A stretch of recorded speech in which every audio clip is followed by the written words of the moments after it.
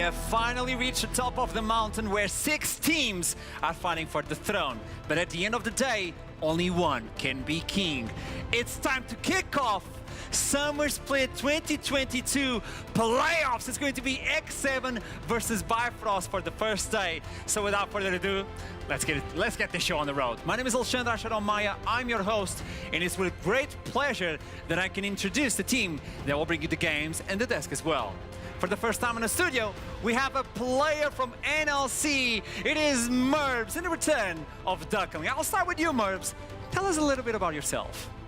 Hi, I'm Merbs, and I'm the player or ADC for 1 year, and yeah, I'm happy to be here. I heard of a little hobby you have that you really enjoy. Which hobby is it? I like cooking steaks. That's the Merbs special? Yeah, Steaks. Steaks only, that's my thing. I like that one. I'm a good friend with you right now. I'm good with you. What about you, Duckling? Welcome back to the show. Well, I'm great. It's great to be back. I'm very excited. It's playoffs, baby. We are here. 6 teams left. Someone will have to take that last Amazon European Masters spot, and one of these 2 teams won't get that chance today. Well, it is X7 versus Bifrost to start off the day, but we need to know the voices that are going to bring you the action, the analysis as well, once we hit Summoner's Rift. It is the lovely Treble and Initialize. Welcome back. Lovely, that's definitely the right. Welcome back. How long has it been since we cast together? How long? Literally last broadcast? Last broadcast, but I think pretty recent actually. No, Oh, actually, I was last Jamada. but I kicked Jamada off That's the casting right. desk. For the Katarina game. Ah, yeah. That's right. And I have to say, I'm really glad that we've got someone who's good at cooking steaks here, because the stakes are very high with all these matches coming up. Badum. Disappointment. Well, we are at the Northern League of Legends Championship representing the RL for the Northern region. I don't know where you're watching, when you're watching, YouTube, Twitch, I don't care. I just want you to know they're really thankful for having all of you back at home. You guys are amazing, you're an amazing community. But let's learn and understand what the teams did to get into this one. Let's start with a recap where M&M took JDXL. Well, they took them down actually. I mean, M&M.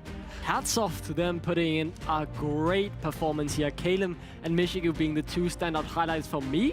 But Caracal Jr. subbing in as a coach as well, playing the Tarek, the master of all the gems, also having a great performance. And it's these 3 particular that I'm highlighting who also had a great performance in this team fight. You could already see they were very far ahead. Michigan obviously steals the Drake, but M&M, they look very good. They went out with a bang. They took down the 2nd place team in the league at the moment, and they continued JDXL's loss streak. They had great team fights. Everyone stepped up, and had this team been like this early in the season, it would have been a treat to watch. But what a game from them. And moving on, we are going into a bit of a tougher game to talk about. This is Veneer, who did take an L against Bifrost. They whipped out the Katarina special. It was fun to watch. I'm sure Trouble enjoyed it as well. Regardless, though, it simply wasn't enough to pull through. They had some close fights, but in the end, Bifrost, they got that 10-8, and they, are in the playoffs. There's an important game afterwards where Nuriki faced Riddle Merbs. This was an interesting one. We are talking about a spot for European Masters, but it didn't work out for Riddle, did it? Yeah, Riddle had the lead, and they just decided to do a random Nash and just threw the game of that. And yeah, losing their secure spot on play or EU Masters and just throw it away like that is kind of hard to watch. Yeah, it's not the funniest thing to do. But also a good showcase from Fadeski that just subbed in. He's showing a lot of promise on this composition. All right, this is incredibly sad for Riddle, but you're highlighting it, right? Fadeski, what a performance. Imagine, right? You're being subbed in 2 games to go, you can't even make playoffs. But he proved himself here. I would not be surprised if we see him in the NLC regularly coming into 2023, and I hope so because, man, the 2 games he had was great to watch. I enjoyed them both thoroughly. And moving in to another game, you finally got to see your Panther and Ashram. In the end, though, it didn't end up working out. I heard you had some problems with this build. You can talk about them yourself, but X7 continuing to look good, continuing to be undefeated with Viking on the roster. Ever since Viking joined in, it is impossible to deal with this team. It seems like they have everything worked out, and it must be scary to face them off on the first round of playoffs. To finish it up, it was Astralis versus Dusty. Merbs, let's talk about Dusty, the way they're showing up on the regular split. How do you feel about them? I think they just seem to be like the most consistent team, and they're just playing the macro really solid, and I think they just have great players overall. So I think they're just a general stacked team, and I think they are doing good. I think here, looking at this game, I want to give all the praise to Dusty because they played a great game of League of Legends, but I do also want to sing some hoorays for some of the Astralis talent players here. I think in particular Carlsen is the one that I want to round out and say he's had a very good arc throughout 2022, improving a whole lot, coming from Telia Esports Series Denmark, playing in just the Danish National League to now the NLC, and you're seeing it here, right? Clutching out the fight against the veteran in Kerberos, being 2 levels down. Beautiful wait for the riposte, and Carlsen, I can't wait to see where this guy goes next. Obviously, he is still on playoffs, running for playoffs, so it's interesting to see what Carlsen can bring into that run. So might as well show you the final standings to understand what were the top 6 teams. We start off with Dusty, with a 2-game lead versus JDXL, the opposite throughout the entire split, and Dusty finished on top with 14-4. You see a tie between JDXL, X7, and Riddle, but due to tiebreaker rules, JDXL got the 2nd seed, which leads them into a European Masters, X7 with the 3rd one, which is allowed to pick between the 4th and the 5th, which ends up being Astralis Talent and Bifrost. A good run for every single team, but Merbs, if I may ask you, any surprise on the final standings of the entire split for you? Obviously, Vanir is pretty low. They should be higher, but I think Riddle, they were looking so good and just had the last game and just fumbled. I think, yeah, they are really gonna regret that. And also X7, I think with the addition of Viking, they just turned it around, and I think they're looking like the strongest team at the moment. So if I may ask you this, even though X7 is at 3rd seed, the way they're looking now, they should be above. That's what you're saying. I think so. Where do you believe they should be right now? It's your opinion, don't worry. I'd say they're up further than Dusty, but I'm not sure how much.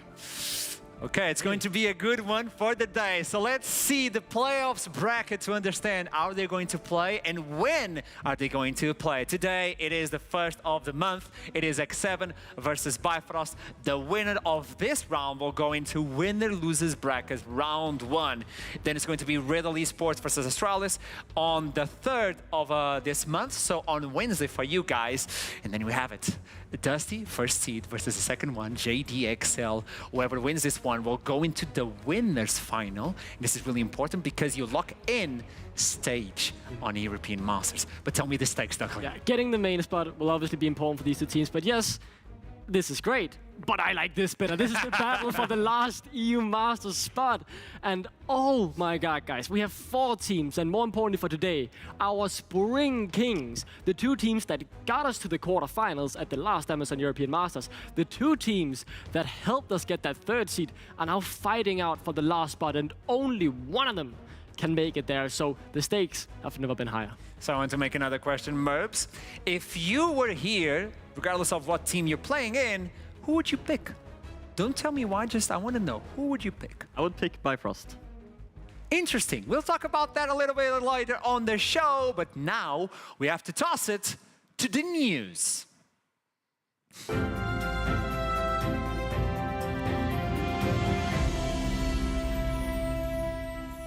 Hi, I'm a Dota caster. She's a CSGO caster, and we have no idea why we're here. I was a CSGO pro. That's true. I always forget that. She's actually quite good at video games, just not League of Legends. That's not League of Legends. That's why we, cast it. That's why we cast this game instead of playing it. Yeah, you don't want to see us play. It's very bad. Let's move on instead to our first topic of news, because Riot have done some more systematic changes to specifically how healing is working, because Grievous Wounds changes, along with durability changes, have led to some pretty big imbalances, and Riot are trying to address that right now. Yeah, and I think the biggest change that has happened on the Rift visually is the fact that a lot of these junglers are opting to go for that chainsword first item. It is value for money. It gives you the fastest way to that healing reduction, even though it's not the highest healing reduction that you can get. It's the fastest one since you get resources through the jungle, and we honestly really need to see changes because that puts the jungle a little bit further behind for their mythic item, which changes a lot of the dynamic.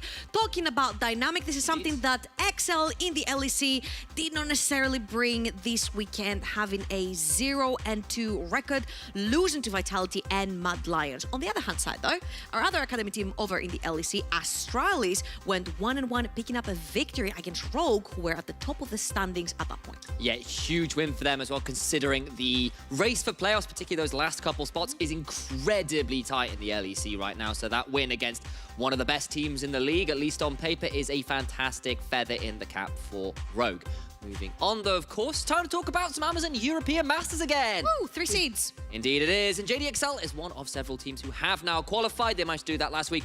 It wasn't clean, it was a bit sloppy, but they still made it to Amazon European Masters. It took them long enough. Nuriki qualified Yeah, JDXL. bit of that. And of course, other teams like For the Win Esports, Matchco, Zero Tenacity, and BDS Academy will all join them at the Masters. And we all know what happens when more and more LFL teams start joining. We've also seen Matchco previously with our boy, C-Boy, who was here on the NLC, made quarterfinals over in spring, now playing over for PG Nats. And talking about who was here in spring, the same usual suspects. Odi in Bifrost remains in Bifrost, but with a 16 kill game that he has now claimed sole possession of the #1 in our kill leaderboard. Not only that, but JDXL used to claim all 3 spots: top kills, top assists, top solo bolos. Right now, both kills and assists members of JDXL have been dethroned. Nash with 199, almost 200 assists. Massive. 102 for Odi and MNS. No longer in the league, but still claims that solo bolo king status. And we have to say that this is only for regular split. Absolutely, and serious credit to Odie as well. It's a hell of a feat to hit the triple digits in the kill score, considering it's the double round robin. That's a lot of kills. Helps the fact he didn't have that monstrous 16 kill game, as we said, but great news to him. But that's about it from us. I mean, I don't know, Merbs. Have you seen that flash?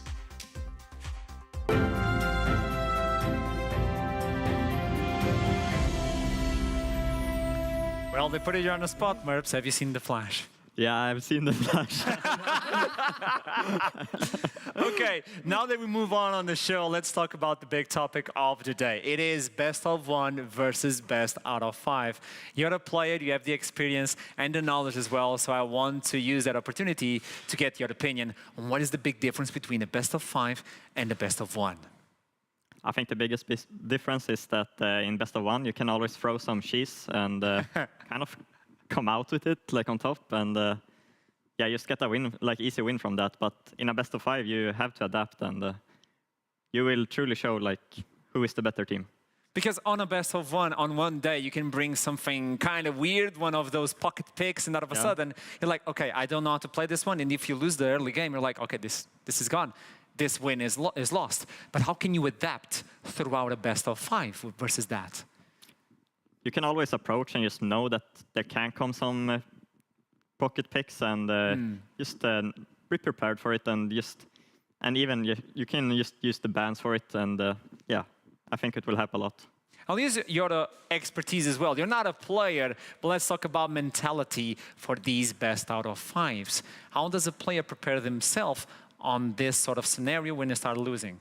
Well, mentality is incredibly important. It's important to be tilt resistant, right? Because if you're 2-0 down, I have seen very few players be able to pull themselves back up. Someone I want to highlight is particularly Den Voxne. He was 2-0 down in the final of the NLC against Fnatic Rising, and he was really the one on that trick roster to pull through and say, guys, I think this is actually winnable. They aren't playing as great as we think they are. We can definitely beat them. He had that great mentality, had the belief that he could beat them, and coming into game 3, they got that first win, then they got their momentum ball rolling, and they ended up reverse sweeping in the finals. So having a strong mental, having a good belief in yourself and your abilities as a player is crucial when you're down and out in these best of 5s. And it's a good opportunity to now talk with you, Merbs, and understand of all the games we have on playoffs, do you believe any of these matchups, until we see like the ones that are going to pop off later on the show, any of these will get any sort of surprise we wouldn't get on a best of 1? I think today's matches are gonna be a bit more spicy. I think. Okay. I think it's how Bifrost needs to approach this best of 5 series. So you believe X7 have the upper hand versus Bifrost? Yeah, a bit. A bit. Let's talk about these teams. So these were the teams representing NLC during European Masters when we only had 2 seeds. Both of them made quarterfinals. We call them Hope from Spring. And this is from Spring Split, the way that X7 dealt with Bifrost.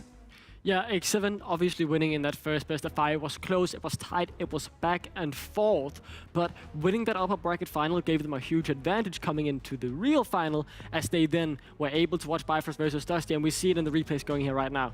The best of 5 that we saw in the final between X7 and Bifrost was nowhere near as close as the one that we saw in the upper bracket final. And X7, they had more time to prep and they really had a good read on what Bifrost wanted to do, and that really allowed them to get this 3-0 out of the park and secure themselves as the best team in the NLC. Not of a sudden, we have a new X7 jumping in, so there's a lot of differences, but we're still focusing on X7 and Bifrost from Spring Split on this one. Do you feel there's a big difference between these teams from back then to now, Merbs? I think there's a slight difference in Bifrost. I think they haven't really found their identity, and they're kind of struggling and having games that they shouldn't have.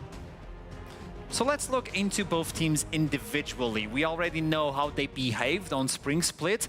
On Summer Split, they got a few changes, just as we were approaching right now. Bifrost coming in with a different support, with a different jungler, a legend himself, Diamond Prox joining in. Is this what you were expecting of Bifrost, the beginning of that road they have? No, I was expecting Bifrost to be about the same strength that we saw them in Spring, maybe even a bit stronger. I mean, the changes that they made, bringing in Diamond Prox, I would argue that's certainly an upgrade, bringing in Highway over Duel. I mean, Highway was a very promising player down in the Prime League, so yeah, sure, why not bring him up to the big leagues, you could say, and play in the NLC, and he has had a pretty okay split. The thing is, they just haven't really clicked as the unit. That was the thing the old Bifrost had, because even if it wasn't the 5 superstars that they are now, I would sort of say, they clicked as a team, and they worked together well, and they played for each other. And that was the thing that has really been missing here. They haven't really been able to find their formula to success. And when they did, it was getting nerfed with the Wukong in the jungle. Then the Volibear now also being nerfed. So every time they had the recipe changed and they had to find it again. And it seems like Bifrost are finally getting the key to success. But to you, Merbs, on the beginning of the split, you played versus them on the first round, and then you played versus them on the second one. Did you find a lot of differences, or is it mostly the same? I think it's mostly the same. I think they have the same approach still. Okay, so you think those mistakes they had at the beginning of the split are still not corrected, even though they got into playoffs? Yeah, I think so. Interesting. Let's talk about X7, though. X7 brought in a superstar team. As soon as we saw that roster, what did you felt like as a player as soon as you saw those names stacked up, Merbs? I mean, obviously it was scary because they are all good players, but I think they brought too much carry potential to the team. Okay, so there was a lot of, I need that gold, I need that economy. And as a player, once you jump into the game, there's some sort of plan according to economy, no? Yeah. I think there's always someone that needs to carry and not someone that needs to step down. I think you cannot have too many cooks in the kitchen, and that's what X7 has. Yeah, I wholeheartedly agree. I think that's a great saying, right? Because it was a star-studded roster, and we've seen it before all around the globe. Super teams. Yes, they have 5 superstars, but it's not a guarantee that that will work out. And we can see it in the X7 style of play, right? They subbed out MC, who himself was a very good carry jungler. They brought in Viking, who is a great facilitator. So he was able to take the step back and say, okay, I'm leaving the kitchen. I'm going to be your server today. And then he just delivered the gold to his carries. And we can see it in the form. Yes. Just look at it. This is Viking time. And then they go straight up to the moon. So far, they're climbing the mountain. There's no stopping them. But you highlighted this, Merbs. It's really interesting to see that Bifrost started really well, and then all of a sudden, they couldn't get some sort of footing. It's still going on. We're ending this split, and we're like, it seems like Bifrost are playing better, but in your eyes as a player, it's like, it's still not fixed. Yeah, I think it's still the same mistakes they're doing. It's just the same diagram as we see here. Like they just keep going on with this and getting a win, getting a loss, and just keep going. So they're fighting versus X7 that are climbing to the moon. And if you were on Bifrost's shoes, if you were looking into this matchup, looking to that sort of mountain, how would you feel being picked? Obviously a bit scary.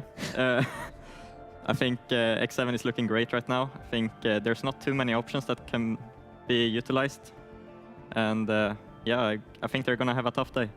I'm going to talk about mentality right now because Bifrost tried to fix their mentality. We talked about that during interviews, and we noticed with Diamond Prox, things were shaky. We talked with X7 because Singh almost broke down on the interview. The mentality was shaken as well. X7 fixed a piece to the moon. Bifrost are trying to fix it internally. It's still kind of shaky. So it's going to be an interesting matchup for the day, X7 versus Bifrost. Whoever loses this one, even though there's hope from Spring Split, they are out of the question. They're out of the picture. And then the remaining team will be waiting from Riddle and Astralis to kick off the second round of playoffs. But before that, I want to ask you. You told me if you could, you would pick Bifrost. Why do you think X7 picked Bifrost to begin the day? I think they just have the upper hand in a best of 5. I think Bifrost is this kind of flippy team that doesn't have their identity, and I think X7 is someone that's really gonna punish that. Okay, what about you? What is your opinion? I'm also going to say, looking at the head-to-head, right, the X7, not only on a 6-game win streak as a whole, but up against Bifrost, they're on a 6-game win streak. They've won 2 best-of-5s against them in a row. They've beat them both times this regular season, and your other choice, Astralis Talent, yes, you beat them in the regular season, but those games were close. They were scrappy. You were relying on someone like Chasey having great Irelia performances and stuff like this. Whereas up against Bifrost, you know what you can expect from them in a best-of-5. You've beaten them before in a best-of-5, so why not take the easy food to begin with? I think there's no easy teams in playoffs, but it's the best of the options. Okay, interesting way to put it. The easy food coming in from Duckling. But you know your opinion, you know the opinion from Mervs as well. But we want to know the opinion from Bifrost. Why do they believe they were picked for the first round of playoffs of Summer Split? Well, we got Fury to answer that one. Don't go anywhere.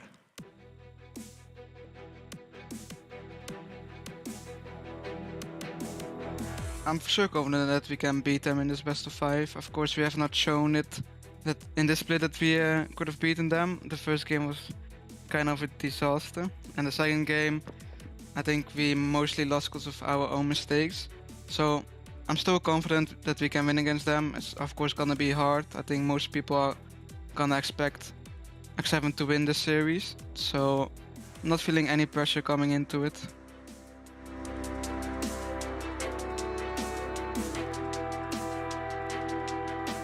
So when I already heard they were gonna be 3rd place, I just knew they were gonna choose us. Like, it's kind of a rivalry round.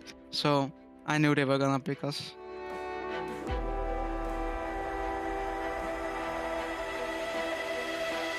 I would say that we have like a playstyle one playstyle that we are really good at is more like the old scaling Bifrost special as last split, with some mix with early game into it. I think if we don't make too much mistakes around Howard, for example, that we have shown a lot, or on first bad things that we have also shown in the games that we lost, I think for teams it's pretty hard to beat us, because I don't think we will make any like big mistakes after that.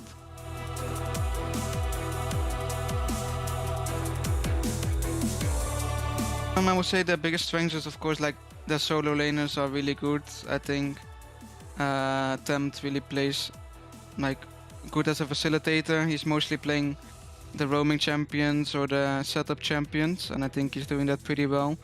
And I mean, of course, like Chasey, if you look at his stats in lane, it's really good. So I think like the best way for us to punish them, of course, would be that bot lane, right? I think we can probably get the most out of it.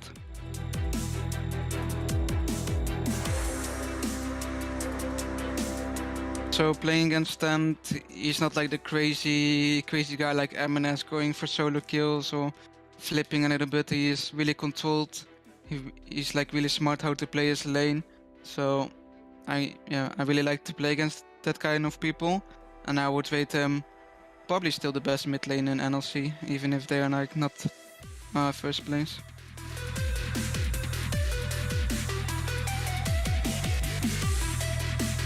So I think Viking has been kinda like, they kinda need a dog jungler for their laners, and I think MC playstyle was, he really wants to farm up and then look for stuff, and Viking is kinda the other way around. He kinda sacks his own jungle for the laners. So I think X7 found that dog jungler, and it's Viking.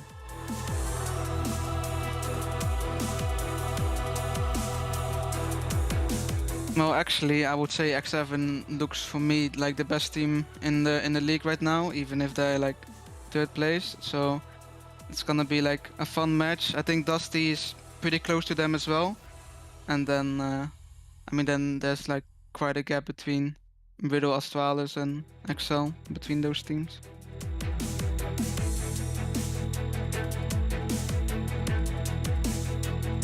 So for the people that are watching, and of course our Bifrost supporters, please cheer for us this night. It's gonna be a banger series, and hopefully we can get the win. I hope so. I want a best of 5. I want 5 games on this 5 one. bangers, please, man. 5 bangers. But he was talking about it. Of all the teams, the one that he's most concerned about is X7. It's the first round as well. So fear could be part of the equation. Let's see how they can deal with this one. If we want to talk about this game, the first one, let's set up stakes. Let's look into the lens and understand where should we focus. Let's start with the jungle. We have Diamond Prox versus Viking. You played versus them. What do you believe is the role for both of these junglers? I think their both roles are just facilitating the team, making sure they are able to carry. I do believe we have a little bit of a stats from both junglers. It's kind of awkward. You look into that like, wait, this is not good. But this is the life of a jungler. Well, you want to facilitate your lanes, right? Yeah, exactly, right? And it's just confirming what we are talking about. They want to play for their soloiness. They're not the one taking the gold. They're not the one taking the kills. They want to give them over to their teammates. And talking more about these guys, we've talked about Diamond Prox playing the Wukong. You can see it here on the graphics. He's showing us a Wukong there, right? And he's played the Volibear as well. But both of these champions have now been nerfed. And what has been popping up in the meta all around the globe as a new facilitating jungler? Well, it's the Puppey. And looking deep into both of these junglers' match history, Viking has never played the Puppey competitively, but Bifrost have, Diamond Prox has. So for me, I'm kind of looking at, will X7 ban this away and say it's a very strong tool that we are not comfortable playing, or say, no, pick it. We have a good counter up against it.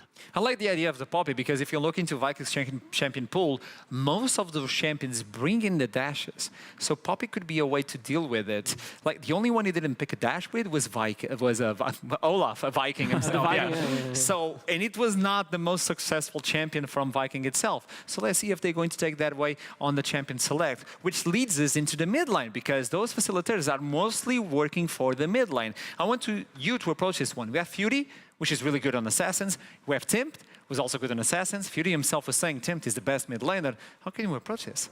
Yeah, for me, there's one or two ways about it. Either you commit to the Assassin playstyle that you say and they match each other. We just see who's better mechanically. We can see it here in the stats as well, right? They both dish out a ton of damage. They both have high kill participations, being very close to each other in those regards. Or they take it a step back and say, okay, we might actually go for a bit more facilitating play. We saw Fury mention it in the interview, right? Tim can also play these facilitators, and so can Fury. So maybe something like the Azir or other scaling mid laners where you simply just want to sit back, allow your jungler to play for other laners, like your top lane solo laners, or maybe for the bot lane, but we have 2 great AD carries as well, and say, I will just be there for the late game team fights. That is a big question. That's why I'm going to jump into you. It is your lane right now. You know these two, Attila and Odie. We saw Attila talking about Odie, how good Odie is.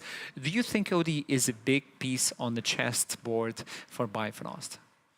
I think Odie is the main piece. I think if he's not ahead, I think they're not going to thrive in this game. And he's facing Attila. You face both of them. Can you tell me the play styles of Attila and Odie? I think the difference is a bit that Attila is more the aggressive player. He's going to punish you in lane, and Odie is just sit back, relax, and wait for late game. It's interesting. We saw the damage per minute, if I'm not mistaken. Odie is on the 2nd place. Attila is almost matching LC AD carry, which is the highest damage in the entire ERLs. Yeah, for me, about the bot laners, Merps is really hitting the head on the nail. He's saying it right. Odie wants to scale up, wants to be the late game team fighting carry, but if there's someone who's able to take the lane to him and say, I will not allow this, I will kill you early on, I will put you behind, and I will get very fed, then it's Attila. Then it's the picks like the Draven, like the Tristana, the ones that are able to jump in early and just shut down Odie.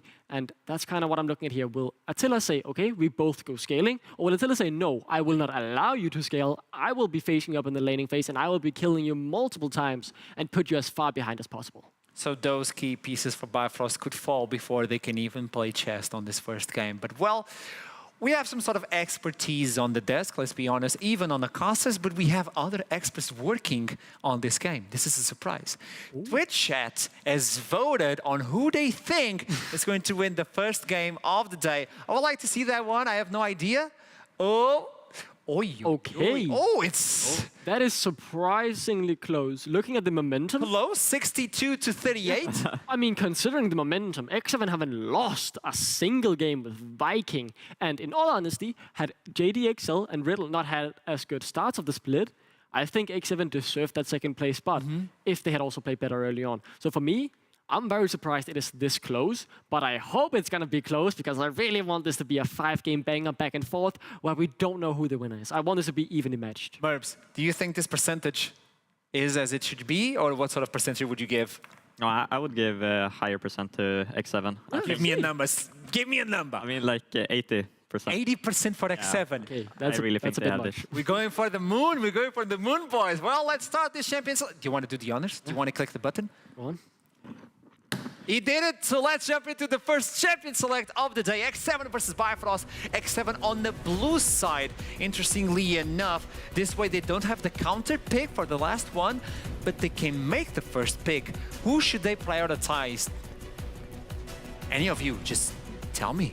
I think they're gonna prioritize just picking the jungler early. I think it's something that doesn't get too punished and doesn't show too much in the drafting.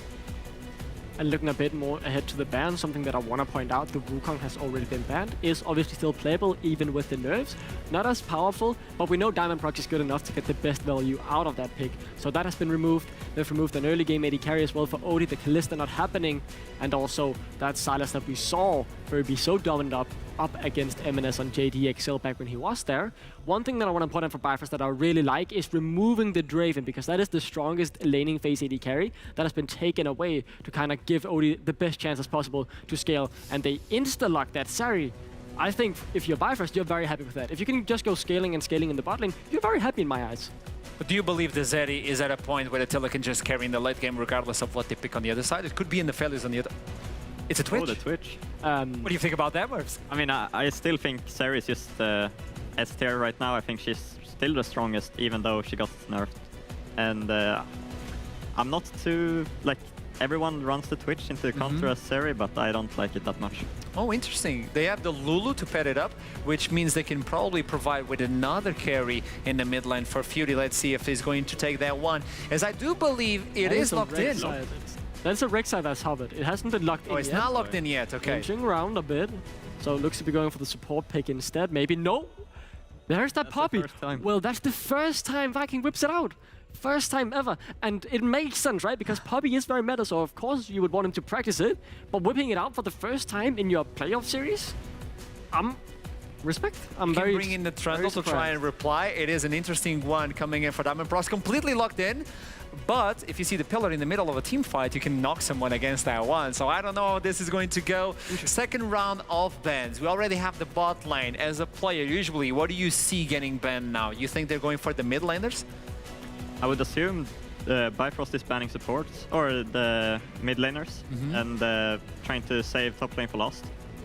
I think just having the counter pick onto Chase is going to be favoring Bifrost. It seems like they're going to go for that mid lane. Ryze is going to be removed. We know that Fury plays the Assassins. I don't know if this is going to be the case because you don't know what Tempt is looking for. Yeah, I think for me it is very clear at the moment that what Bifrost want to do is, in the late game, count on Odie. When you're prioritizing above anything else the Twitch Lulu, well, that's definitely one of the carries that you want to have when you move into the later stages of the game, as the Shyvana gets taken off the table while Bifrost, as you said, Merbs, have been focusing on that mid lane, removing the Ryze from Tempt's pool. So the last ban coming in from Bifrost could be looking into the mid lane, well, reminding everyone that Ahri is still available. We know that Fury plays that one, but so does Tempt. And we've seen him play that Ahri as Gwen is going to be taking out. What do you believe is going to be the last ban? Or where should he be focusing? The last ban, well, I mean, for me, you should probably be focusing on either the top or the mid, which is the obvious response, but I would probably prefer the top lane because X7 pretty much know that they are going to be the one who's going to get counterpicked in the top lane, so remove as many of those strong counterpick top laners as possible. With that Sejuani being a very strong tank you can throw up there, now being taken off. So for me, we're looking at the mid laners now. What does he want to whip out? It is hovering on the Azira, more scaling mid laner, and does actually lock it in. So now you have two very strong scaling carries on the side of Bifrost. So now he's looking for the mid lane. We do see the Ahri is available. I don't know, this is an interesting one, unless Tim wants to go and take anything else. For the top lane, you reckon any sort of pick could be favorable for Chasey? No, I think he's just gonna blind something that is not that controllable. I think he's just gonna be, the Gnar. Obviously a strong pick, like, been for patches now and just stable. Final pick before we jump into game, Duckling. That is the on. It's just very quickly locked in. So for me, what is very interesting here is your two carries are very scaling. So if you manage to get one of these ahead, obviously that's going to be great, but it's a very scaling-oriented Bifrost. If they go into the late-game teamfights, which was their main characteristic of Spring Split 2022, I think they're going to have a lot of success, but if Viking manages to get someone rolling in the early game, it can be very hard to slow the game down until Furry and until Odie really start stepping up in the late game. So, gentlemen, we have to do some predictions before we jump into this one. I'll start with you, Duckling, leaving you for last Merbs. Duckling, who do you think is going to take it? I think both teams can take this one. I'm happy with what Bifrost have done, but with the momentum and with the Ahri in particular going over to the side of X7, I'm going to say them. X7? X7 take What about you, Merbs? I also like what Bifrost has brought. I think they have a lot of scaling and playing towards their strength, but I still think X7 has this one.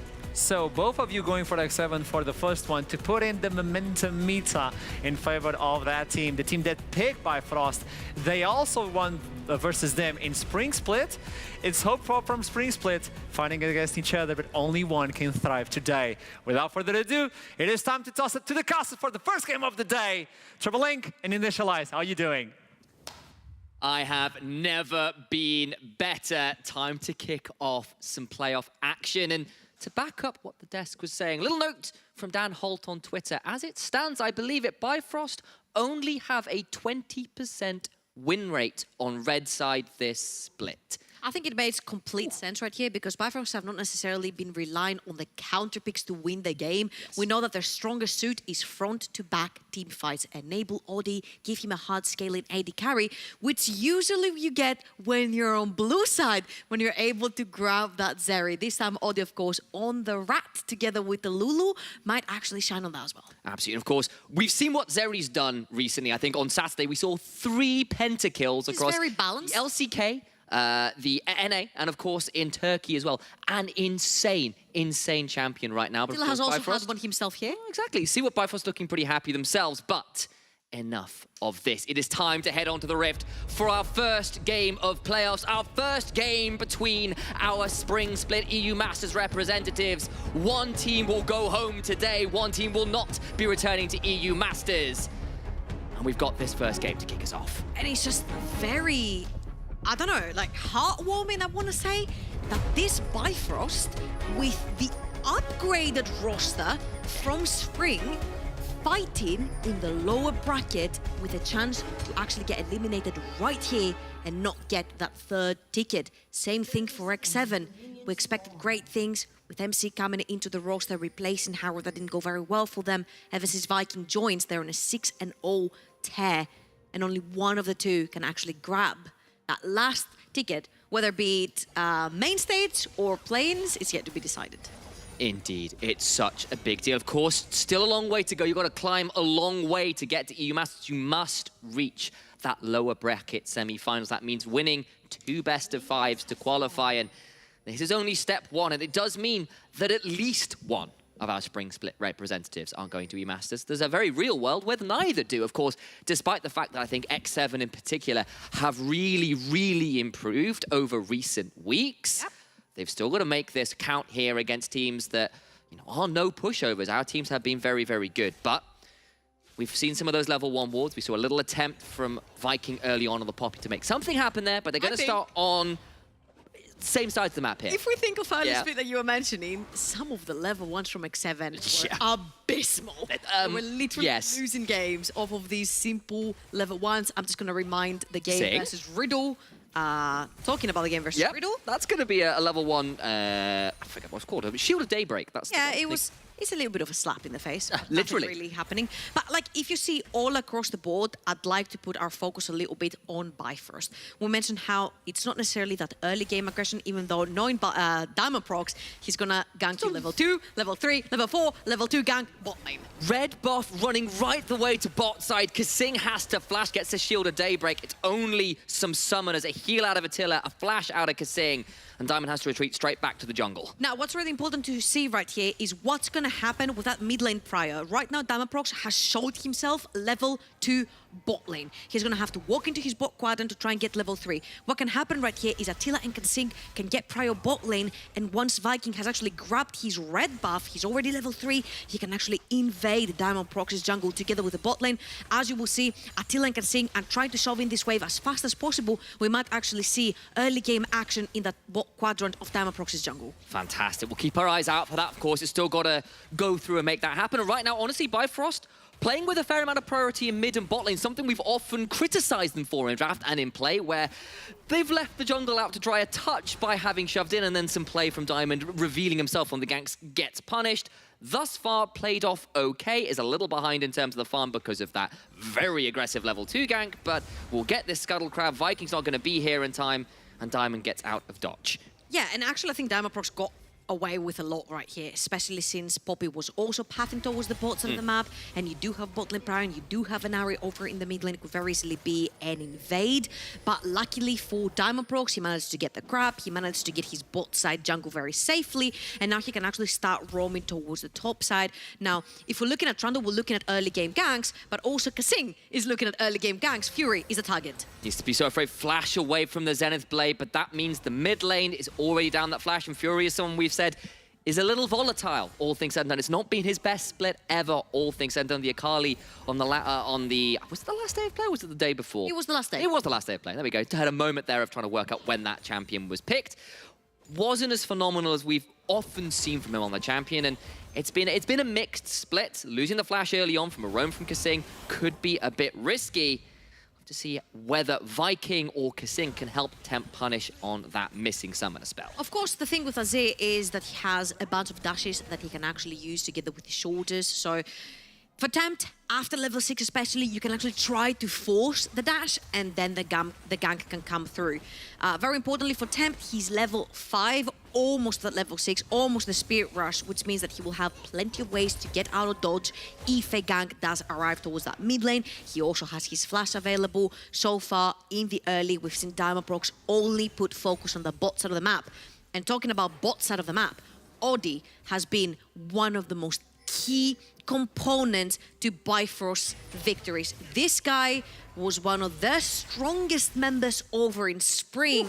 He showed up at the EU Masters, and he's showing up again here. Very deep champion pool when it comes to AD carries, early game, mid game, late game, spiking. He's brought out mages, he's brought out the enchanters. Whatever you want this guy to do, he will do. 686 damage per minute is absolutely insane, and it's what you expect from a caliber of an ADC like Odi, which is showing our league first in spring, and we're like, wait, this guy could be a candidate for being number 1. He really has put himself up there. The kill leader right now in the league as well, of course, 102, our only player. I was going to call him a champion. It's a bit more than that, of course. Triple digit? Yeah, to be in triple digit kills. Very, very impressive stuff from him, and very necessary as well. A serious MVP for Bifrost this split long. But X7 have managed to pull off a whole gang squad. They've got multiple members coming down here, and Diamond has to back away from the Gromp, looking to potentially capitalize here. Oh, they're looking for a dive right here, but Diamond Procs is around. Shove him away from the tower, though. Highway gets charmed, goes down, and it was an attempted counter gank that goes horribly wrong as Viking just pushes him away from safety. I was thinking that X7 might actually call off the dive because they saw the Gromp moving, which means that Diamond Procs was around, but Highway mispositions, doesn't play close to the wall because he's scared of the Poppy charge, but then he plays towards the charm and he gets caught by Tempt. Talking about Tempt, ever since Viking joined that roster, it's been a roaming pleasure to watch from the Korean mid laner. Level 6 onto the Ahri, straight down the bot side of the map. And as you will see, Highway, he's trying to avoid actually getting stunned onto a tower or a wall by Poppy, to the point where he actually gets taken further away from his team and doesn't manage to actually stay alive. Very importantly, Tempt Ari is the one that's going to bank the kill, which is one of these champions that usually when you go for that early Luden's Echo and you spike, you can 100% to zero a lot of champions that don't really have any items completed yet. No, and punishing the bot side is a surefire way to making Bifrost struggle. They've really relied on Odie to keep ahead of the curve, and while Highway's the one that dies, not Odie, still a nice early kill. Nice gank from Viking to continue being the proactive player, the tip of the spear that X7 were kind of lacking earlier on in the split. They really have had a huge turnaround in fortune since he's come in, undefeated as it stands, and a lot of that has just been off better communication. We've seen a lot more out of all the lanes of X7. They look a lot more coordinated and decisive in the mid-game later. And I think more importantly, it's been about Tempt. It felt like before Viking joined, it was Tempt against the world. He was trying to make the plays, not sure exactly what champions he wanted to be on. Ever since Viking joined, it's a perma roaming lane for X7, and Tempt has usually liked champions like the Sylas, like the Talia that we've seen him on a lot. You literally solve in your wave, go onto a side lane. Same thing that kind of we watch over in the LPL. Same thing that the Mad Lions can do so well over in the LEC. And so far, one roam has netted them with 1 kill, again, on the only AP carry in the team.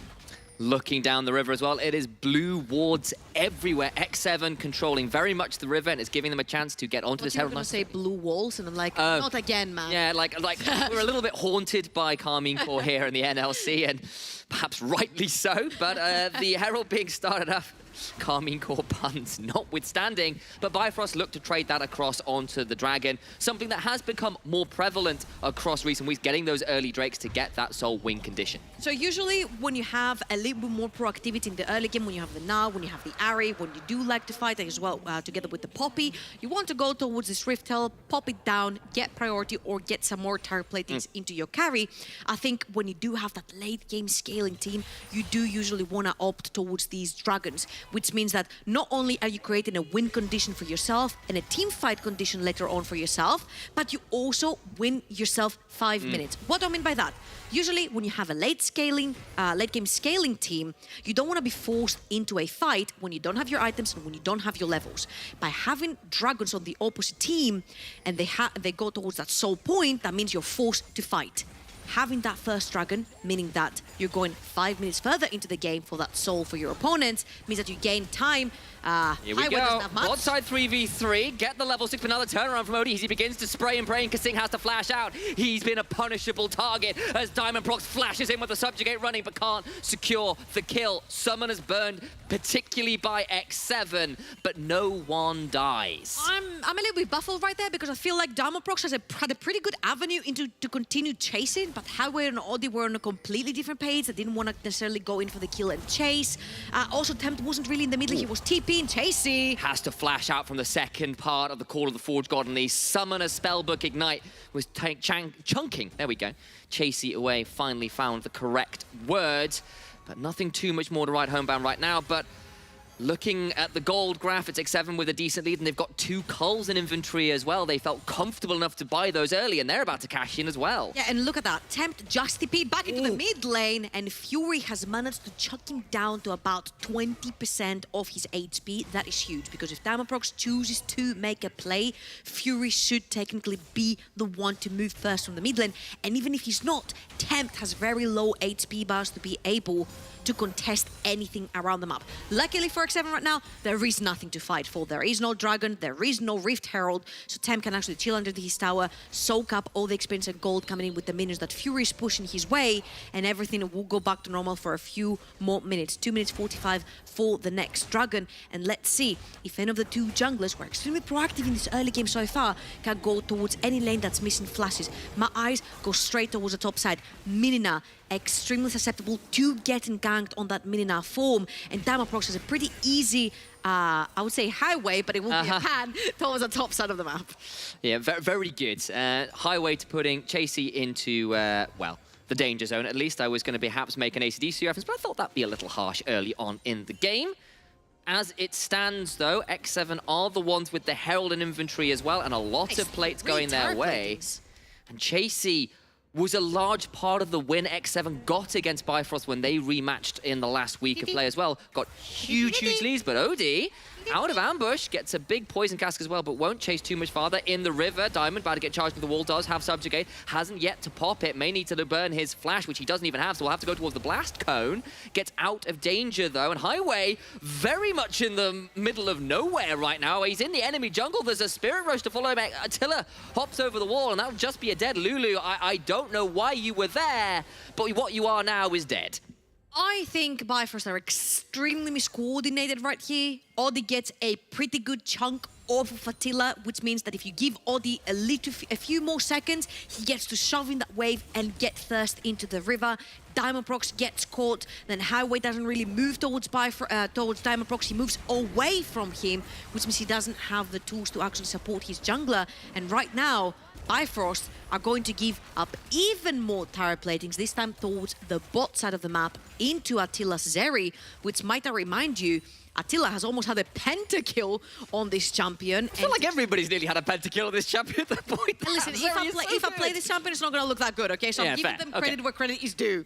Yeah, there's some skill involved as well, requires some mechanics. Attila may have to spark Social Wall, but the way he was interrupted, Attila has to flash. Solar Flare come through, but over comes Fury, shuffling his way over. Still got an Emperor's Divide, but an Ultra Shock Laser will do enough work to disengage an attempted play. Nice attempt by Bifrost, but they can't make it stick onto that slippery Zeri. And very importantly, Attila has just lost his flash, Kasing the same. That means that when the dragon comes up in 20 seconds, this is going to be very crucial. All this flash just about to come off of cooldown, very important for the Twitch to be able to stand still and put down that spray and pray. Which I think is spray and pray yet again. Really nice attempt from there, right there from Diamond Prox. I was about to try and burn Temp's ultimate, but Temp does not have his ultimate up and available. So all eyes on Attila Zeri on how he's going to opt to play this fight. For Bifrost, it's very important, stacking these dragons. Shikari, though, has to walk all the way from bot lane, has the spellbook, has previously used that teleport, has to run all the way from the top side of the map. Chasey is here, but nowhere near Mega Gnar, and Bifrost are trying to stall to allow their Ornn to arrive. It means they have to lose control of the river. Bone Meringue will do its work on a Diamond Prox, and they just have to give up on that dragon. Instead, they will try to get some mid lane priority. I mean, I think at this point, you actually walk into the river because you have called Shikari towards that mid side of the map. I feel the fact that Odi was pretty late with his back. Shikari was not on par because she had to walk all the way from the top side of the map. Really delayed the tempo to going towards that second dragon stacking. And honestly, X7, big props. They see that it was a 3 versus 5. They push X7 out of the river. And the only chance Bifrost did have right there was push that mid lane wave and try to enter that way. But Fury... Flash to the other side of the Solar Flare, and a nice sidestep keeps Fury alive. But it will be the flash down.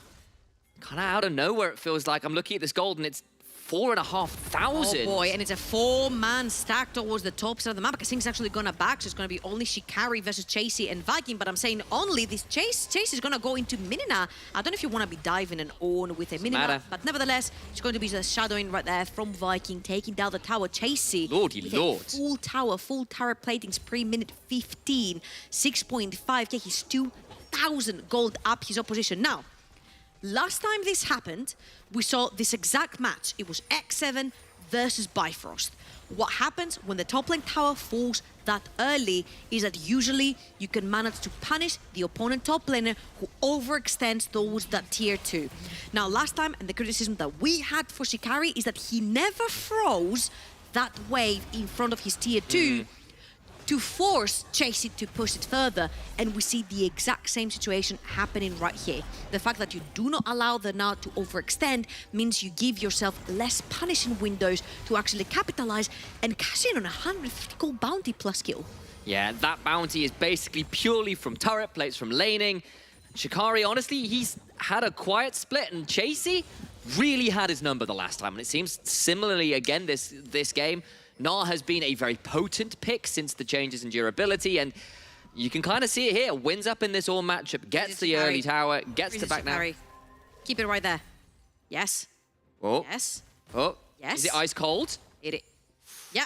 Beautifully frozen. No. Well, it can't quite keep it out of range of the tower, but this will do for now, and that's kind of the play. Teleport still half on cooldown, and at least Bifrost did manage to get tower down to the bot side to get some more gold into Odie, but X7 very much in a commanding position with this second Herald, with the gold exactly where it needs to be. And it is Bifrost playing catch-up from a deficit, which we've seen quite a lot this year in general. Yeah, it's almost like a 5,000 gold I know, right? deficit, but the gold lies mainly towards that top side of the map, onto this Na. So unless Chasey manages to capitalize and use this gold lead into the team fights, then Bifrost might have a chance to come back into this game. We're looking mainly at Oddie, we're looking mainly at this Twitch. Will he be able to get one of these huge ultimates in a team fight to put down X7? Now, looking at their composition, this is a front to back textbook for Bifrost. Azir to create space in front of the Twitch. You've got Lulu to buff up and protect the Twitch, and then you have two mid shields literally in front of you, the Trundle and the Ornn, creating even more space, engage and disengage. Talking about Chasey though, overextending, Oddie, he's hiding. He's looking for an ambush. The call of the Forge God comes through as well. Chasey flashes, but will get shut down by Odie. Another kill to his tally. That was such a nice predict right there from Shikari as well on Chasey's flash. Viking almost getting caught right there. Fury, I think, with the panic button on the ultimate to try and push them away. But nevertheless, they lose Chasey on the top side of the map. Yes, the shutdown does go to Oddie, which is pretty grim. But Attila takes that mid lane tower, which is so pivotal. When you are the team that gets ahead, you take that mid lane tower, you get to bleed your vision into your opponent's jungle, which means that when the next dragon spawns, and that's in 1 minute, Bifrost are gonna have to call the Ornn towards the bots of the map so he can face check first. Absolutely, and all the while, X7 took 2 turrets while that play was happening topside. Teleport from Chasey top, though, means he's not going to have an easy way to get towards that dragon unless he decides to roam now, which I suppose he can choose to do, but looking like he's going to take this opportunity to really pressure in the top side and maybe give up the dragon, knowing that honestly, they've already got one and stopped that down, but Diamond's actually around here. They're feeling like they can't fight right now and actually would rather continue to try and shut down Chasey. Okay, so far they've been completely unseen. Diamondbrook can actually steal all the Mega Nurse stats right here from Chasey. Trying to polymorph him well, he'll hop away, does not have the flash yet. Can't quite secure the kill though. And Chasey gets to walk out to safety. Oh, but if you got the kill right there, you could actually TP your Azir all the way to the bottom of the map and possibly try to walk into the river. Right now, Bifrost, unfortunately, because they tried to pull off this gank, are behind the play. Riftail is going to be pulled towards the bottom of the map. Tier 2 bot lane is going to fall, but also X7 will have access to that second dragon. So Bifrost trying to get something proactive. Unfortunately, doesn't work out for them. They lose tower and they're going to lose that second dragon as well. Nothing comes for free this game. X7 find their 4th tower of the game. The gold leads continue to expand everywhere. They might even get another charge here on the held onto the inhibitor turret. I was about to say, they do have a pretty fast Baron team Yeah. with Azir and Twitch. So if you leave them alone at the tops of the map for way too long, that purple wall might actually fall. Of course, it hasn't spawned yet to fall. But we should keep our eye on that for later on, because Twitch plus Azir plus all the Lulu buffs and shields and speed ups means that Baron dies really quick. Trying to get this Twitch to a point of power will be a Bifrost priority, but right now you're looking 2 items completed for pretty much everybody on the side of X7 in the mid bot lane, and I suspect Chasey won't be far off either once he returns back to base. And Bifrost on the other side, look, they've got 1 item complete mostly, but they are a long way off those second items, and that is a big deal when it comes to just raw power discrepancy. And again, with your Ornn on the bot side of the map, who is going to face check? Usually you want Trundle, but Trundle is level 10. Tempt is level 13. You see Chase is level 13. You'll start tearing through the defenses of this Trundle at some point. Shikari needs to be there, and as you can see, he backs off. He comes back onto the map towards the top side of the map. They need to take sole control of that top quadrant of Diamondprox's jungle if they want to have chances to fight for the Baron, to catch someone off guard towards the top side of the map. Nicely done there from Shikari. Finds that sneaky control ward that is usually left in this bush. But again, the fact that you need Shikari to be there to face check for you, your jungle, means that you are losing pressure on the other side of the map. Shikari, backed, went tops of the map, took control of top quadrant, has to walk all the way down bot. Fury and Diamond will try and team up here to secure something resembling a little control of their own red side quadrant. As you were saying, they really need to be able to hold on to that if they want to be able to make sure Baron isn't an opportunity for X7, because now that both Heralds are down, now that you're going to hit this point at the game, X7's next goal in a large way will be setting up for Soul Point, setting up for a Baron take, and making sure that's not an easy option is Bifrost's #1 aim right now, and maybe trying to get Odie to a second item. Yeah, and also, all this second item means that Shikari can actually give him an ornament when he has his mythic.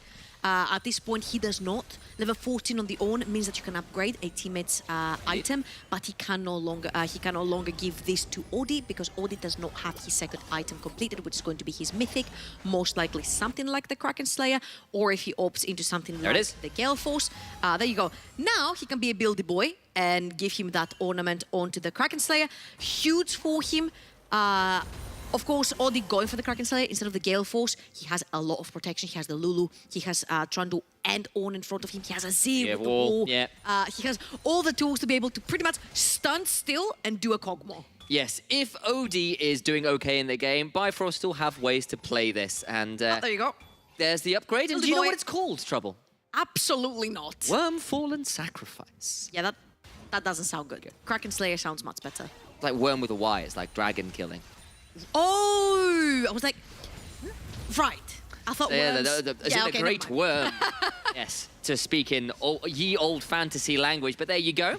It's like, it's like, why talk about worms? That's like less cool than a Kraken. But there we go. Is Charm lands on Shikari, who will go unstoppable with a Bellows Breath. But Tempt, even against the Ornn, doing a little bit of damage there than perhaps would be more than expected. Odi was haunting around this bot side, but won't time too much. And all the while, you just need the picture-in-picture. Chasey's getting the bot lane wave shoved in, and the wave controls on sides has been so much better for X7. Yeah, because it's been very problematic. You need your Ornn to face check from you, which means he's not going to be on the side lane.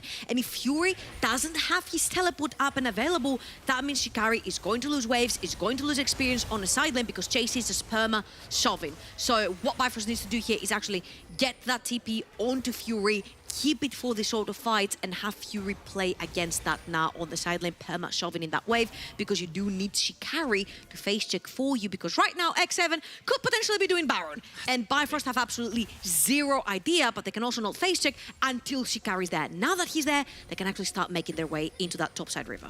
Bifrost need to find an angle to fight soon, and they're going to be facing down a third completed item, not just two. This is kind of your window before things really get catastrophically difficult. They're 7,000 odd gold behind. They're going to try and find a pick in the mid lane if they can. It's a good pillar. They can't quite get anything more than the flash. Viking knocks away the Trundle, but all the while, Tempt's not there. But Odi just murders the Gnar from under the picture-in-picture. Now they need to see whether they can get this mid lane tier 1. That will be the trade, but look at Tempt. He's continuing to shove. Will not burn the teleport. Bifrost get a hold of that. It's a big Ultra Shock laser. But they're going to move towards this dragon spawning and try to claim that as an additional prize. Just right in time, and Shikari has also changed his second summoner into a teleport. Does he need to TP back into the fight? He's going to go towards the top side of the map, clean out whatever minions are pushing from Tempt, as Odi is trying to shove in yet another mid lane wave. Fury is setting up towards the bot side. Shikari is going to actually stay. Viking with no ultimate. 5 versus 4 versus 3, sorry, at this point. Tempt just joins, making it a 5 versus 4. There's some decent health bars. Diamond secures the dragon. A decent attempt, though, to try and turn this around. Here comes the teleport back, though. Stunned into the wall is Diamond, and he's dead. Subjugate won't matter here. Shikari with a decent Call of the Forge God, but it's just not enough. A Wild Growth will not keep the Ornn alive. And Attila is about to make this a certified Zeri moment. Over he goes. Tempt on a rampage. And Bifrost lose 3 on the retreat from Dragon. And so well done by Chasey. He knows he's holding majority of that gold lead from X7 in his hands. What does he do? He pulls a fantastic TP flank, which breaks the front to back that Bifrost wants to do right here. Really nice engage right here from Kasing, catching the 2 tanks, separating them from the entirety of the team. You see that Odi does not have spray and pray on him, so he can't do the big damages onto X7. And once that flash is used, the taunt from Tempt is going to seal the deal right there. X7 run away with 3. X7 run away with the Baron. And remember that side lane pressure that they had with the Ahri and the Gnar. Now it's going to be times 3, because they can literally 1-3-1 with their composition, because the side laners are that much stronger. Mastercard Baron power play comes through. They've got themselves 4 kills and 3 items on this Ahri. The Infinity Edge is in for Zeri. This is looking like an exceptionally difficult game for Bifrost. And X7, on the other hand, it's been slow, it's been steady, and now it is a 10,000 gold lead. And a very easy way to walk this game into victory. I'm just feeling like I'm watching Australia's game right here, where Bifrost is just literally waiting for a miracle team fight that might come here from Odi. Odi on 3 items. OD's in danger, rooted. Kasing gets in. Kasing ensures Attila gets the kill. Shikari turns up, but it is too late. That critical piece of the puzzle for Bifrost melts away. And X7 with the man advantage can look to continue shoving in and maybe even try and end the game. And look at bot lane, there's another wave pushing from Chasey that can actually, if not end, they can take 2 inhibitor towers right here. 4 members standing, but your core piece that's meant to carry you is no longer there. All dead for another 17 seconds. What can X7 take? X7 have yet to lose to Bifrost this year in a best of 5. It went from 3-2 to 3-0, and we might be looking at another start of another massive victory for them. They might be forced away from the second inhibitor. Odie now respawned, and they hold on to the shambles their base has been reduced to. Very well done right here from X7. You do not have to overextend. You give a bunch of these shutdowns, 600 on Temp, 600 on Attila, over to a Twitch. Suddenly this Twitch skyrockets to 4, maybe 4 to 5 items, and then it's going to be really difficult to team fight. A little bit questionable right there. Fury also had that ultimate, was not used to try and save the Twitch. A little bit of miscoordination, miscommunication right there from Bifrost has resulted in a 11 to 12k lead. Huge. Right now for X7. All X7 have to do is literally just push that bot side together with the top side. The teleports are up. Temp does have his teleport up and available for himself. As you will see, they will bunch up together. They will shove in that mid wave that is going to permanently push because they have the super minion there, and then the rest will go towards the top side of the map. Oh, Odie, you cannot be there. He was greeting for the Krugs, and he will die for it. 5th kill of the game for Temp. Observers, can we really quickly toggle to goal to see how close Odie was to this item? So close, that item. Greeting for it though means that 30 seconds Bifrost have to play 4 versus 5. This is a bound up still X7. Bifrost must hold the line. The Keeper's Verdict knocks one away, and they have to cede this final inhibitor tower. X7 on the verge of a first game victory. X7 on the verge of continuing their undefeated run since Viking has joined. And this game is looking all but over. They will have one final roll of the dice, one final team fight. 3 seconds on Odie. 3 seconds on Odie, and now that he spawns, he's going to be greeted with double super minions coming into the entire... Tempt over the wall, gets onto Diamond, can't quite secure the kill quite yet, but he will finally die. Tempt has to flash over the wall and Spirit Rush out, but he will survive. Another man down. And X7's wallets are just too heavy. They have the shinier toys. They needed to pull the trigger right there before X7 back and buy even more items. If you wanted a chance to maybe turn it around, maybe pick up a couple of shutdowns, X7 cannot back and buy even more into their inventories. This time it's going to be Tempt with what I'm assuming is almost a full build on that Ari, and it's a full house right here from X7. Bifrost, can they take that house down? It was a last gasp attempt, but now they are out of breath, out of time, and X7 will run them ragged. Another kill onto Odie. 3 picks in a row. This Twitch cannot catch a break. The rat trap is just too powerful. X7 dominate in our first game of our first series of playoffs. There's 4 members remaining right here for Bifrost. They're trying to make their last stand. The Fury it's not bad. There's just not enough gold. There's just not enough time. And while X7 play with their food, they still claim the victory. X7, the streak continues. I mean, you mentioned as well, historically speaking, yes, Bifrost managed to take the 2-0 in regular split in spring, but when it came to best-of scenarios, they were not able to take a series of X7. Mind you, these are our 2 quarter finalists from EU Masters. These were the 2 representatives that we sent to EU Masters in spring, and now one of them is going to have to sit out and watch the other one play. History says X7 wins those. It certainly does. The last time Bifrost beat X7 the best of 5, it was in the play-ins, the lock-in to get into the NLC in the first place. Since then, those best-offs just haven't worked out. But with that little factoid, let's head over to the desk to break down that first game of the series. And what a game it was in favor of X7, showing why they picked Bifrost in the first place. We're back on the desk. We need to digest this one to begin with. Let's talk about the draft. We saw the red side for Bifrost. They were the ones picking it, and we thought this could be a counter pick for the mid lane, for the top lane. And they got the Yorn to finish the champion select. You were talking about that one, Merbs, the idea of, well, Ornn versus Gnar doesn't seem that favorable, right? No, I think it's just a sit back and island lane. Like, I think they needed to do something other than just accepting the matchup. I think they should have gone and tried to punish the top lane or in some way and just have bot lane scale in. Yeah. And then we see that attention to the bot side. So jump into the game, and let's talk about the beginning of the game, where we usually have one person on, well, 2 players on the top, 2 players in the jungle, 2 in the mid lane, and then we have 4 on the bot side. It was not 4 on the bot side.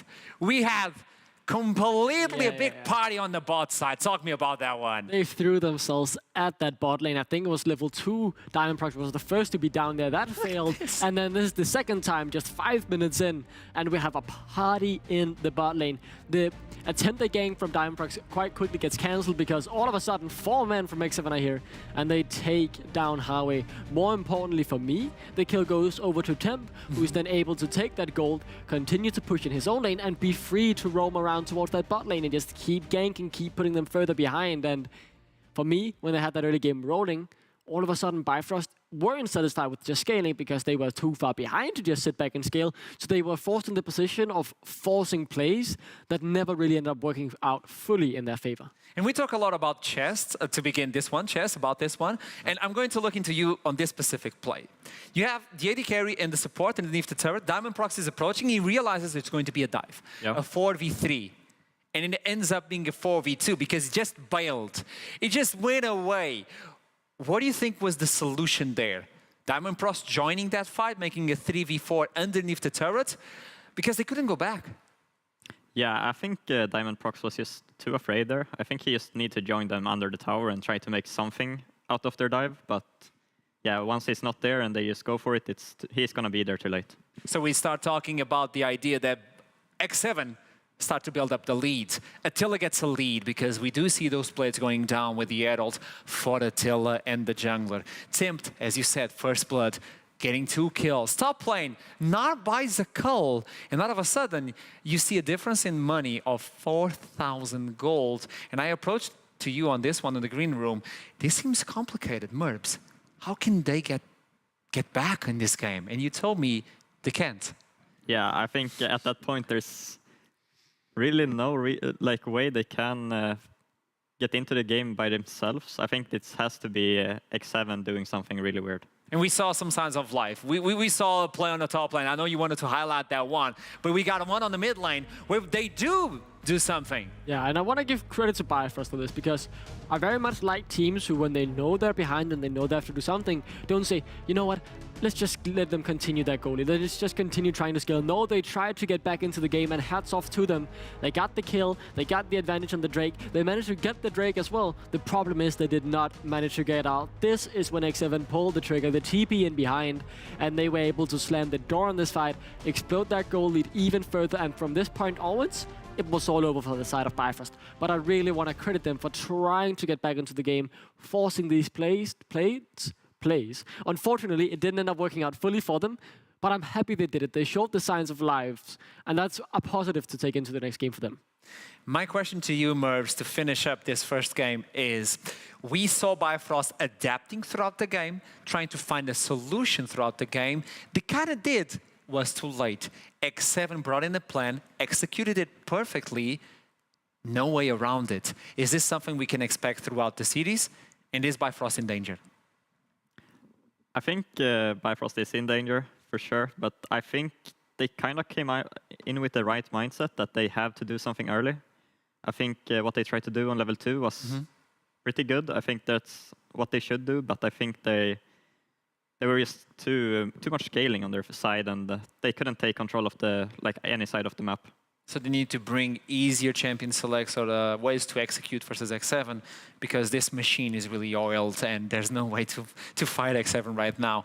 We have something in store for you guys back at home, because we ended up NLC Social Clash. We did. It was amazing, but we can do something different for you guys. We have some highlights from the NLC social media. So this is not going to be awarding points, just a few highlights for you guys. Let's start with X7, where we got some bloopers from Middlecott on the last video for the NLC social media clash. Let's show you the bloopers. They're kind of weird, but it's Middlecott. We love him. Ah, fair play, fair play. All right, right, let's have that. Have a good one, bro. Someone's going to have cold pizza now. I feel quite bad. X7 announced that they are going to be the first team in NLC history to actually attempt to meet fans on the street during their was it? It's fan on. It's the fan on the street. Yeah. That's good though. Yeah, that's cool.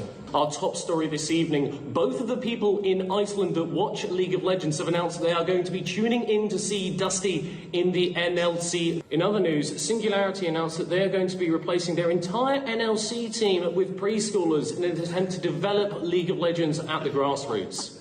More on that in a few minutes.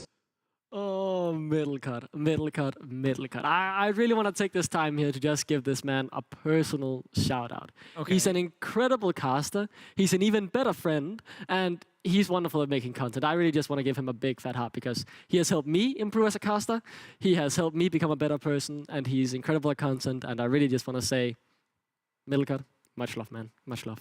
I mean, he's helping a lot of casters as well. He's doing VOD reviews with them. He's, I mean, wonderful. Maybe we could swap Duckling with Middlecott. That would be amazing. I'm trying to have a wholesome moment over here, and you just rudely attempt throwing me off the broadcast. Don't worry, Duckling. This is all in good faith. Second one is going to be towards Eminem with an amazing tweet that is actually quite serious. Let's show it. Where is it? Okay, beating X7. Oh, good. Beating XL. Oh, first 2-0 of the week versus the top last day of groups.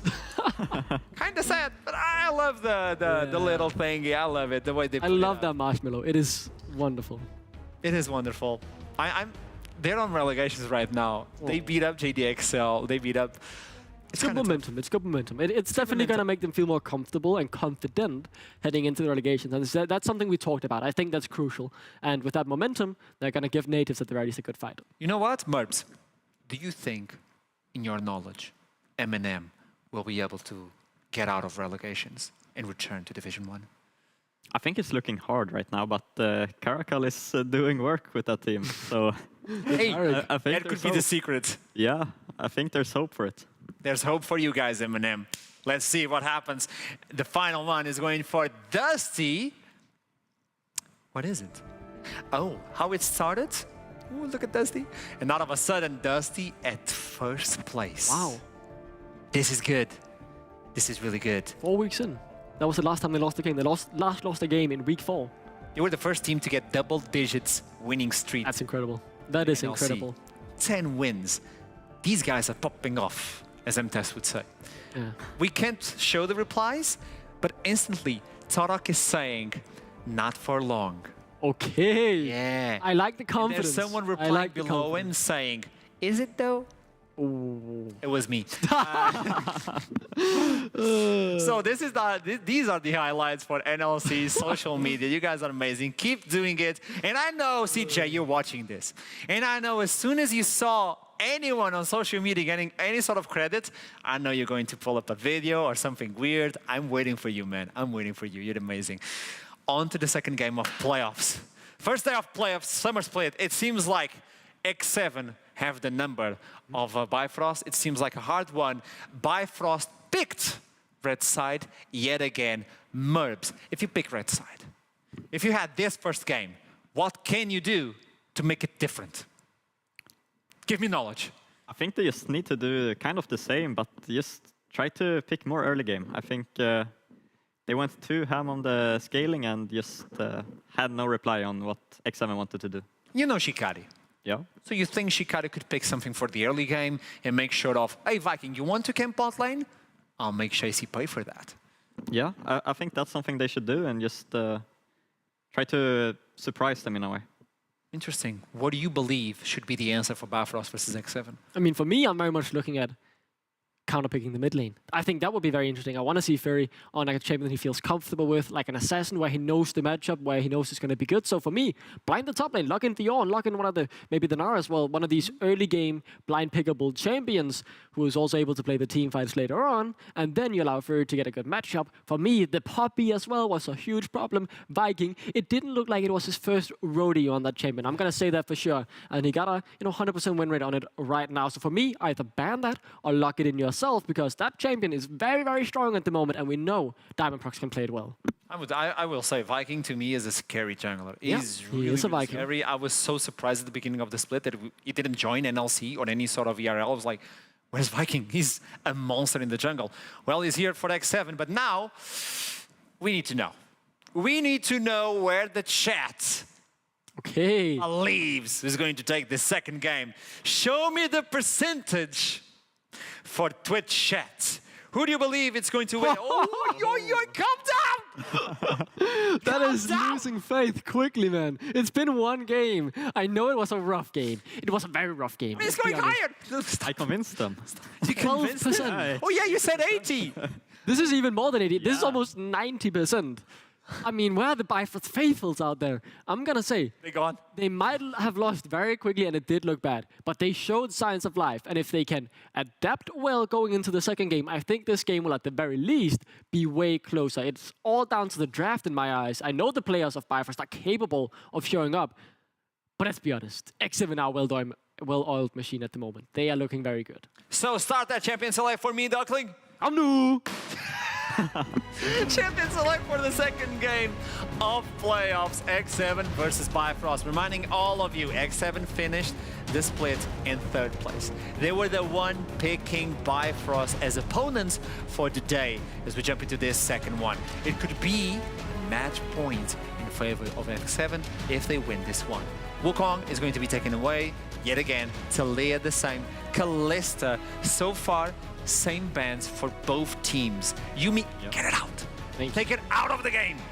Can we expect anything different though from Bifrost? Maybe the Poppy ban can come here. I really want the Draven ban still though, so I feel like now you're sitting in a situation, either allow the Poppy to be first picked or ban the Draven, because then the Draven can get first picked. They change it to the Poppy, so that's what is screaming out in my ass now. Yes, you banned the Poppy, that is very nice, but there is now a Draven open. I think if X7 lock it in, I want Bifrost to have a good plan of how they can deal with this Draven. Otherwise, I would be very scared, but maybe X7, they're like, the Siren went fine, why shouldn't we just go for it again? Zyra is kind of strong nowadays, Yeah. isn't she, Merbs? Yeah, a bit. Do you know of any sort of AD carry that can deal with the Zeri right now? Do you think a failures for Odie could be an answer? Yeah, I actually think so. I think Aphelios is one of few that can actually punish and match the scaling pretty well. Yeah. There you go. It is like that. The Tamkench too is a really good duo with Aphelios. So the perfect bot lane for Bifrost. A good way to reply to this one. Viking, we're waiting. There's no Poppy. There's no Wukong. He still has the Akram if he wants. But they can look into that strong bot lane. The Renata with the Zeri. It's going to be a menace. And you already know, if you get the failures with that ultimate, oi, you're gone. That's going to be very strong. One thing that I want to look at now is the junglers. What will be happening here? That in my eyes is the most interesting, because we're looking for some early game junglers to Trundle. The jungler played last game is still available, has a lot of good to offer up against the tank, but you know, Jarvan is playable too, and he's a good investment right now, using time into him. He's already playable, and he will be even stronger if you make it to EU Masters on 12-14, but they prioritize the mid lanes for now, so that the Azir this time over to Tempt, and the Ahri is still open, so I think Fury might just take the other side of the matchup. He just played him.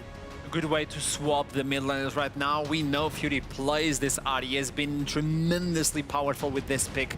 It could be the one for the Fury, and there we go. Now we're talking about that one. Bifrost have access to a counter pick on the top side. They should go for that one. Yeah, I think so. I think they should go for the counter pick on top side, because I think they should just ban junglers here and try to shorten out the champion pool of Viking and just try to get the stable one now. So I think it's looking good for Bifrost so far. If you see Viking, and if you know he's going to play for your bot lane, you have to deal with him. What sort of champions would you like to see banned versus him? Obviously, Viking is a Rek'Sai player, I think, so Yeah. that's something I would be aware of. Jumping over the walls is not something you want to face, but yeah, I don't know what else they should ban, honestly. Trundle is the first one. Let's see what they take on the other side. It's going to be the Belveth. We've seen Diamondprox piloting that one, but it seems like it's not going to be today, or at least on the second game. Duckling, what are your thoughts? Jungle Pool is just getting trimmed further and further. You mentioned the Rek'Sai. is available. I could see that. Yes, Hecarim, but he isn't really the exact early game jungler that you would want. In my opinion, there are better choices. Yes, he can work in the early game, but the J4 is open, the Rek'Sai. Two champions that both of these junglers have played a lot throughout their long competitive careers now. So for me, those are the two obvious junglers left, and if one of those gets banned, it's definitely going to be high priority to the other one, because then you're having to go deep into your champion ocean, deep into the meta as well for junglers, and really dig something out. Vi removed as well. That was the first one that Viking used, but he's going to be the one banning it away. The pick has to be for Bifrost. The counter pick would be the jungle. That would be an interesting take on the red side. I don't like this from Bifrost. I think they should have gone jungler here, definitely.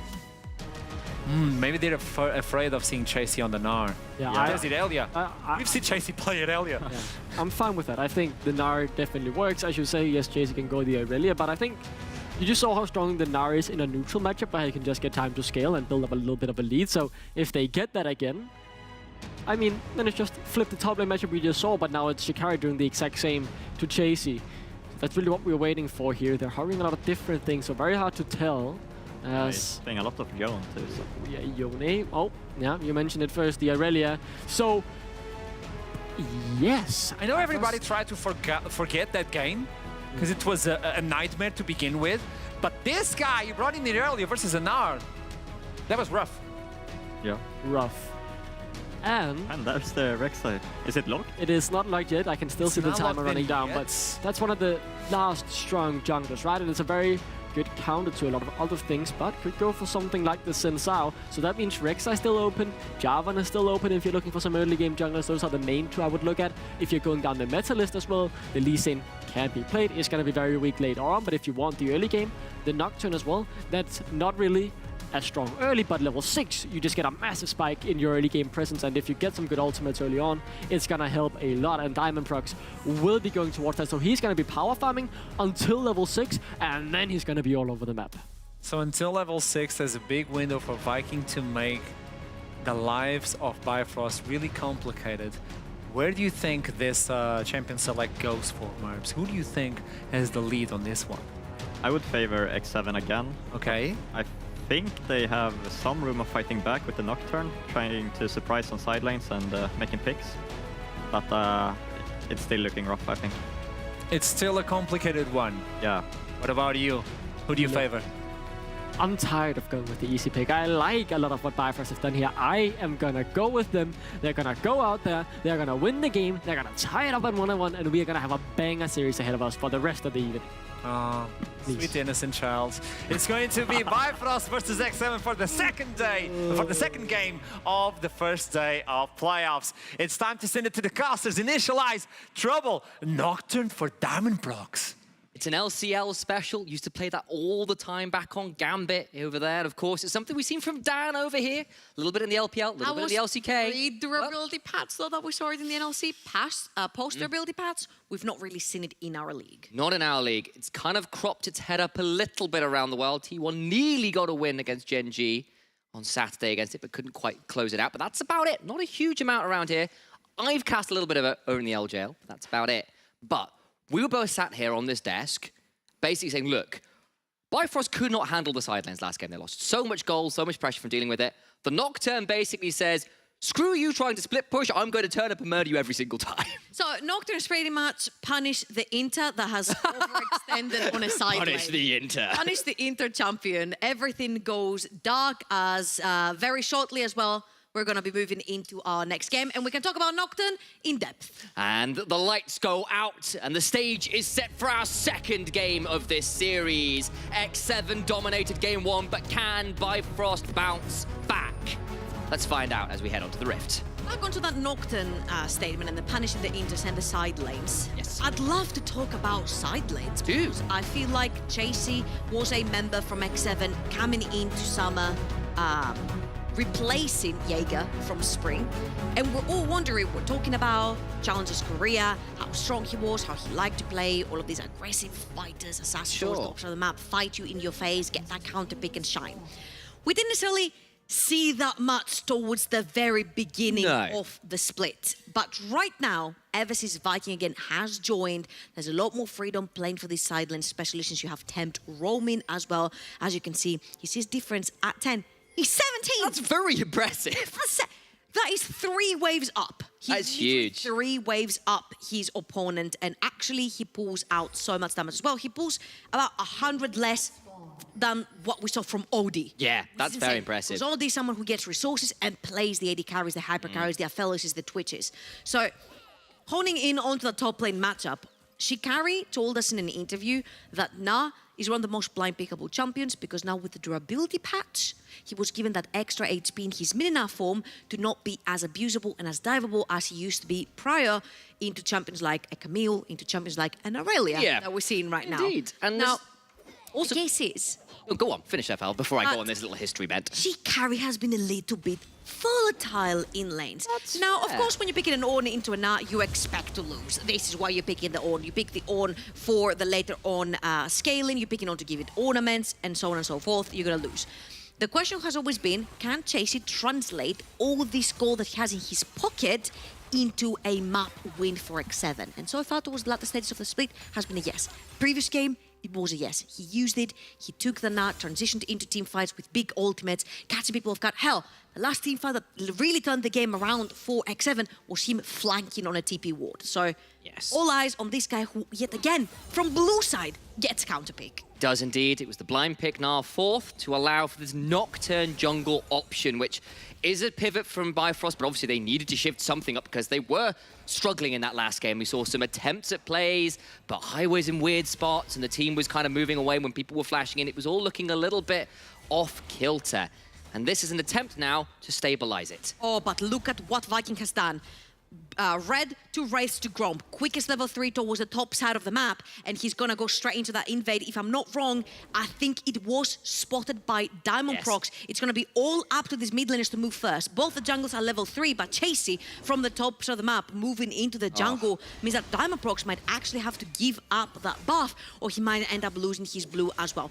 And this is the problem that you run when you're running a jungler such as Nocturne, who might end up losing even more actually right here. He might be able to smite away his big chicken. He's going to have to. That's so sad. Can't even clear out the rest of the camp, but this has been the Bifrost problem. It's been Diamond's disaster. Will end the Endless Nightmare, though. I suppose that's not quite what the ability is called. I call it Endless Nightmare. It's not actually what it is. Talking about mid lane, and who's going to walk in first, Fury was 1 HP for the longest time. So he couldn't be the one walking in first. So again, you see Viking, prior top, prior mid, ends up invading, has his top laner joining first. Mid lane for Bifrost cannot move. That means top quadrant of the jungle is no-go for Nocturne. And why is it so important for Nocturne? It's because his level 6 is the level that is very pivotal for him. He cannot just show up to a lane and gank like this. He wants to turn lights off and dive deep. Usually a Nocturne would be a side lane ganking champion that you want to catch people off guard, you want to pull off dives with. But if you do manage to extend his farming time towards that level 6, then that Zinza could pull off a few ganks of himself and get some laners ahead. Yeah, and honestly, it's been a Diamond issue, really, where he's not always had that priority in lane, and teams like X7, like Viking, have been really good at basically punishing the lack of lane priority to come in and do what they just did there. Force Diamond off his red buff, fight him at his Raptors. There's nothing you can do there as a Nocturne. Absolutely, and they know how pivotal he also is to his team. The fact that, you know, we have the meme, well, Diamond is gonna gank you 2, 3, 4. 3 things are certain in this life. Diamond ganking death and taxes, you know? So yeah, the fact that you slow him down, you put him on a level 6 champion, kind of sort of turns down the tempo of the game from Bifrost, which is not necessarily a bad thing right here, because you can get that level 6 onto Fury, try to roam the map. Talking about roaming, one of our heaviest roamers in the NLC has been Tempt, and he usually does pick champions that want to roam the Lissandras, the Ares, the Talias. Now he's been put back onto a champion like the Azir. Last time we saw him play Azir, to a great extent, I want to say, was at EU Masters. And I personally said, when I saw him pick that. I'm like, oh, come on, man. Azir, what a rise and slipper pick. And he pulls off like level 3 1v1. Yeah, exactly, and getting like insane shuffles. Like, the guy still roams on Azir. He does incredible stuff. And obviously, we saw Furio in the last game, and we weren't all that impressed with his ability to find the defensive shuffles, or in fact, some aggressive ones either. It felt a little bit of a non-factor. Shuffles in general. Yeah, as Diamond using, of course, that Shroud to try and force an early dragon, will secure it. Remember, Singh has no flash, does have the Ignite, and Bifrost really want this fight. They've got Crescendum, but Highway being dragged back, and he has to flash over the wall. He's going the wrong way. Now Tempter slides after him. There is nowhere to go, and that will be first blood going to Attila's Zeri. And where does this start from? You're shoving in mid, you're moving Tempt first. Tempt is level 6, you can walk into the bot side river, and again for Highway, his positioning has been a little bit questionable. Once with the Lulu in game of 1, now with the Tam Kent. If you do lose, very nice smite right there from Diamond Prox, if you do lose your Tam Kent, your fellas can't play the game. Your fellas can literally walk forward and start throwing these auto attacks, knowing that you have the safety of your Tam Kent, especially after that level 6 where you get the Devour. You lose the Tam Kent, you lose the front line, you call the fight off. Now, again, all eyes on these junglers. Level 4 for Diamond Prox. He's fallen an entire level behind, and that's due to the fact that X7 used their priority so well to choke him out of his jungle early on. Does clean up that level discrepancy though by getting a hold of those Krugs and keeping the CS at least relatively even. But of course, you've got to remember, Viking still has a whole quadrant of the jungle to farm, and Diamond just doesn't have that. We'll have a bit of a respawn on the blue side, but that's still a little ways off. And as it stands, the early dragon does go the way of Bifrost, but right now X7 once again up a healthy amount of gold, once again able to buy a cull on their AD carry, once again looking like they're in a very good position in this game. And while we've got a minute or so until that Herald spawns, it's worth reminding people that both of these teams have had very similar trajectories across their existences. Bifrost, mid-table in 2020 in the Norwegian League, then go to 2021, where they become a monster team in the Norwegian scene. Go to Telia Masters in spring, win it there, come back in the summers, well, get to the semi-finals there and do a pretty good job as well. They come into NLC, beating X7 in the lock-in tournament, then have a really great spring split, go to EU Masters, get to quarterfinals. It's been a story of success for this squad. And then in summer... But you're getting your support and jungle change. Duel and Seaboy suddenly became Highway and Diamond Prox. And even though, in any analyst's eyes, we thought this was going to be an upgrade, it feels like Bifrost have lost their identity altogether because support and jungle is your engine, are the two roles that are gonna get your game rolling so much. And I think particularly part of that problem is that Highway and Diamond Prox have not necessarily linked up way too much together. I feel like Odd and Highway have had a better laning phase altogether in the 2 versus 2, but if you don't link up as support in jungle and your mid lane and top lane usually are very volatile and fall apart to ganks, it's really difficult to just play for the bot lane if you're Diamond Prox, especially since Odie is playing Aphelios's, Senna's, Jinx's, things that want to scale into the later stages of the game. We saw him in game 1, he tried to pull off some ganks in the bot lane that were unsuccessful, ended up falling behind. You need more routes to play through, and right now you have Shikari on the Mega Gnar. He can pull off some ganks, he can give you the setup. Level 6 right now to Diamond Prox. You've got Fury with a level 8 as well. Start roaming towards the sides, take down these threats early on. Now available for some paranoia, but Chase has gone forwards, and that means there's a turnaround available. He's gone deep. The Vanguard's edge still lands, but what about the damage? Bat, there's just nowhere to go. He's fleeing from the unspeakable horror of it all, and he'll fall down to the Nocturne. Great first gank. That was very well done. Diamond Prox was hovering the right side of the map, and right as Shikari is about to hit Minina. Gonna attempt to turn this one on, but of course Diamond still got some ways out of this. Gonna flash forward for the knock-up. Shikari nearly at Mega. Does get the shuffle back though, and Diamond will die. Nice attempt at the Herald is swiftly punished by X7. Fury's coming in, he does have flash, he does have his ultimates available, they can actually walk towards that Rift Belt because Chasing doesn't have TP to join them quickly, and all in all it's going to be a trade 1-for-1. Fury a little bit slow right there with the teleport, had to sit in base because of that HP, because of his HP bar was pretty low when he backed. But again, we'll see. Shikari is shoving in a wave, and beautiful timing actually from Chase. He sees the Mini Gnar, freezes his wave right there as well. He's like, it's a win-win scenario. But you do not count for the Nocturne. Nocturne is a champion that a lot of people, I think we had maybe Aragon talk about this, or Emtis. They were like, you kind of forget that Nocturne exists on the map up to the point where like, Oh, yeah. shoot. Yeah. He's literally on top of me. So really good stuff for them from Diamond Prox, having that top set up, getting the kill for himself as well, setting up himself for success. Of course, nice attempt at the punish there that does succeed. Costs some flash, costs some ultimates, but they do get the kill back. They can't get the Herald, though, because of those health bars and ability discrepancies, so the Herald's still on the table, still unclaimed as it stands. And look at that now. It is literally a fight on who's going to push that mid lane wave faster, because in 5 seconds, that dragon is spawning, and you definitely want to be having more members into that river. Now, how do you get that? You get that by shoving in that wave and having someone from the opponent team having to commit to push that wave back. As you see Tempt, he's going to walk over towards that mid lane as well. Fury has to respond with that, which means that everyone is going to dissipate from the play and go back into their lanes until there's one catch. You see, Nocturne Fury back goes out. for, gets the charm, and the Paranoid's back off cooldown. Will quite get the kill, though. Oh my days, that is inches away. A flash, a Spirit Rush from Fury would claim it. They just don't care because they'll take that HP lead and try and fight this one out. Viking still thinking about going in here. It's not quite done yet. Gonna head forwards, Crescent Guard out, but Diamond now in a dangerous position. Remember, still does not have the flash, needs to keep hopping forward. Fury has got the Spirit Rush. The hostile takeover will force both members of Bifrost to be berserk, but the Devour keeps him alive. Attila's gone forwards, though, but Diamond with the shield is winning this one out. Odie's not here yet. Attila, rather, has the flash of the Wolf Pit, gets a kill via the old truck laser, but now he's throwing it back, and Attila now in a difficult position. He will be abyssal dived onto Odie, looking for an auto. Will not happen. A shutdown comes the way of Tempts, or Furies, I apologize. I'm so used to seeing the Fox on the other side of the rift. And But it is X7 still- overreach right there. You see that your Azir is out of the play, but he has teleport. Give him a few seconds to go back into base, regen his HP and TP back into the play, and you have one more member on the rift because that Nocturne ultimate is down. We talked about this. If Nocturne doesn't have an ult, he cannot play the fights, he cannot dive the backline, but he doesn't have to if the backline literally dashes onto you, and you can actually play your game like this. Audi also hitting through the wall.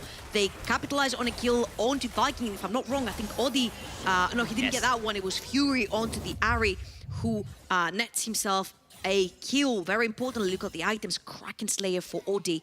I'll talk about this in a bit because I think Diamond Prox is looking for an opportunity about it. right there. But I've been criticizing a lot of Athelos is not building Gale Force. But when you have next to you a Brom or a Tam Kent, go for the Kraken Slayer, go for the max damage output, and expect your teammate to bail you out of sticky situations.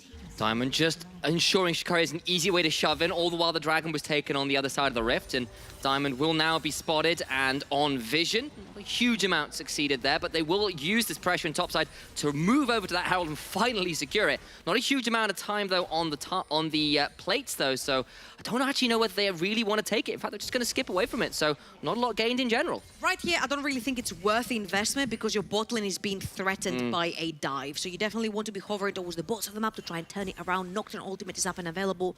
You definitely want to be using this on cooldown. Somebody who had an excellent usage of Nocturne ultimates was when Bwipo was swapped into the jungle, and this man would literally push it on cooldown. It's on cooldown again because they've used it one more time. A cleanse has to be used, and they'll get over the wall, but Attila forced away from the river. Yeah, and that was an ultimate for Nocturne, for a cleanse for Attila. It's fine for now because he will have his ultimate up and available really soon, about 2.5 minutes left onto this cooldown. But what happens here is that Attila actually has to back, meaning that he might be losing in these 4 creeps that are going to be crashing underneath his tower right now. So really well done for Diamond Prox. Again, he gets it off cooldown. He uses the ultimate instantly. As you will see again, it's almost on, off cooldown again. So expect a lot of these Nocturne ultimates. Again, if somebody overextends, you play Spot the Inter with Nocturne. Whoever overextends, you go down there and punish. Diamond Prox has his eyes onto Kasing, who has no flash available to him, and neither does Attila. No, they don't. This time they managed to keep the Zeri a little bit more down. Odie in a much more powerful position this time around. Running the Kraken Slayer, knowing he's got a bit more safety. Raw damage for this Aphelios to try and make sure he can contend with X7. All the while that Diamond Prox was down the bot side, though, you saw Tempt and Viking head in, steal away that whole red side quadrant for the Nocturne. Not a lot that could be done with both solo laners shoved in for Bifrost. Yeah, and what we need to keep an eye here is that X7 are handshaking on late game scaling and front to back. You've got a Zinzao that's going to pop his ultimate and sit in the front line and tank a bunch of that damage for you. You've got Tempt onto the Azir with a bunch of shuffles. He can get people away from his area and allow Attila to put down the damage. And if that doesn't work, you're walking into an Aurelia. Walking as 2 melees into an Aurelia. She's going to have an absolute party. Dangerous. Stacking in her passive, getting that ultimate onto 2 members and start rolling with these dashes. So X7 are handshaking here. They're literally telling Bifrost, we can play the team fights better than you. So far though, the early game has gone pretty even for both. You mentioned it. Odie has gone through that laning phase completely unbothered. Locked in his first item, going towards the top side of the map now to get yet another tower to his name. And as you can see, the team is actually hovering around him. Diamondprox with the ultimate up. Highway glued literally onto all these Aphelios to try and protect him from any ganks. Diamond's about to back, so I think they're just going to cede this Herald, decide it's not worth the fight, especially with Chasey at level 11. Might be a risk to take that one in a 3v5. All the while, though, it's given time for Shikari to shove in this bot side wave. That'll be their trade, but it's still going to be X7 with the objective to their name. Very good stuff right there. You don't really literally lose anything, because usually when we look at Rift Trials, we're like, okay, but what have you lost on the map to allow yourself to use all that time and resource towards that Rift Trial? Not much was lost apart from bot lane. Shikari did shove in that bot lane really hard. Chasey has lost a couple of minions right there, but it's not a big deal because Chasey is still ahead in that CS battle between him and Shikari. Again, though, you see that mostly right now Bifrost is hovering around Odie, making sure that Aphelios stay safe. Viking, though, lurking around that mid lane. Wow, he'll go in, but just gets an Everfrost active out of Fury. Not too much more, but now Diamondprox and Highway looking to try and punish the Paranoias down. And with Viking having gone over the wall, he's in danger. The charm comes out, the shuffle comes out, flash forward for Diamondprox to try and get the unspeakable horror. It'll force a flash away, but Bifrost will get out. Tiny bit of a misplay right there from Diamondprox. Had he used the fear on Viking, Viking was dead because he had no flash. There was one more charge onto Fury's Ahri, but I think because Tempt and Viking were literally on top of each other, it's really difficult to differentiate the target right there to pop down the fear, which means that both Viking and Tempt managed to get out scot-free. But Diamondprox, very importantly, blows his flash. Highway also blows his flash. That was an attempt to kill X7, and Bifrost in the process have lost more themselves. Unfortunately for them, it's going to come just before this dragon's about to spawn as well. Will make things a little bit more difficult if they do want to fight that. That Paranoia in particular being down is such a huge tool for Bifrost. Of course, down the shuffle, down the Crescent Guard, big deal for them as well, as Kasing is actually hatching a ward here, so he needs to be a little afraid. The Tongue Lash goes wide. And Highway might still look for this one, though. Gets to the backside of this Attila. Sparks goes over the wall. There's the hostile takeover. Viking trying to come down as well. And Chasey and Viking both here will force Bifrost to retreat towards the tower. Wind becomes lightning strikes a little wide. And they'll get out of there this time around. The thing is, they have 3 members on the top side of the map for the side of Bifrost, and the rest are towards the bot side, which are doing the dragon right now. Literally, if X7 as a unit sprinted down bot, they would find a Shikari and a Fury doing this dragon. Although it's just going to be Viking, not much to be done because the dragon will already be going down. Bifrost early game. Not the cleanest. Oh, Highway, you can't be there, my boy. That's going to be a lot of damage. A 3-level discrepancy. Hey, Zouty. Yeah, it gets out of there. I genuinely thought there was a world where there's a flash and an ultimate, and that's a dead Highway, but decides against that this time around. Jace has been responsible with their resources. We don't want to be throwing away any more deaths right now. Talking about deaths and kills, this has been a relatively low kill game. We've got 6 kills at about 19 minutes in. And again, that's because X7 have chosen to handshake on that scaling. You've got Aphelios on one side. They've got Attila Zeri on the other. Attila is more than happy to go fully towards that late game and start putting down this damage. And on the other hand, you also have Azir on your side of your X7. 2 very hard scaling carries, 1 AD, 1 AP.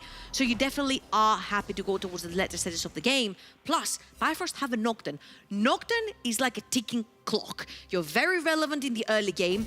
You're semi-relevant in the mid game, which means you will dive the backline. You might get a kill, but you will most likely die. And towards that late game, you're more like a lights out sort of bot, where you want to deprive people of a vision and maybe get a flank with Fury and Shikari to break apart. Punish a longer lane if you can, once the map opens up a bit more in those later stages. Punish the Inter. Yeah, punish the Inter. Exactly that. And of course, Chasey has played the Aurelia one time before, had a rough time in lane, but then came back with the assistance of some Yumi Gaming, where... Oh, no, I just remembered the game. Yeah, That was exactly. disgusting. I apologize for bringing back some slightly traumatic memories, but it was a very deadly turnaround. But Chasey was punishable on the Aurelia. He did look for those 1v1s and got a little bit punished for them in those early and mid-game stage of the game. But Diamond, with the Paranoia available again, he's not been afraid to pull the R button, but won't use so this time. Been trying to continue to defend Shikari as that Aurelia was looking for those 1v1s throughout the game. Again, one of the best uses that I've seen of the Paranoia, because I was cut off last time, was when Weepo rolls swapped to jungle and he brought out his knockdown. The guy would press Paranoia on a cooldown. Whether he would go in or not,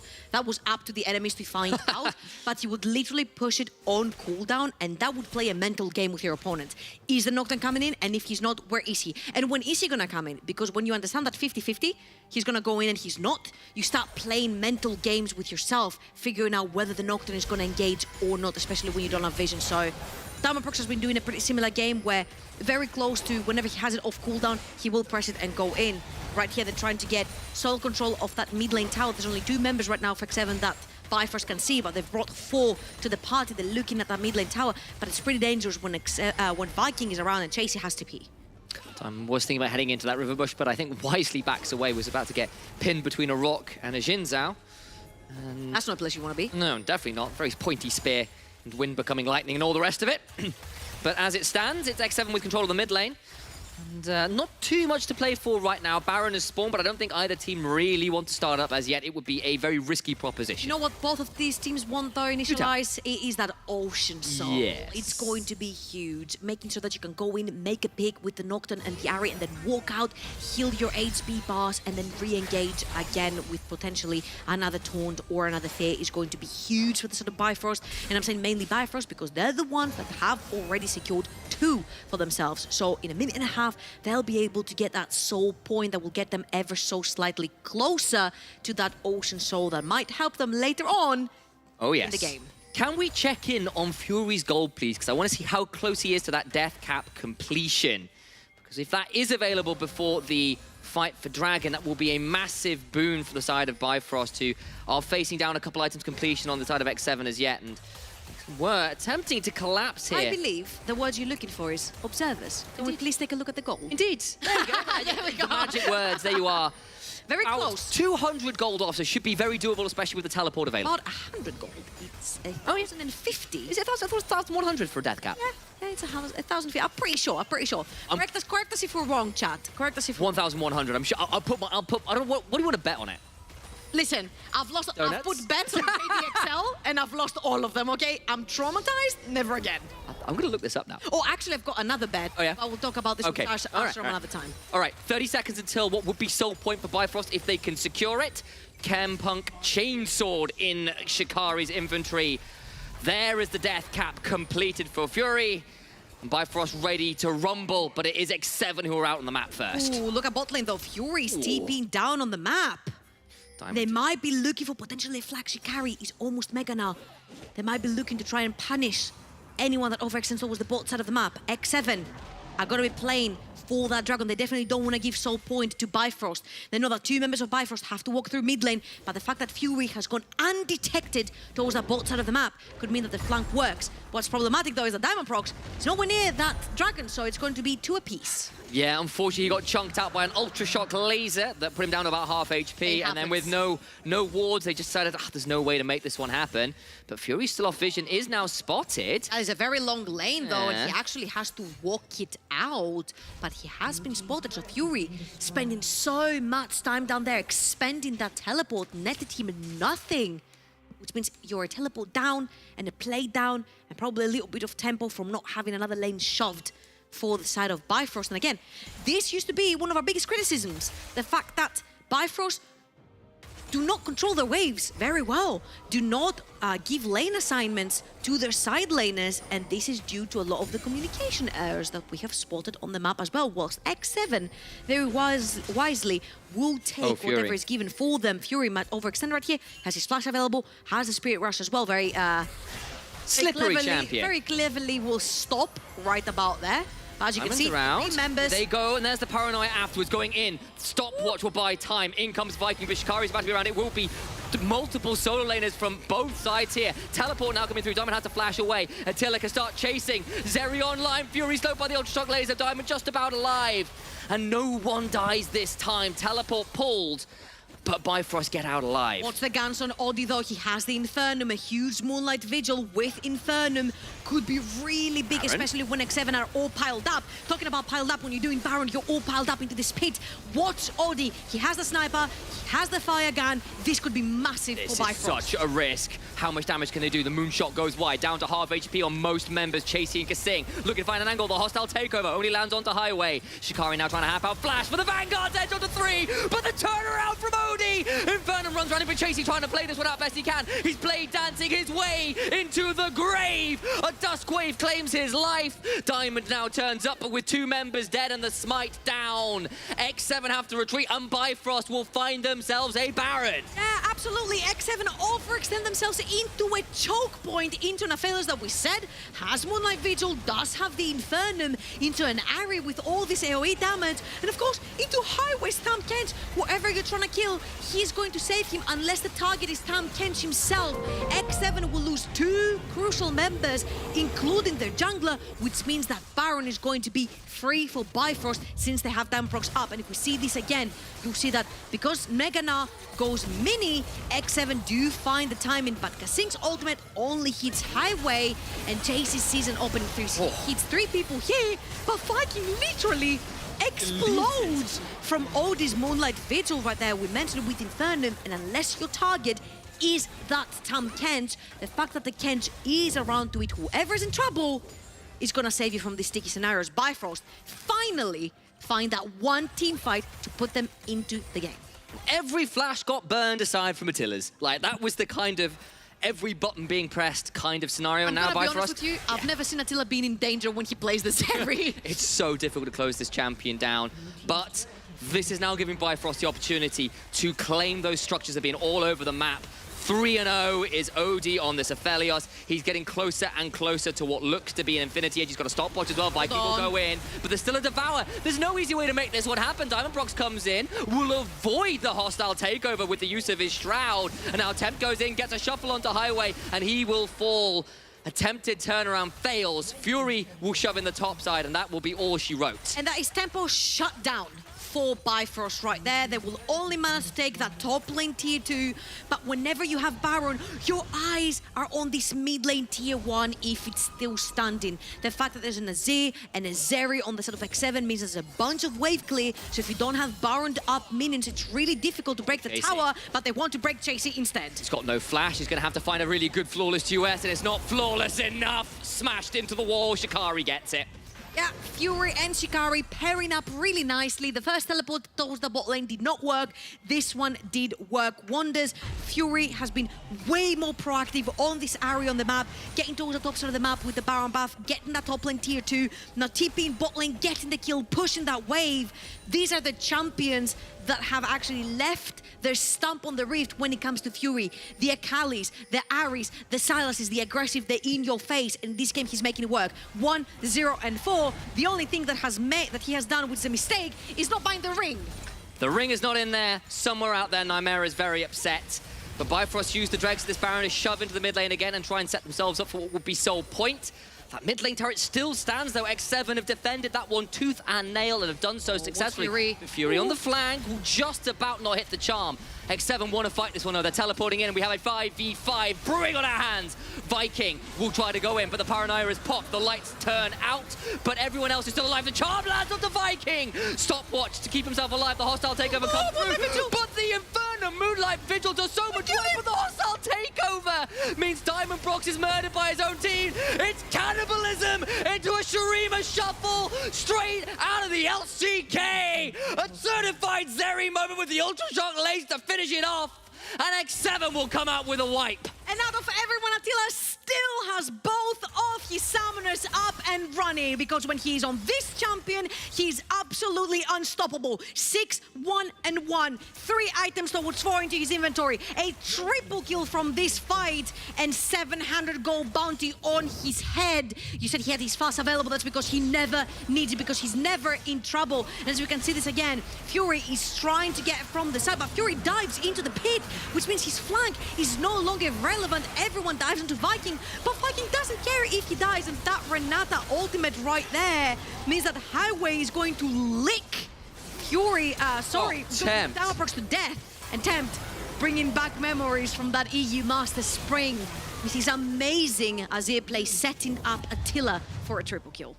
For a game that was looking more and more like Bifrost could control it, Tempt comes in and slams him straight into the grave. Very appropriate considering the skin he is running. In goes Viking to the backside. The last time he tried this, he died. Fury gets a stun onto Tempt, forced him away. Fury continuing to dash, and Tempt chases afterwards. The Vanguard's edge lands onto 2. Devoured to safety by Highway. Now trying to push this one around, but still dashing around. Does so much work. Hostile takeover does his work in turn. Diamond Prox on the side, goes in, tries to go to chase him, but so much healing. The stopwatch afterwards can only get close enough. Trying to trade this one out. They cannot secure the kills. And Odie did not feel comfortable to step forward. Attila now is beginning to run rampant with the lightning crash running. Oh man, Meganar! That will be 2, a shutdown onto Zeri. And Shikari says, Tempt, I can do it just as well as you. Holy, Odie gets a triple kill right there. It's literally the battle for the best AD carry in the league between Attila and Odie. And Shikari has been silent the entire series. Silent no more. Sets up his ADC beautifully for a full-man Moonlight Vigil. A triple kill, and Bifrost have solidified themselves back into this game after completely throwing it away. And I hope we see this replay again, because it's Bifrost overextending into X7 overextending, but look very crucially, there is no Moonlight Vigil right here on Odie. Odie does not want this fight. Highway, Diamond Prox, Gecko. Remember, if the Tamkent is alive, his team members are not in trouble, but when the Tamkent goes down or is in threat, that means that Felix cannot play forward. Diamond Prox dashes in thinking he can get the kill on Chasey, but Chasey is just too healthy to tank this Aurelia. Mind you, Shikari has not used Meganar this entire time. Diamond Prox baits people towards the wall to try and kill him, and Shikari with a beautiful shove. 4 members onto this wall means that Odie gets a pretty free, huge Moonlight Vigil with Infernum right there, netting him triple kill. And this is going to be a fight of resilience. This is going to be the front to back team fights from both sides. Which AD carry can dish out most damage? You were talking about summoners. Both Odie and Attila do not have any. And in a minute and a half, they will still not have their flashes up. But this is going to be so point for Bifrost. Eyes on Highway and saying one has the bailout, the other has a devour. Can they keep their superstars alive? 6 kills apiece to both these AD carries. Charm on the Tempt does a lot of work, but they won't be able to get too much more damage. Half HP is all she wrote. Shikari gets the tier 2 in the bot side. Both top laners trying to do what they can. And a reminder, everyone, since Viking has joined, X7 have yet to drop a game. Bifrost were looking like, honestly, they were done in this series after that first game. It was a whitewash. It was easy as you like to get to a 10k gold lead. In this game, it's been a slugfest. It hasn't been clean, but Bifrost have given as good as they've got. And they might be able to find the victory in this game. And Bifrost has been holding grudges against X7 from the last split. Being able to decimate them in the regular split in spring and losing every best of series against them in playoffs. X7 pushed them down to the playing stage in EU Masters, both making it all the way into quarterfinals. These were our 2 representatives last spring, and right now they're leaving it all on the Rift, because whoever loses here does not get another chance. It's do or die. Our EU Master representatives from spring here in this first round robin, looking to try and secure themselves a step further into playoffs. Dragon spawns in 5 seconds, but X7 hold command in the river. There is a bot ward in that Tribush if Shikari wanted to pull off a flank. But at this point, when you have Aphelios, you can actually start hurrying up that Baron. It's done. That's Baron gone. Bifrost say, fine, you get to soul point, we'll take the Baron. We can fight for the Dragon afterwards. Shikari's gonna have to get over the wall, and can they extricate themselves from danger? Fury gets a big charm onto Chasey. And yes, Fury is chunked out by the Ultra Shock laser. but he prevents any easy follow-up, and Bifrost trade well. And Bifrost find themselves in the goal lead for the first time in this series. Netting themselves the Baron. This time they've been playing their side lanes much better. They've been using Fury proactively on the map, using him on the side lane. He knows he can bully, tempt around on this Ahri with 4 items. 107 yet to die. Fury on this Ahri. And of course, you want to give the soul point over to X7 because you don't want your flashes Aphelios to walk into a fight. That's not going to be very beneficial for him. Now his flash is almost up and available. You want to keep him in a lane that's very safe. Have Highway literally glued onto Odie's butt just in case any threat comes his way. He can actually save him and then use that pressure with the Baron buff towards that bot side to try and break the map open. Right here, Bifrost, you'll see they're going to be pushing in that mid lane. They're going to be pushing in that bot lane. And then suddenly you can find a pick onto X7 or one of the towers falls. Tempt at 4 items at this point. Zhonya's, Death Cap, Void Staff. He is very much online. We know what a level 18 Azir can do, and Tempt is one of the better ones we have in the ERLs, full stop. Diamond Prox is the split push option. Of course, he's got a very easy way to join his team. The rest of Bifrost are either in the jungle or keeping this cannon minion alive as it is shoved in to the tier 3 in bot side. Yeah, as you can see though, Shikari, Odin, Highway are playing sort of in between. Diamond Prox can really easily join, but how easily can his team join him if he's the one getting engaged? Mind you, level 17 Aurelia, level 18 onto this Azir, level 16 on Attila's Zeri, just spiking on that 3 points onto the ultimate. Same for Odie as well, level 16 onto that Aphelios. Oh, Fury gets hooked, but we'll stay alive. And Viking, so close to dying, won't quite fall, will not burn out the bailout. Oni was down to about 50 HP, if that. Fury's ultimate was burned for it, but of course Viking has had a rough one. He's got a GA, but he's 0, 4, and 3. He has been putting his body on the line to mixed results. Same with Diamond Prox. They have been the go buttons, and those go buttons have been oh so punishable in this game. But it's so difficult to siege X7. Zeri's got pretty good wave clear. Azir has pretty good wave clear. So unless you actually dive them, which is very dangerous because of the Renata ultimate as well, there's no easy way to actually siege them. What you need to do is try to catch X7 off guard. This is what Fury tried to do there. If that was a 4 versus 5, maybe you attempt a dive or you actually pressure one tower that has less members defending. Now, you see Bifrost do not back off. They're still using their buff to try and continuously shove in waves. At some point, X7 might overstep. They might get punished. Talking about being punished, Fury does have his ultimate up and available. He sees a member overstep. He can actually dash in for the taunt and kill. And that's just it. Bifrost have a lot of ways to pounce between the Abyssal Dives and the Spirit Rushes and the Paranoias and the Gnar hopping forwards. So many ways to try and punish someone overextended in the side lane. Punish the Inter was the call, and honestly, it's been semi-successful. It hasn't It's worked so far. Oh yeah, it hasn't been an easy game. By no means. X7 have had this game in their grasps a few times. Similarly for Bifrost. And they are the ones right now with map control. They are the ones who will be setting up for the Dragon, which spawns in just over a minute.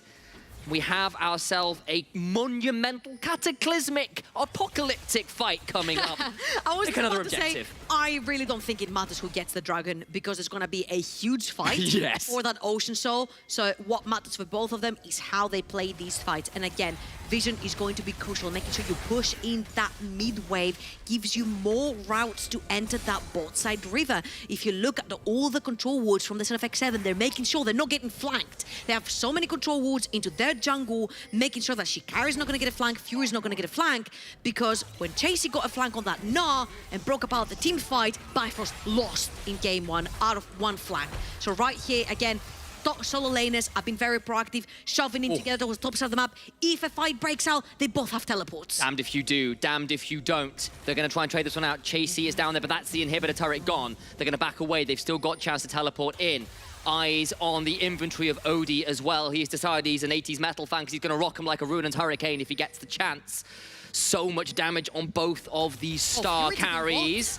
chunk out, and they're going to stay bot. There is the Shikari. Fury getting the wave control on that bot side, as you said. It is Bifrost who have better control of these sideways this time around, but it's X7 in the river first. And Audi does have that Inferno for huge Moonlight Vigil as well. Here they go, Fury over the side, trying to get onto Viking, who has been dead to right. Soul secured. Viking will stole down. Fury trying to do what he can already. Zeri gets one. Tempt gets into the backside, and maybe X7 can still win the fight. Can Odie stay alive? Yes, he can! Tempt will not survive as well. He's dead.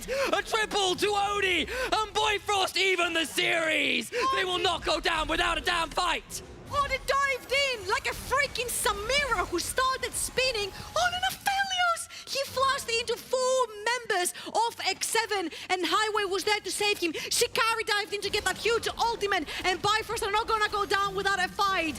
Best of 5. This is not a best of 3, and Bifrost are putting 1 on the map for themselves.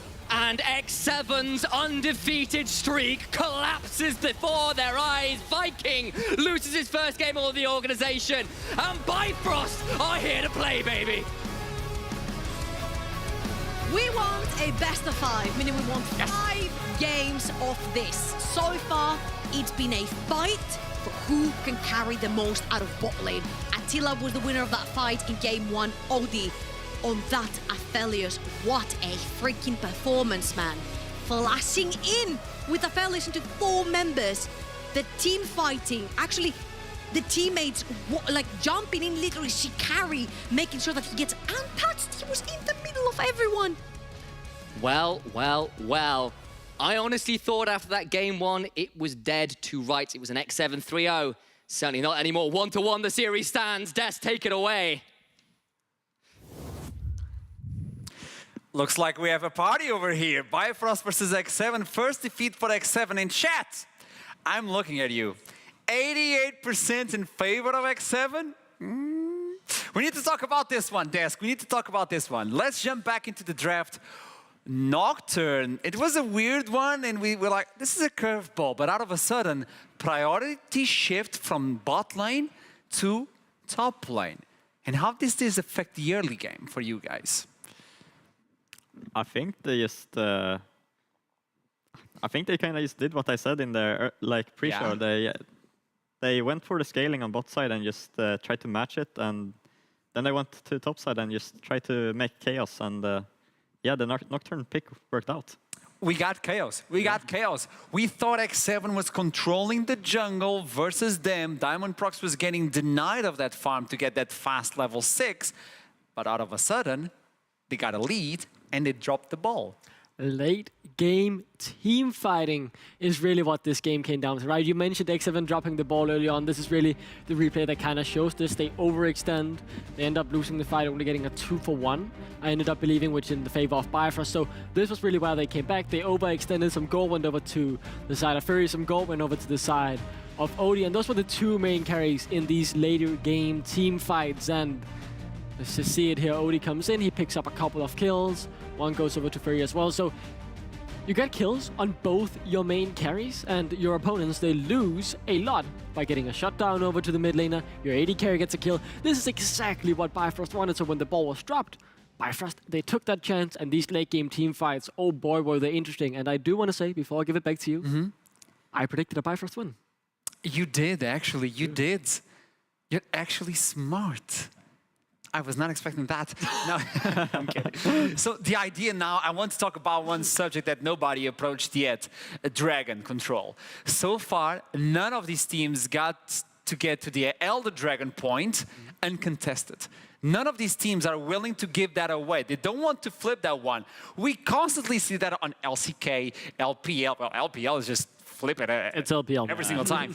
Even LEC, they're not allowing it. They're like, we want to take control of that objective. And so far, nobody let that one slide. Yeah, it's kind of like these teams are thinking they are playing on patch 12.14 because Drakes have been buffed in that patch, and the priority will certainly increase, but the teams here, you can see it. It's 2-2 in the Drakes. This was the fight for the 3rd Drake, so this is sole point for Bifrost in the end. It ended up being 3-3 in the Drakes, and talking about the late game team fights, I think it's important in this replay because it was simply up to the carries of both teams. Whichever carry stepped up, got the big play. Here, it was Tempt with the 3-man Emperor's Divide. We have another teamfight replay as well, where it was Shikari and Odie who got that, and we'll look at that later on. But Not yet.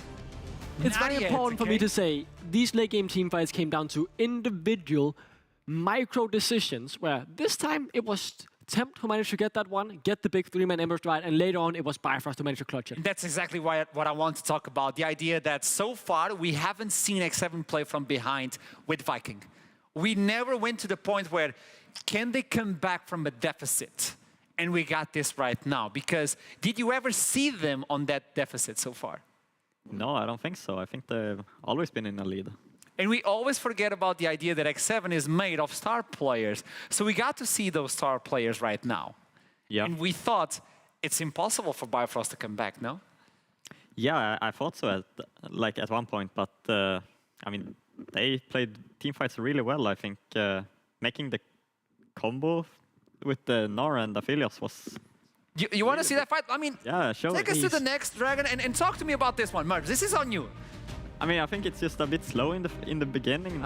People are taking position, and then I think Nocturne ulting in here is a big mistake, because he keeps giving Seri stacks on his ult. Or it wasn't activated actually, but yeah, now they just keep chasing into a Mega Gnar. They know he has flash.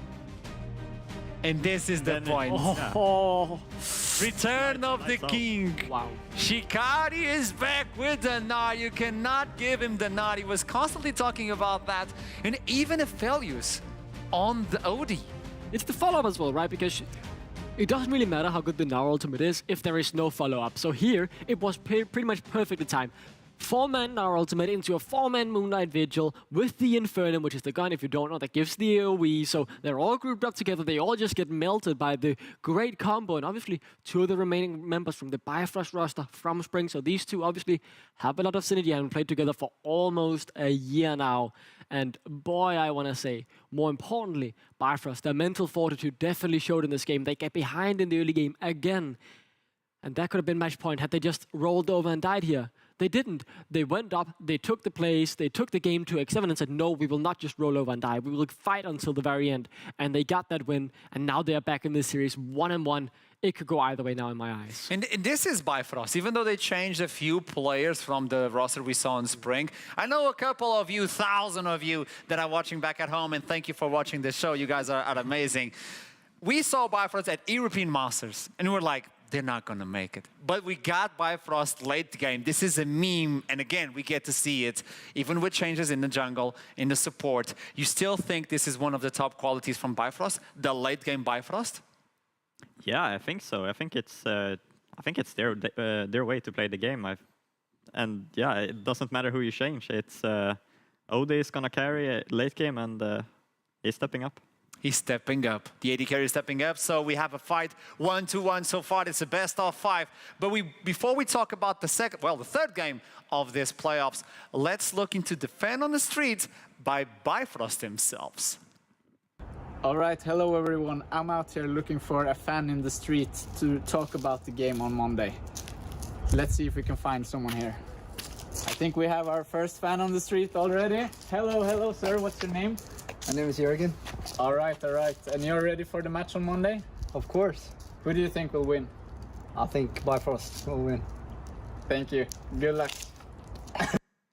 Okay. An If I actual was fan on the street. YouTube, I would go on comments and everybody would like, stage, this is stage. No, but this is good, this is good, this is good. I know there's some sort of planning for another day during the week about a fan on the street. I don't know what you're talking You have about. no idea what you're talking about? No, I have short-term no memory idea. loss, so I'm not too sure about that. Okay, so I want to pick on that memory and yours as well as we look into the third game of the day. This is really important. They didn't roll down and died. We were talking about this. Bifrost are taking a stand versus X7. For the first time, Viking lost the game with X7. Could this affect the mentality of X7, Merbs? I mean, I think it could, but I don't think it will. I think they are too much on an upwave strategy. Oh, yeah. And I just think they are still gonna take it. But yeah, I like what Bifrost brought.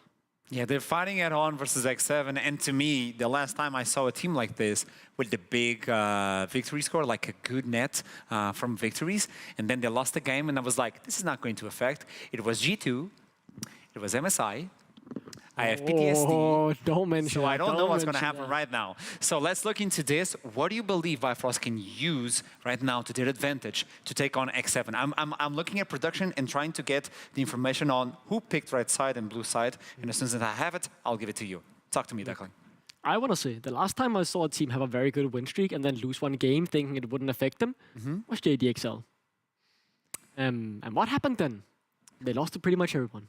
5-6 games in a row. You don't need to do that, okay? I'm just saying, that's There's the last time I remember a team that looked very good losing. I have the information right now. Okay, give it to me. X7 picked a blue side. Okay. So it's going to be the same as we did on the 2 previous games. Why do you think X7 would pick blue side? What is the advantage for blue side? Is it the Zeri? I think it's the power picks, yeah. And I think the series is looking fine for them. But I like what Bifrost did this game with the Aphelios and Tamkench. I think it's something that actually works into Seri. So I don't know if they are going to go with the same or if they're actually going to change something up. Because you either allow the Zeri to go through, but then you have to think about, do we allow the Nocturne? Do you think the Nocturne is a problem right now? I don't think that was the biggest game changer. Okay. I think the Nocturne had good use, but that was only because so many other meta junglers was banned. So, I mean, if you remove the Vi ban or remove the Trundle ban or something like that and then ban the Nocturne instead, I think the Trundle still works perfectly fine. I think the Wukong, if they allow that to be open, will definitely be picked. So for me, there was already so many bans on the jungle that I don't think you can find space to it without opening up for another jungler that can succeed in pretty much the same sense. So the first loss for Viking right now, and let's see how X7 can deal with Bifrost or the opposite. But before we go into Champion Select, we want to know what the experts at the chat from Twitch are saying right now. Show me those percentage. Yeah. Second game, you guys were 88-12. Wow. Oh, wow. All of a sudden, Bifrost can win again, guys. Oh, the tables The have recency turned. bias. Who would have thought It's it? almost like the first game. Yeah. It almost seems like you guys are not believing. I mean, this is like, oh, Bifrost actually knew how to win. I have faith in the game. I always had. And all of a sudden, you're like, we know. Only 12% of you guys believed when they were down and out. Only 12% of you are real Bifrost enjoyers. The true G's. This is disappointing. You can't just come back being like a glory hunter. Oh, they won a game. Yes, I have always believed in Bifrost. I am the biggest stan of Bifrost, please. Like, you can't do that, man. This is dirty. I'm looking at the 12% who did it last time, and those are the real heroes. Chat, you know his at Twitter, so attack him if you can and make him suffer. Now let's talk about the third game. We're almost ready to go into Champion Select. What can you expect? I just want to get like quick mindsets of this one. We're 1 minute away, almost that, before we jump into the third one. I know Bifrost are now on a good ride, on a good wave. What can they use? Do we get to see the Gnar again on the Shikari? Yeah, that's exactly what I'm thinking. The Gnar, super important. We've seen both teams succeed with it. It's a strong blind pick, so you can pick it early and allow yourself to get another counter pick in the late game or in the later stages of the draft. And for me, I also want to say, either getting the Jinx or the Aphelios, the meta shifted towards those two again. We know Odie can have some success with them. We just saw it last game. We saw it throughout the entirety of spring 2022. So, you know, just pick one of those two. Okay, what about you? As an AD carry, you favor the Aphelios in the Jinx nowadays? Yeah, I think so. I think the meta is just a bit random at the moment. I think you can play literally anything, and I think you can just do whatever you want. And I think that they're not gonna first pick the Seri anymore. I think they're just gonna maybe get the jungle and or something and wait with the ADC. And maybe they can play for the early game on the bot side, because we did get to see the Draven being unreleased, not banned. Yeah. And it seemed like X7 didn't win for that one. They didn't bite the hook. So let's see if X7 picks an early game for the bot line, and they still play for the bot game as they did on the first game. What else Bifrost can adapt to that one? We've seen Adi and Azir on the mid lane so far. No other mid laners. Talia has been banned, and I don't think that ban is going to change, right? No, I think Talia ban is super important. Like, if you give that to Temp, First of all, he's very good on the pick. Second of all, he's going to unlock the map and really make it hard for Bifrost to play the game. So to me, that ban has to stay. The Puppey ban has to stay. We saw how much more of an impact Viking managed to have on that champion. And the Yuumi ban, just because Yuumi's a very annoying champ and we don't like seeing her. Thank you. Yes, that is something that we can all agree upon. And if we do have Yuumi on the chat, like mains of Yuumi, can we ban them? I'm going to go out and ban them. I'm not on the stream. I'm going to go out and ban them. I'm sorry. Just do that. Talking about making our moderators work, give us your predictions on who do you think is going to win. Don't listen to him, okay? You're allowed to change some sort of mentality. As we jump into the third champion select of the day, it's my time. I hit the button. We're going to do this right now. Yeah, chat. Now here on NLC, we do have the button for you guys. We're not going to make you wait. So third game of the day, X7 versus Bifrost. It's going to be the Talia, the Kalista, the Yuumi, the usual... Oh, they changed. See, that makes sense. We saw the OD late game performance on Aphelios, and that to me, I mentioned it, leaves the Jinx to be the obvious choice. If they ban that as well, I'm excited to see what OD will be going towards. Maybe the Caitlyn, who's been buffed in 12th, 12B, could be playable. But the bans, I like that they're sticking with the Wukong. We know the strength that Bifrost have with that pick, so very good ban so far from X7. I'm pleased. Sivir as well. I was expecting to see Sivir more often on this playoffs, but that yeah. means the bans have to change from the side of Bifrost. Someone here, either the Yuumi or the Puppey or the Draven, will go unbanned. Which one will it be? I honestly prefer the Puppey ban here, or maybe the Yuumi's important enough to not allow the Yuumi Sari to really come through. It's a hard choice. They banned the Sari actually instead, so Yuumi's left open, Draven is left open, the Puppey is left open, and the Puppey is the main thing for me. The Puppey's open, it's... Yeah, just first pick it. Why? It is a priority for Viking, but if they don't ban the Puppey, it means they need an answer. They can favor now the bot lane, maybe? I mean, to me, what is the jungle answer? It is definitely not the Trundle, and the Jarvan doesn't really work into it either if you're looking at it in that way. I mean, the Nocturne could work because you won't get stopped in your ultimate, from as far as I know. No, you don't get stopped. Yeah, so you don't get stopped in that, so you can actually close the gap and can still get the engage, no matter if Puppey's in the air. So I think the Nocturne might actually be a pretty smart pick here, but I like the very first pick here on the Gnar. We saw how important he is in these late game team fights for both teams in the first and second game, so bringing that back is completely fine in my book. So that way you already know the top laner. You can counter that as X7, but when it was Bifrost playing on the first game, they counter-picked with an Ornn versus an Gnar, so they wasted that one. Maybe they're trying to savor that one for Fury on the mid lane, for an assassin. Fury, I'm looking at you. We need an assassin. That would be interesting to see. GP was banned most of the... well, 2 games in a row, and he's finally unbenched versus the Gnar. What is that face? That is this very quick Silas lock-in as well. That is a huge denial. Permabanned as well. Yeah, permabanned, and we know Fury is very good at it, so that is now taken off the table. It means you're able to steal the Gnar ultimate as well, which is very, very strong because it has, if you didn't know, incredible AP scaling. So first of all, you don't have to Gnar out in terms of having the rage bar stacked up when you're Silas, plus you deal a lot of damage. Second of all, you can also steal the Tim Kench ultimate, devour your own carry in the late game teamfights if it's needed, but I very much like the Jinx here. That means OD is back on one of his 2 spring champions that he had a lot of success on, so happy with that, but I think X7 have a good draft so far as well. Let's break it down, because now with the Silas, I don't see Fury going for the Yari. You don't go for that one versus Silas. It is almost like a counter pick. You see the Jinx. You're an AD carry. By the way, it's an AD carry for Vani. For those of you who are not aware, this is Merbs. There you go. Merbs, you see that Jinx. What do you pick? Honestly, there's a lot of ADC bans here. Give you some ideas. I guess just roll back for the Ezreal, and yeah, I think it's something Attila is very comfortable on, so yeah, I think that's the approach they will take. Maybe they can ban it as well. If Bifrost look into that one, the champion pool is going to be devastated for Attila. Maybe, there you go. He may be forced to go back to the Varus that he once played before. Maybe? Tristana. If we are really grasping at straws. That's what we are, because they themselves, like X7, have banned 2 AD carries. Versus a Gnar? All AD carries banned from the side of OD. And that's the thing, right? The Tristana is nearly optimal. It's the fact that the AD carry pool has been trimmed so much that we're sitting here, okay, we know he can play a lot of Tristana, and if he wants some, power early game, he could go for that. The Ezreal has been removed, right? That's what you mentioned. And I'm gonna stop the AD carry talk, because that would be a Viking for not the Viking, but for Diamond Procs instead. And are you gonna do it? He does. The Mad Light is going to do it. So Diamond Prox picking in the Viking versus Viking. This is something I was not expecting. Do you like this pick? Yeah, I think it's good against Poppy. I think you can actually threaten her and fight her in the early game. And with the ult as well, you can just stop so much CC from her. But it's another ultimate that Salus can steal away, and then you're unstoppable as well. You don't care about the Tom Kench, you don't care about the Nod as well. This could be... This is picked. It is a Seraphine. Yeah. It has to be support. No way. You're putting Attila on the Seraphine? They could really be flipping the script here. If they lock in that Bard, that is a Seraphine for Attila. And if you don't know, guys, Attila, normally known for the Draven, for the aggressive AD carries, for taking over the lane, and that could be a center locked in, so he could be going on the center. Yes.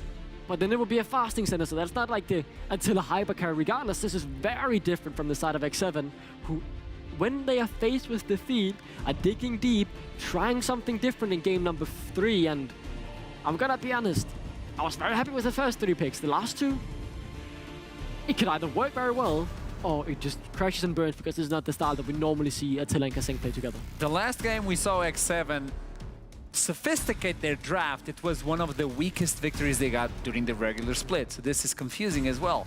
They're taking on Bifrost. Bifrost, I believe they're comfortable. There's a lot of ultimates though for Silas. So this is kind of a... I want to know the percentage and who do you favor? Not the Twitch percentage, your percentage, Merbs. I'm still gonna give it 60-40, I think, to X7.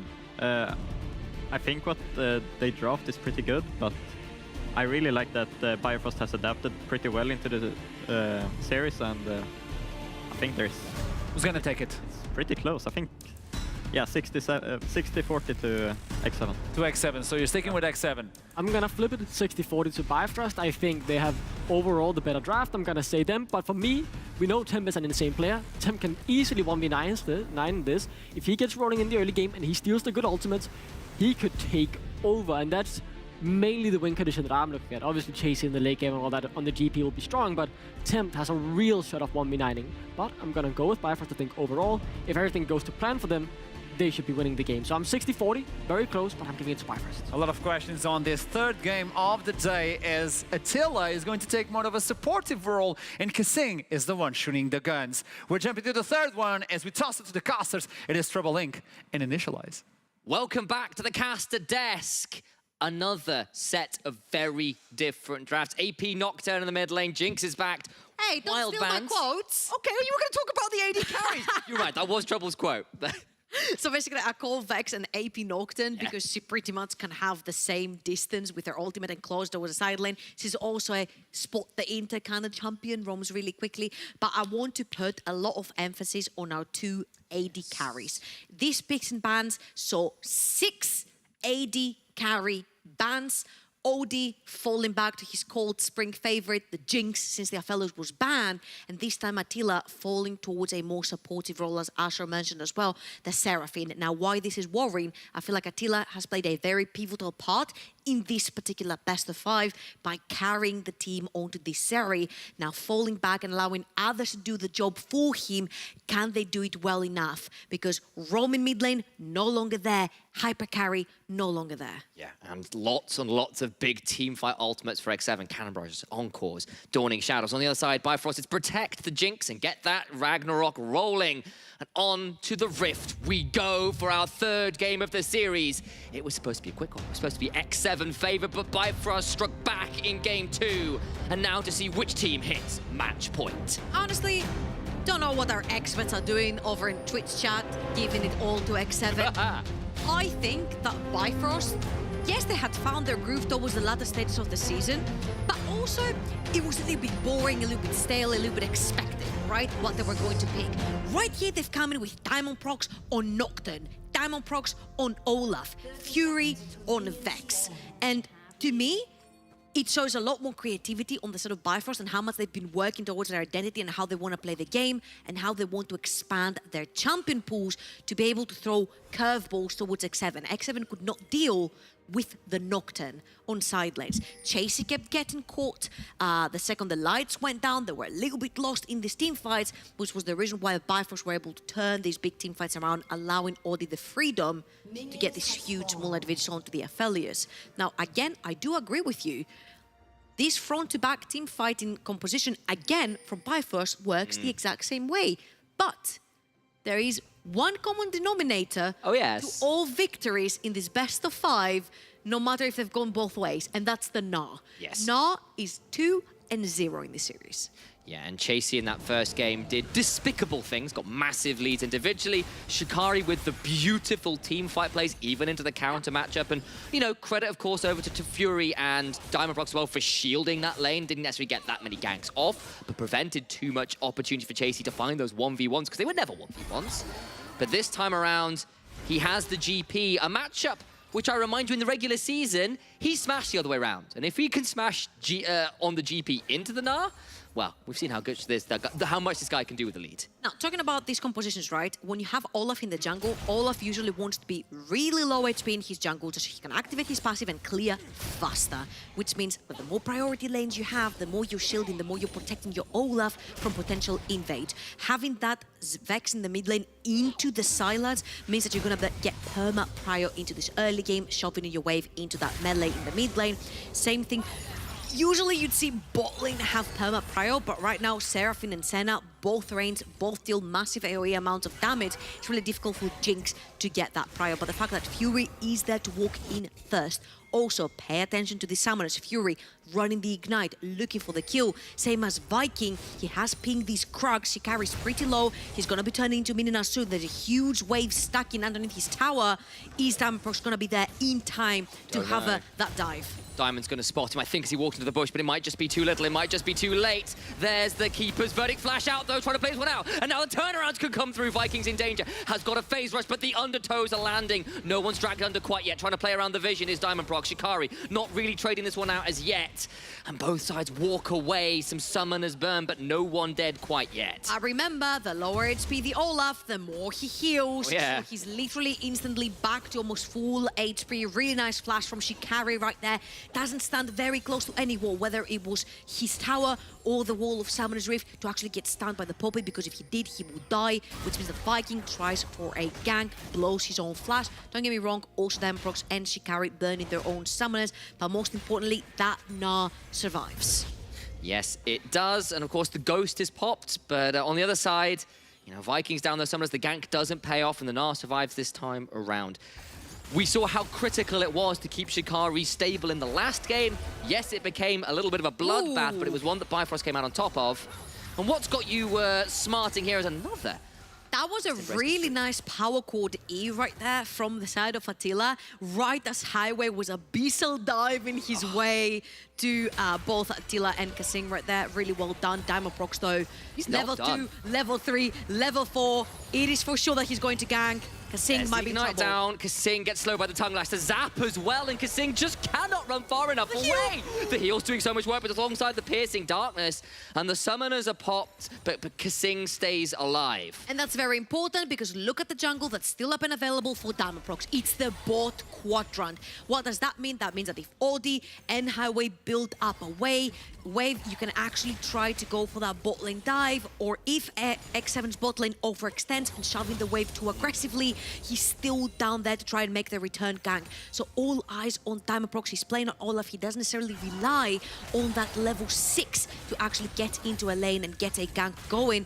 And right now it's going to be Bifrost spot lane. They're going to shove in the wave really quickly and get back onto the map first. Now, what does that mean? Always when we have a lane reset first, we're looking at these supports. Where do they go? Usually, they're going to be going towards that mid lane. But with Fury also back in right now, I'm not expecting Highway to go on to any expedition. Not quite yet. Fury's actually staying though. Yeah. So as you can see, Highway, he's going to be heading towards that mid lane tempt. Half mana, half HP, Diamondprox also hovering from the top side right there. So Fury managed to get a fear. Woo. Nice dodge. Just about avoids it. The Doom and Gloom passive doing its work here. And of course, Silas does do a little bit of dashing, so relatively easy to stat that one up. But now, with the level 6 available, can hijack and find his way on board the Vex Express, perhaps without a ticket. and do what he can to make this. I like that. I do love that one. So many. I need a High Noon Siler skin now to make the train robbery a little bit more appropriate. There we go. Still, as it stands, a little bit of scuffling around mid lane, but nothing too much more to write home about. And I will take this opportunity to remind people we have some wonderful hashtags here in the NLC. Hashtag NLC Pets. Tonight, going to be watching and cheering with the whole squad of NLC Pets for my good friend, the Diamonds, playing the best of fights. Edward, of course, legendary support player of Gambit. The all good Gambit and Moscow 5 days, Clearly where these two guys were playing together. Talking about playing together, Prox has been playing together with Shikari a lot. Oh, yeah. Especially after game 2. Here we go again. Ooh, nice shove. It's going to be the wall up afterwards. And Chasey, yes, you've got a flash. Yes, you've got a cannon barrage. But I don't think you've got anywhere to run. The Undertow lands alongside a reckless swing. Diamond speeding up with the Ghost. I don't think Chasey's got anywhere to go but the grave. First blood, Shikari.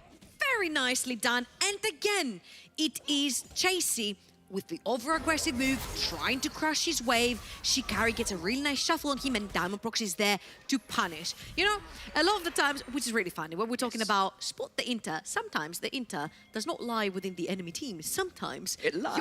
It lies within your own team, and your teammate might be having a happy game like Shikari was in game 1. Diamond Prox has made sure that he's shielding now Shikari with every possible scenario. When Shikari got put ahead in the previous game, when he survived laning phase, he was able to put this huge Mega Nast team fight that completely set up for all this success to carry the game. So yet again, Diamond Prox knows that if he does put this Snar ahead, Shikari's team fighting can actually win them the game together with Orly. Absolutely, but of course, at this point in the game, level 6 has started to come through across the boards, and X7 have got themselves some nasty combos. That's still the Shadow Surge landing. Does Fury take the option? Remember, still some ways to turn this one around, and they decide against it. The ultimate is popped, but not followed up on. They're forced away from the Dragon, and the Encore goes wide. Diamond now going to try and take this Dragon. It will be a contest. Mistral Bot flies round, but that is the Dragon secured. Another kills come through as the Poppy is deleted. Viking kills Viking, and the Tempt, of course, is going to have to flash out as well. Kill, Dragon, and a load of ultimates missed. Bifrost, very well done right there. Attila missing with the ultimate is huge because that's your one team fighting tool when everybody bunches up from the side of Bifrost. And the fact that Fury hits the ult but doesn't take it creates a lot of confusion on the side of X7 because you don't know. He chooses to go in. You need to be ready on your trigger with his ultimate. If he doesn't, that means that he's actually zoned you out of the fight and bunched you up, which is exactly what he did. Yet again, all the tools on the side of Bifrost are working so freaking well, like a well-oiled machine. Shikari doing his job in the top lane, getting that attention from Damprox. 2 early ganks have netted in 2 early kills for them. Fury perma-shoving Tempt in that mid lane. The fact that Tempt cannot roam is putting X7 behind in the early game. And as for Oddie and Highway, all they have to do is just scale into the late game with the Jinx and the Tamkench. Fury is a player we had a lot of critique for in game 1, but this last game, of course, and this game as well, he has played really well. And this is a player we've seen some ups and downs from across the split. Someone we've not seen as consistent. But right now, he's turning up when it matters. And this Vex right now, definitely doing well in the lane, is in a position to be able to impact the rest of the map alongside Diamond's Olaf. So we've been talking a lot about the impact that Viking has had in X7, right? We'll be hearing their voice comms, everybody's really vocal about it, but it hasn't necessarily just been the fact that Viking does the proactive plays for them. It's more that X7 has a plan, and that plan relies a lot on Tempt roaming the map, playing through side lanes. Now, Fury has had him pinned in mid lane the entirety of this early game, which means that X7 is slowly falling behind. Damaprox has his sights on Chasey again. Chasey no flash. There's no flash, there's a cleanse, and that's about it. With the oranges to throw down the cannon barrage, but it is really just a 21-gun salute to his own demise. Down with the ship he goes. But look who's coming up. It's going to be Tempt and it's going to be Viking, but that is a very late roam right there. Look in the mid lane. This whole wave is gonna go to waste. Fury is gonna cash in on one tire plating. There is no TP for Chasey to catch this wave. So that roam was really late. And actually, Tempt himself is gonna have to burn his own teleport without actually backing and going to base. Which means that your tempo when it comes to TP is down. Fury doesn't mind. He has the ignite, he wants to kill, but right now, the fact that Tempt didn't buy any items, he just came back with the same strength, is really important because it means that Vex can actually really hurt you. Vex says, get away, Chainman. I have some personal space you must respect.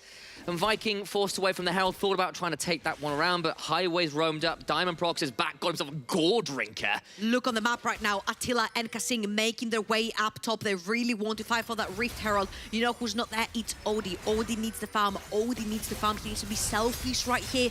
So Bifrost might actually have to let the Rift Herald go, and that's exactly what they're going to do. You'll see Diamond Prox walking towards the bot side of the map, potentially maybe find the chickens that are going to be spawning right now. Really nice response right here. Still whatever you can. Or actually, they're going for the bot lane dive, which is going to be spotted by this ward. Oh, the lens didn't pick it up. It's going to be too late because at this point with a Gore Drinker and a Ragnarok, Attila has got nothing to work with. There's a teleport from Chase, it's just not going to matter. Shadow Surge comes in and Odie picks up his first kill of the match. Very, very clean. If Shikari now also TPs maybe into that mid lane tower, they can actually save it because the Rift Herald has gone to the side of X7 and they need to defend right here and right now. Shikari is making his way indeed towards the mid lane tower. You cannot let X7 take too much tempo, too much gold back.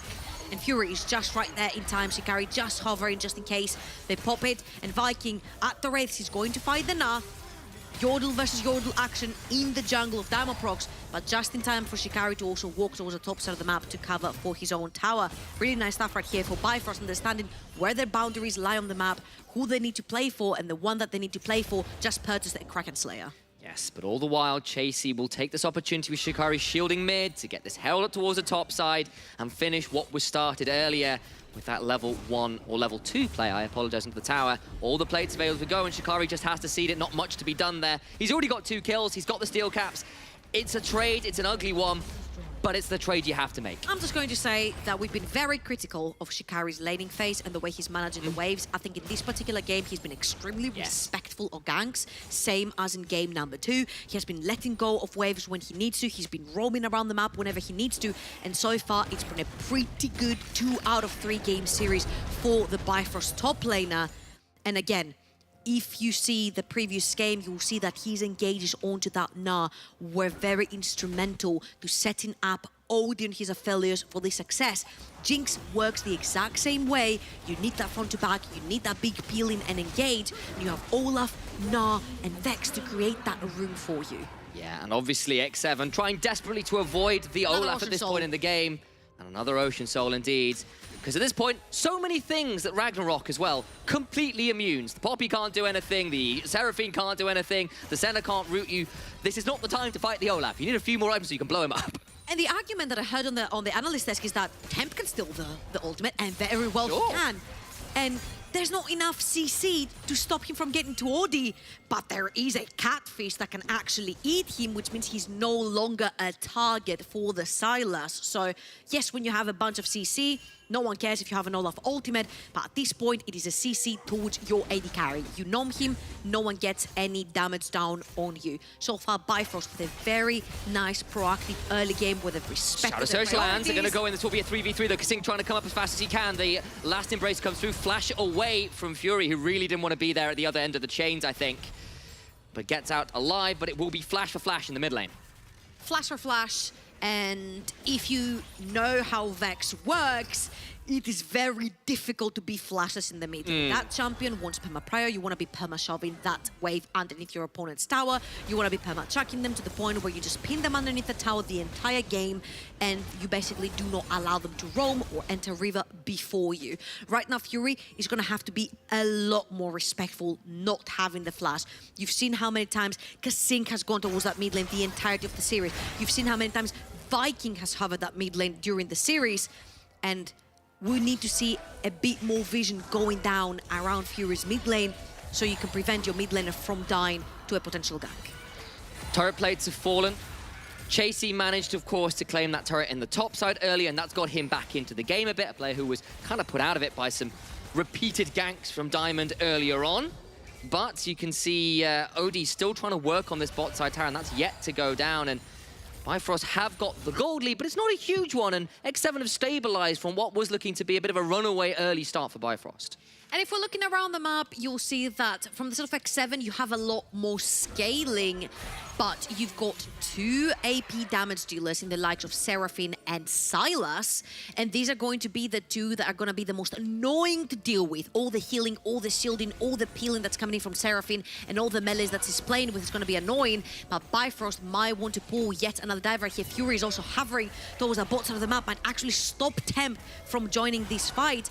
You don't necessarily have to dive right here. All you have to do is push X7 off of their tower. So it's going to be very dangerous. Shadow Surge afterwards. Temp's going to try and make this one go in. He'll Ragnarok his way onto the afterlife. Odin will celebrate him in the... What's got you? What? Look at top lane. Chasey had to TP to try and save the potential scenario, but right here Shikari is left all alone in the top lane. He's going to shove the entire wave. That means that Bifrost get the kill, they get bot lane tower, they'll get mid lane tower, and they might get top lane tower all in one play. Bifrost are playing so well across the entire map, and they're choking X7 in their own early game. Absolutely. The stolen Ragnarok removes those resistances still, and he fell apart there, did Tempt. The lane on the top side as well going very well for Shikari. Can't quite secure either of these outer turrets in the soul lanes, but they are very low. Very close. And right here, you're playing against the Sylas in the mid lane. Unless you have the Seraphine mid and the Senna to perma-shove, if Sylas is there, that means he has to walk up to the wave, which means that he's in immediate danger of dying. So that mid lane tower is not so much of a hard catching dream as if you have a mage in the mid lane. And right now, Bifrost can put their Jinx right there. Good dodging shoes. Ooh.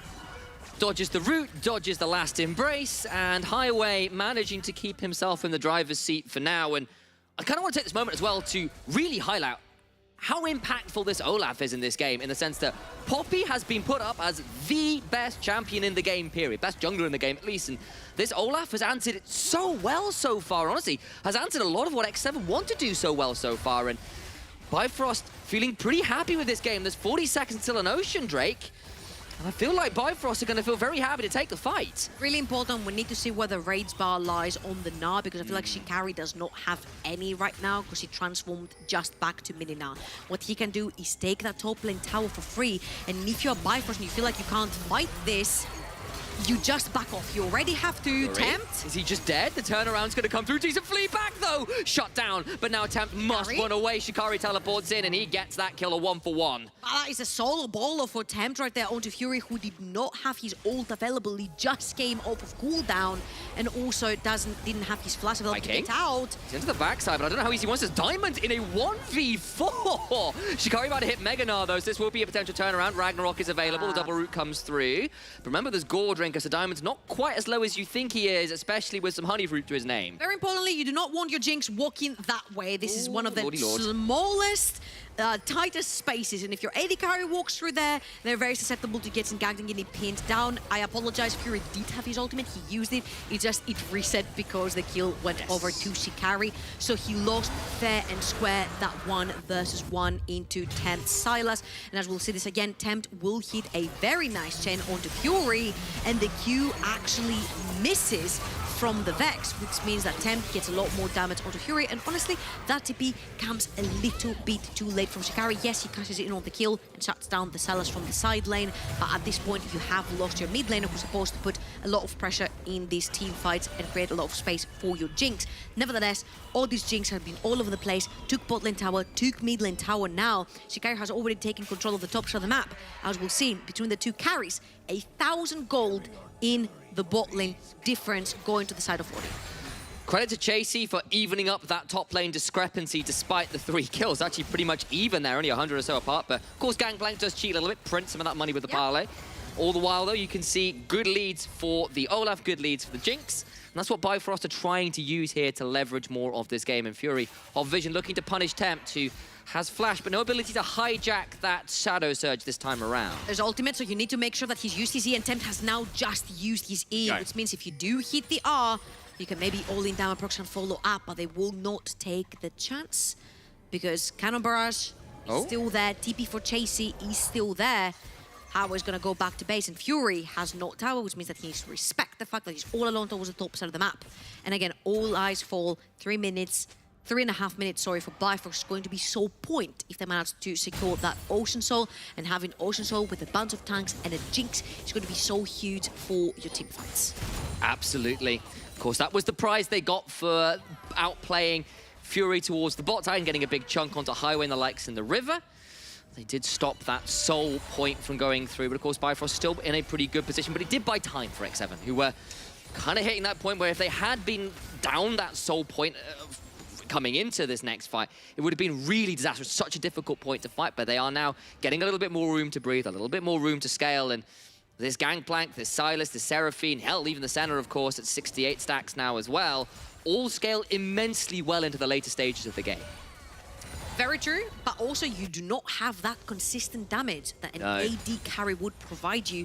Yes, Chasey does a lot of damage onto this Gangplank, but you need to make sure that your barrels will 100% hit for you to do the damage. Odie, all he has to do is right-click and allow his team to create room for him to actually stand still and put down the auto attacks. So this is a battle of endurance. If X7 have enough shielding and healing and survivability through these fights to play the back and forth, get Bifrost low enough in HP bars and shove them out of the fight, they win. If Odie gets one reset, they're gonna run X7 down. Do what they can. All the while, though, this mid lane turret goes to go down as Highway gets forced away, but Viking taken very low by the towers himself. Might have to back away the undertow just wide.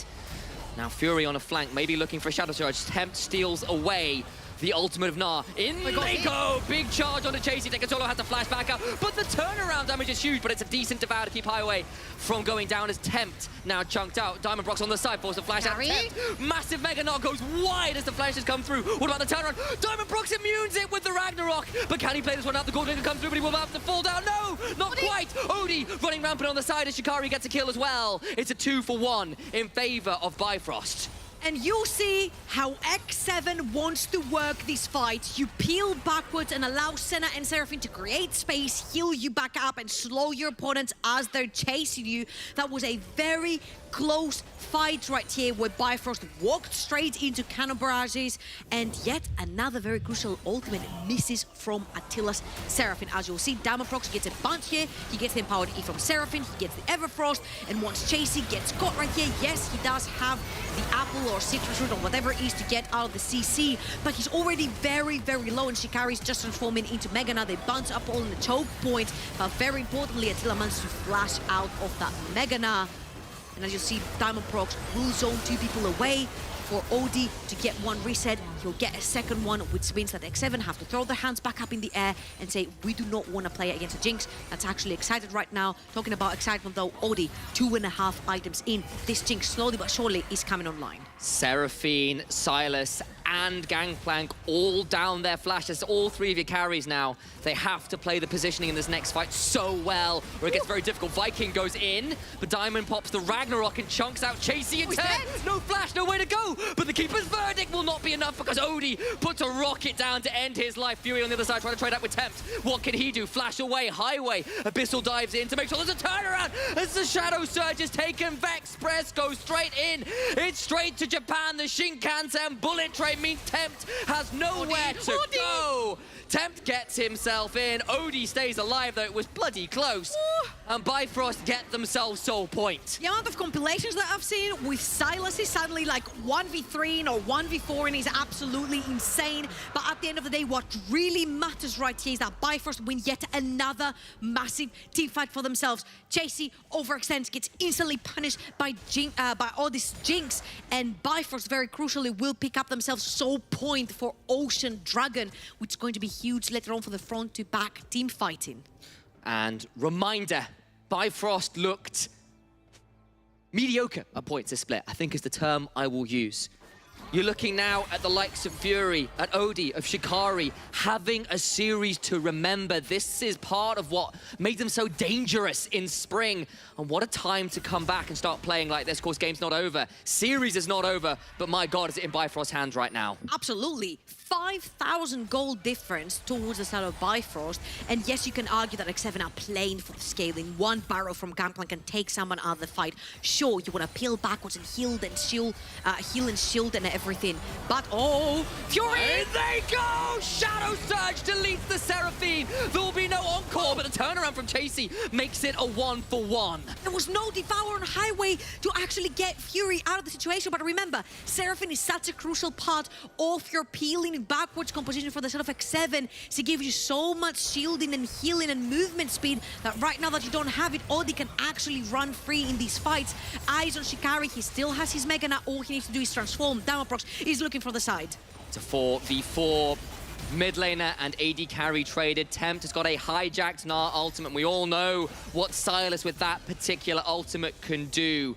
Still, this is a game that X7 have got to battle against. You can see it in the momentum beater. It is Bifrost that feels so in control of this game. They've got a soul point to play on. They've got a 4-0-3 Jinx. This Jinx, honestly, in the pregame when we were sort of chatting before the death threw over to us, we said, look, Jinx in this meta against all these things that could potentially pick her off. Turns out it doesn't matter. They're just going forward faster than X7 can turn it around. If your name is OD11, you are entitled to Here is picking one Jinx. free Jinx game. You're picking Jinx and Aphelios. Oh, you freaking won. Even if the meta is solely Mages and Enchanters bot lane, this guy is allowed and entitled to picking Jinx and Aphelios. Thank you so much for bringing this up again. This guy's quite good. This is the damage per minute that he can do.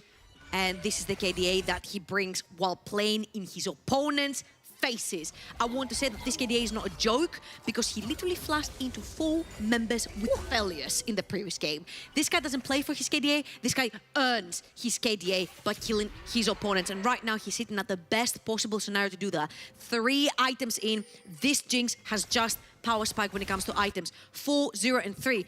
Also props to Shikari. Yes. Getting that Gnar and making it work for yet another game in a row. 2.5 items on his behalf as well. 4, 0, and 1 yet to die. So all eyes on Shikari's Mega Knight ultimates and how he can find those, creating room again for Oldie to shine. And the angst that Vex will be outputting, about to get significantly more emo because, of course, she's just picked up a death cap. All the better to be as difficult as I can. But Fury actually now in a difficult position, getting rooted up, might actually be traded out. The moment I praise, the moment I talk about it, take it out. Tempt finds the pick.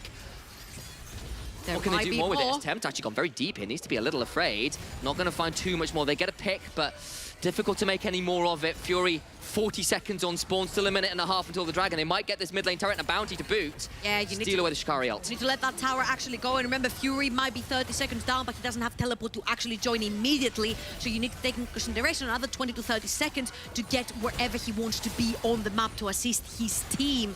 Fury overextends, instantly punished by X7, and X7 very crucially get that mid lane tower. Mid lane tower means more vision into your opponent's jungle, and this is what X7 actually need to start contesting for the next dragons that will come up, that will ring soul for the sort of Bifrost. Might I remind you, last game this happened, Bifrost ran it for Baron and allowed X7 to get the second dragon of the game. This time X7 are quick to try and turn this one. A flash from Tempt won't quite secure it. Abyss dive away, but now Diamondprox has to Ragnarok away. Tempt gonna try and turn this one out. Has got a Mega Knight, and the Ragnarok has run out. They're gonna get him into the wall. The jungler about to die. Nowhere to go, even with the Gore Drinker. Smite is dead, and Highway was not there to devour him. Okay, but I don't think this nets X7 a Baron yet.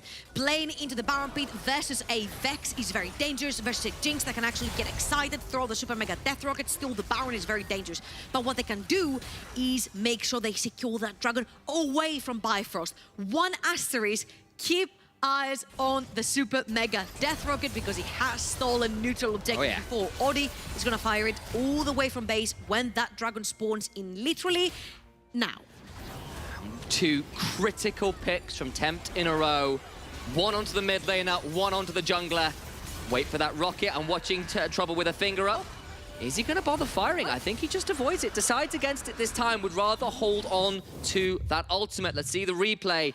Because Tempt just goes balls to the wall but you see that Bifrost want to play front to back. So literally when your Tahm Kench is spread away from the Jinx, when you see Diamondprox having to pop both his flash and ultimate to get away from 3 members from X7, you lose your smite, you also lose the front to back potential right there, but the flash from Tahm Kench is really huge because a lot of the times you allow your AD carry to overextend, you flash eat them, and then you speed them back up in the back line. That is very huge, especially with how aggressive Oldie really likes to play on the immobile carries. Now with the bounties collected, X7 are only 1,000 gold behind, if that. They've stopped the soul going down twice in a row now.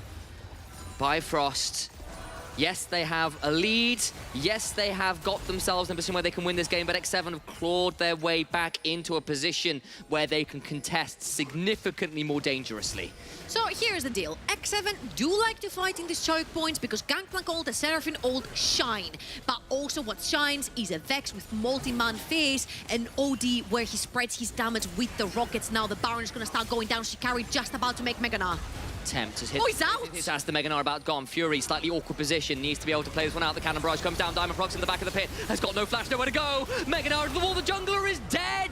Bifrost forced away from it, now the turnaround. Viking about to be traded back. That's now a 1-for-1. Shikari has to go at the back end of the encore. Only leaning really on to Highway. Tempt on the side is on to Shikari. And Odie and Fury alone are trying to trade this one out. Shut down, and X7 are right back in it. We've been praising Bifrost for the team fighting, and the past two have been absolute chaos. You overextend, you make a mistake, you take the wrong step versus X7, they're going to punish you. Fury is gonna stick around to try and potentially maybe still right there because Viking is down, there is no smite for the set of X7, but they are going to secure with Tempt Silas, and slowly but surely these carries for X7 are starting to come online. The Gangplank on 3 items, Silas on 3 items, add all the shielding and healing from Seraphine and Senna. These guys are invisible, and yet again you'll see Diamondprox stuck into the Baron pit. But what is very crucial is that Shikari, you're engaged, he's out of the fight, and he doesn't join until Diamondprox dies. And even when he does,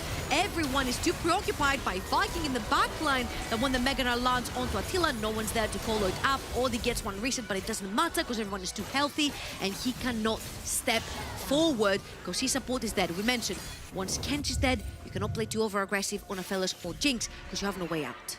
Tempt has found a way back into this game. He has been a monster in this mid to late stages, from 0-3, practically, now to the 4-4 with 3.5 items complete. Baron to their name, and X7 now with a gold lead in this game. And a lot of those items are in. So much continual sustain, really, between the Seraphine, the Senna, the healing from Silas. So hard to blow up these carries. And very importantly, level 16 means 3 points in someone's ultimate. Chasey, level 16 on the Gangplank, the Cannon Barrage, Shikari with the Meganar. We're looking for Fury right now and Odi to hit a power spike. Chase is getting chased away by the AD carry of Bifrost, and Bifrost really seem eager to try and defend that tower. They're going to have to fall back into their base, but Diamondprox has actually sneaked himself in. I don't think he's been spotted yet. Do they overshove? But X7 are wise to the potential danger and don't recall, or rather do recall, but Tempt and Viking have stuck. That's 2 people now. They're in danger here. Is there even a chance for something like a teleport? Shikari decides against it, and Tempt and Viking just get to walk away, despite being split off from the rest of their team. Now, if you look at the top, right and left of your screens, 1 minute for Dragon, 1 minute for Baron buff onto X7. What X7 can do here is actually shove in the lanes and get priority and vision on the bot side of the map to try and fight that Ocean Dragon. Eyes on Senna stacks as well, quickly nearing 130 stacks, very much online now, while they were lacking in the AD carry damage before. That's pretty much an artillery piece in for this 2-item Senna as well. As you see, Bifrost right here. Ooh, as Fury throws out the ulti right there. Really important for Vex to be able to reach that backline. Bifrost are really looking for that entrance into the river, but they're stuck into choke point. He's being knocked out, knocked down. Support is dead. Highway caught out in a mid to late game scenario. We've seen that a few times before. Tempt, stolen Gnar ultimate will run down this to Olaf, who's trying to heal up. No! No, they won't, as Odie gets the shutdown. He's still alive. Fury on the side, though, is left out to dry, has to flash out. Shikari and Highway traded for the mid laner. Odi refuses to lose this game. Bifrost keeps overextending. They don't understand principles of how to enter the river and going through a choke point. We said it. Gangplank, Seraphine, Senna, you do not want to be walking through choke points, especially since Highway is the win con, or whether his AD carry can play the team fights or not. Highway goes down, Odi cannot step forward. And this has been mistake over mistake from the Bifrost support that has cost them 2 team fights in a row. As you will see here, Highway walks in, but Shikari is in Minina form. He's not in no way, shape or form ready to fight this. And Tempt with a hijacked Meganar will shove 2 people onto the wall. Luckily for them, Odi will bail them out from a game end again. But this gives yet another Dragon over to the side of X7, and this time it's going to be sole point for them. Into the library, Attila goes and he pulls out a very dusty tome with 10 stacks in it, Medjai's in him, Seraphine. 4 items nearly complete for Tempt, of course, between the Oblivion Orb and the Blighting Jewel, 2 very important and powerful components to his name. 4 items, including Infinity Edge for Chasey, though, is the real danger at this point. These barrels are going to be hitting really, really hard at this point in the game. And yes, Odie at 4 items himself is a danger, but his front line needs to survive long enough for him to use it. Mind you, right here, he only has Megana because that Olaf is not as tanky as you think, and Highway also melts. He's level 13 versus 17 Gangplank, 17 Silas, and 16 Seraphine. He's literally 3 to 4 levels down of the carries from the side of X7, which means that if this Tamkens steps forward, he's going to get almost one shot like we saw in the previous fight. Now again, if you want to turn this around and you're Bifrost, you're looking for one of these big wombo combos. Fury with the ultimate from the Vex into Shikari's Megana. Shikari's gonna try to jump. Megana is gonna go mini, and Fury has missed ulti again. Struggling in these later stages with the Vex. Him being caught a couple times was part of what led to X7 mounting this comeback. And now they are in position really to strangle Bifrost out of their half of the map, strangle them into Game 3 where X7 would be at match point despite what was looking like a very comfortable Bifrost early game. As we look into the inventories, 3 to 4 items completed very crucially. Chasey went back to base, purchased the stopwatch. Stopwatch also for Shikari. The teams know that this will most likely be the last fight. If someone gets caught, game is over. It's 37 minutes into the game. Huge death timers. Teams can actually push into the base and end the game. 10 seconds for Baron, and both teams will want this one to end the game. Sieging is the name of the game, but the fact that they're gonna want to fight for this fight means that whoever ends up winning gets the Baron, gets to end the game. This is why it's so crucial. Look at all the control wards for both teams. Look at all the stopwatches for both teams. One for Kasing purchased as well. Eyes on Tempt, Silas now looking to try and secure the Skullcrab as Diamond Frost is swapping out, but in the mid lane there's a bit of a scuffle beginning. Big chunk onto Chasey, Shadow Surge lands, will they follow through? Not quite yet, bopped away by the Keeper's verdict. Will not be able to follow up super easily. Now what about the turnaround? Viking goes in, but that's very deep. Lots of healing to try and turn this around, but he's being forced to flee by the Doom and the Gloom. Turnaround though as Tempt goes in, will not find the angle he's looking for. Solar Megnar isn't the best, Tempt has now go golden himself. Viking solo flash from Highway, can't secure the kill. The shielding, the healing, Odie is dominating though. The first kill comes through, and the excitement is real. Shikari with the Megana for so many flashes, but no real hits. They're still going to get a double onto Odie. Gets this the pentakill angle. You have to begin wondering. Needs an auto, needs a zap. It's still Diamond Proxy gets another kill, and the kill streak will stop here. But finally, Bifrost find a winning team fight after 3 they lost in a row. 60-something% believe that X7 will win this best of 5 really easily, and Odie says no. Back to back to back, they've lost best ofs versus X7, and now they're putting their foot down, and their AD carry is one of the most pivotal factors in why this is happening. Bifrost are gonna walk away with that fight. Bifrost are gonna walk away with the Baron. 45 seconds for the next fight, which is going to be the Osel, and let's watch this again, because Fury right here has no ultimate, which allows Viking to go in thinking that he has no threat, and Tempt finds a Megana onto no one. There's no walls around to stunt anyone, and Tempt is left alone in the middle of everything. He will end up going down to Odie, and once this Jinx gets excited, we said it, once this Jinx gets that passive rolling, she's going to run down the entire fight. That is a 4-item Jinx. She will keep mowing down, and Highway, very importantly, that Tamkens staying alive allows Odie to step up like this and take down the entirety of X7. Now, 5 seconds for the Dragon.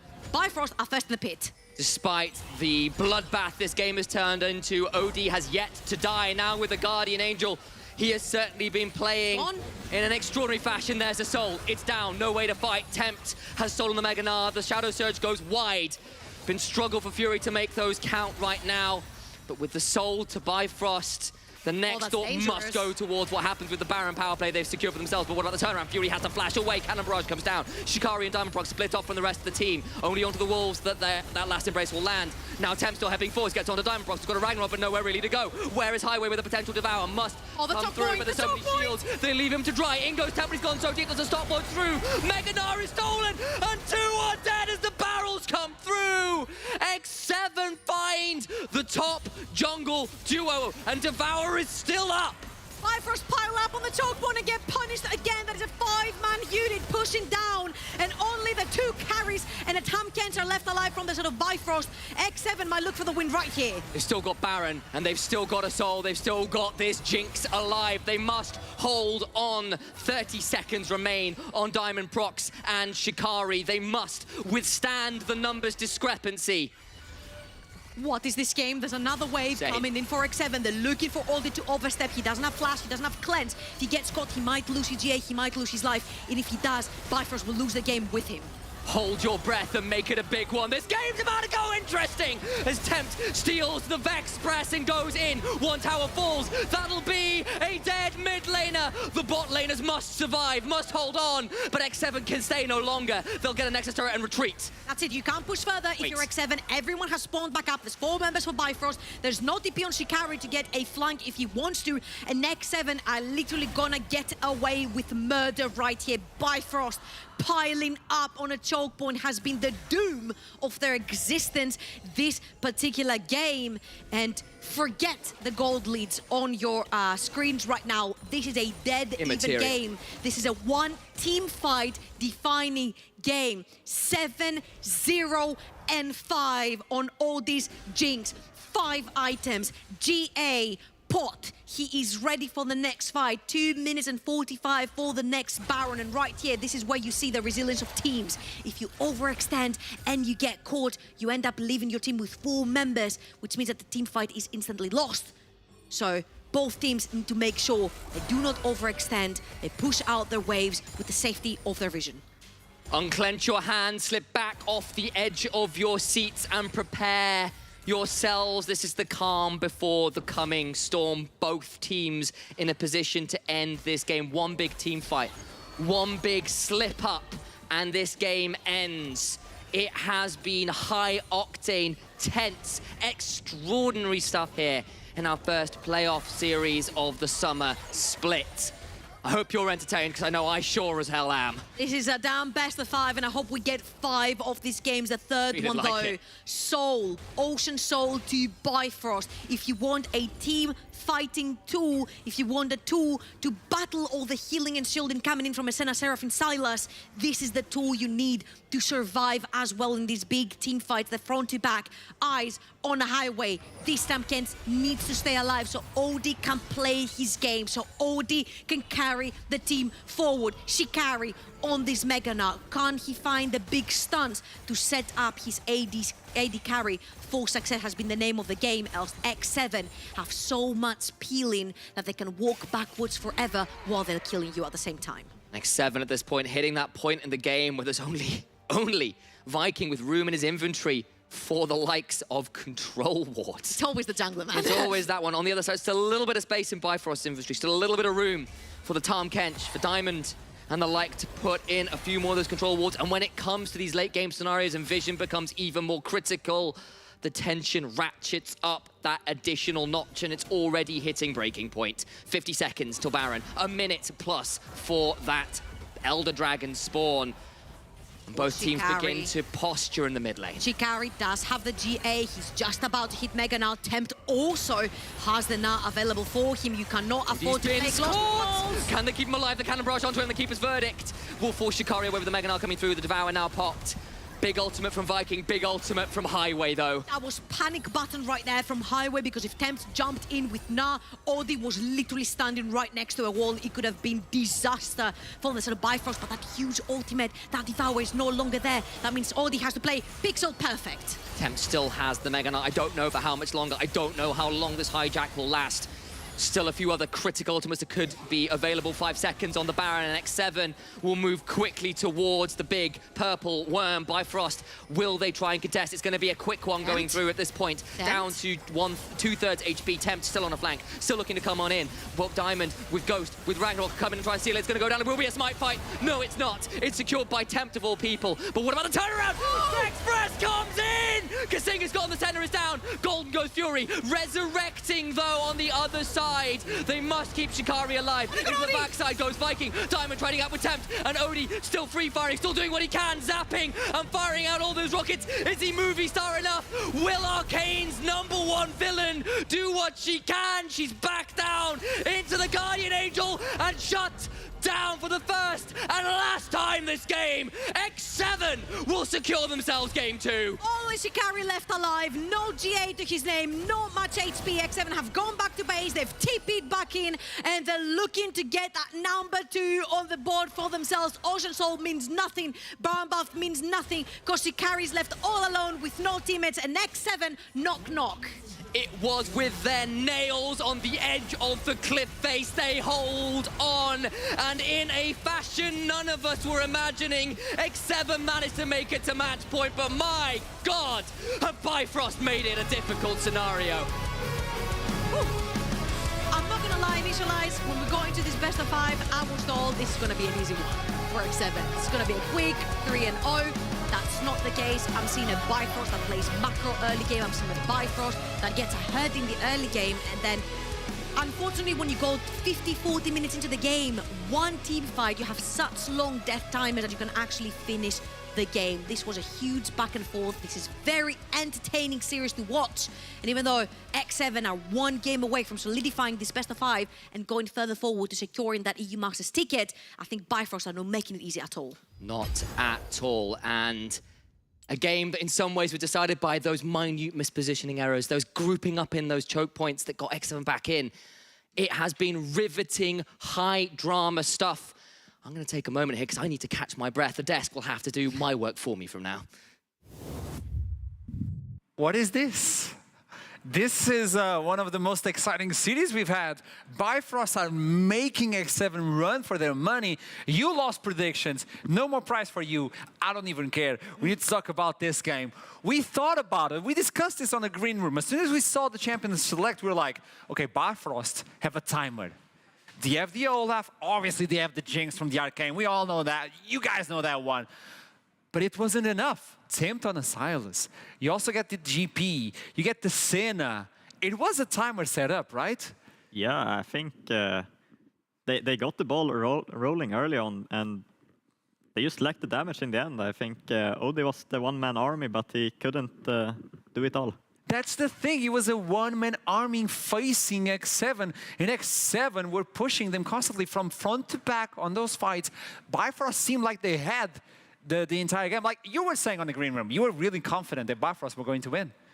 Okay, confident and confident. Well, I definitely thought you were the one pressing +5. I definitely think they had the chance. And they were so close too. If you managed to catch the last fight, I do believe I have a replay of it that I really want to highlight, because they actually managed to assassinate Kasing, and things look very good. The main problem is, Tempt just didn't die. He refused to go down, the Kingslayer. Before we jump into the last one, Duckling, we have the first fight with X7. Okay, let's look at it. We're able to recover, I believe. That is the fight we have in store for you guys, where X7 got... Okay, there you go. So this is a fight where they try to set up and pushing Bifrost against the ropes. Even though you see the kills upstairs, up there on the scoreboard, Sin has a lot of souls, and you have to respect that. And obviously the choke point, right? We all know how useful the Nara ultimate is in that. They just delete it. That's the thing, right? They have the combo, they have the on-course will to CC them up, and more importantly, late game barrels to the GP hurt like a truck. So getting hit by that, getting hit by a late game AP Nara ultimate as well is a ton of damage, and you know, even the front line of Bifrost couldn't withstand it. So in the end, Odie didn't have his front line for long enough to be able to take someone down. Tempt was healing too much with the W, and I'm gonna give it X7. They played that game very well. It was back and forth. Both teams had the chance to win it. In the end, though, X7 clutched it out in the late game team fights. They got the win on the board, and now they are on match point. And this is a completely different way of play style for X7. This is not how we got to know them with Viking. With Viking, they're always pushing on the front, getting that early lead, and using it to their own advantage. This is different, right, Merps? Yeah, I think it's a bit similar though, in a sense that they have the carry top lane, they have the carry mid laner, but only Attila being on the Seraphine duty is something spicy. Yeah. It is spicy. It is quite different, and it is X7 taking the second one versus Bifrost. 2-1 right now. This is on the court of X7, and it's in favor of X7. One game away from getting to the next stage of playoffs. But before we jump into that champion select, before we jump into the fourth game of the day, we do have a little bit of a challenge on NLC where we invite every single jungler to make a clear on the entire jungle with Lee Sin. The faster, the better. And then we rate them at the end of it. We thought it was done. But then from JDXL, the jungler, challenged me to do a Lee Sin jungle clear challenge. I'm not a jungler, but take a look. I have no idea what I'm doing. Enough blind jokes. Stop asking for more.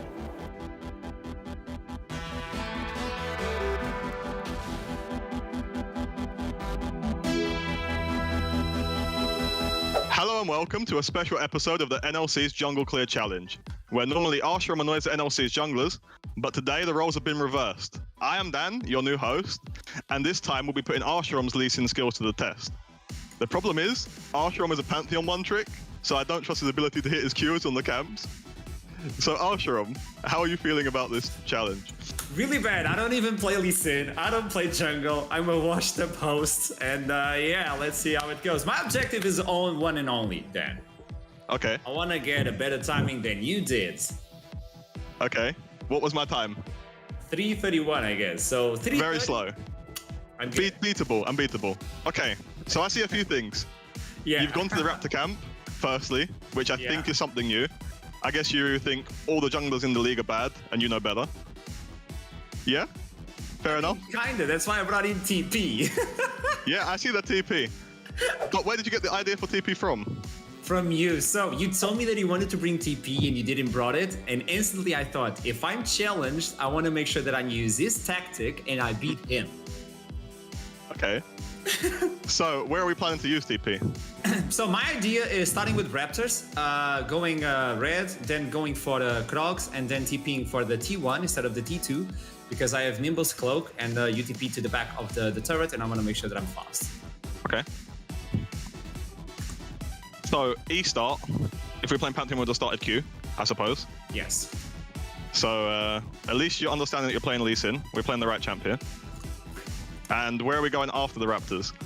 So straight up for the red one, get the Q, smite meanwhile, because I have absolute focus. So I want to. Can you get more damage on Q? Yeah. So yeah, that's very good. So, how often do you play Lee Sin? Never.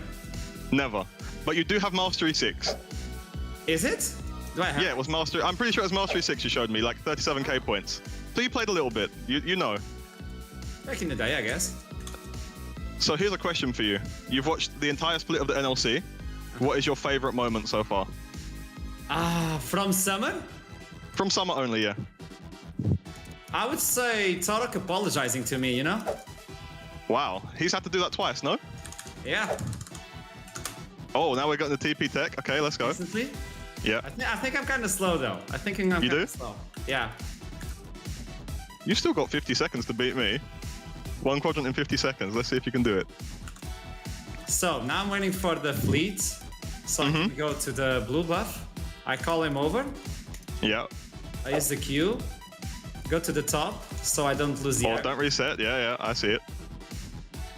Okay, so since you're a Pantheon one trick and I'm a Volibear one trick, can you tell me the name of all of Volibear's spells, including his passive? Not even close, baby.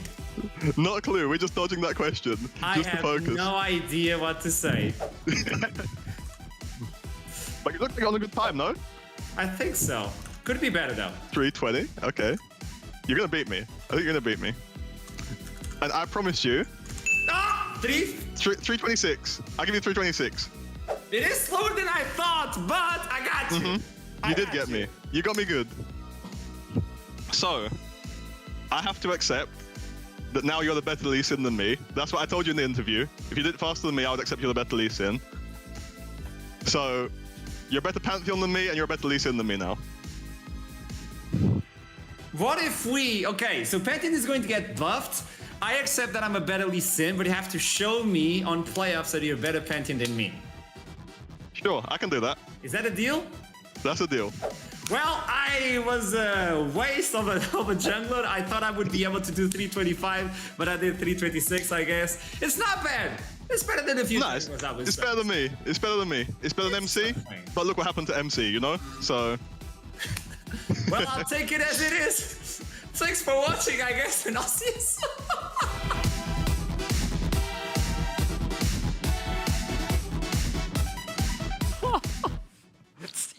It's not that bad as the fourth, I'm gonna be honest. It was acceptable. I honestly think some things you did were okay, but some things were also kind of bad. Like you queued the red buff, and then you had to walk around the pit into the Crocs instead of holding onto your Q, taking a few more orders on the red buff, and then queuing the Crocs. Like, it was acceptable. You know It what? wasn't great. It was nowhere near great. You know what? Camera, where are you? Look at me. Look at me. Nah, you. Yeah, look at me. So I'm done with this guy. I'm done with this guy. Let's bring out the really Sin Jungle Clear challenge with the dark technology from Mushroom. Take a look. Enough blind jokes. Stop asking for more.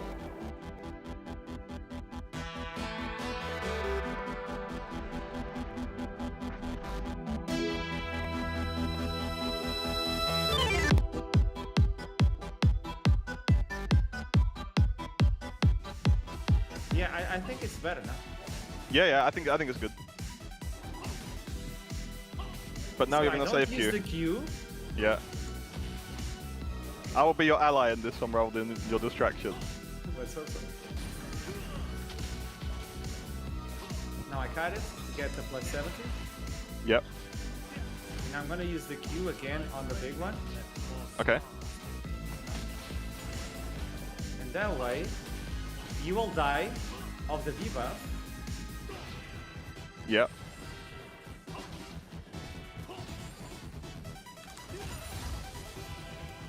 The I insta think it's TP as well. faster. Okay. Let's see. That way I can get an additional Tempest a little bit faster. Instantly protect myself from the ground. Get the fleet. Go on this. Go instantly. Put myself on the top yet again.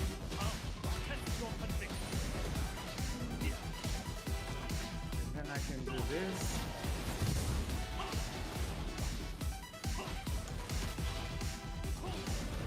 And I think he dies. He should die, yeah? Oh, you have to do one more? Yeah.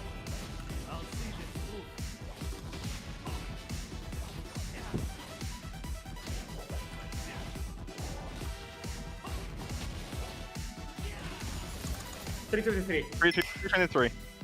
I think with your TP, you can get it down to 320, by the way, really easily. Oh, really? Yeah. If you spread damage on your Krugs, on your middle-sized Krugs, because you autoed the same one many times, if you get your jungle item ticking and your red buff ticking on both and attack alternately between them, and do the same on all the wolves, you'll save like a few seconds there. And then also, if you just auto the blue when it's coming to you, and save your Q for the big wolf, you'll save like another second there as well. I think you can get like to maybe 319, 318 with TP. But yeah, you guys saw it. I got 323, But, so... but you've been fast in every jungler, so good job. You're the best jungler in the league.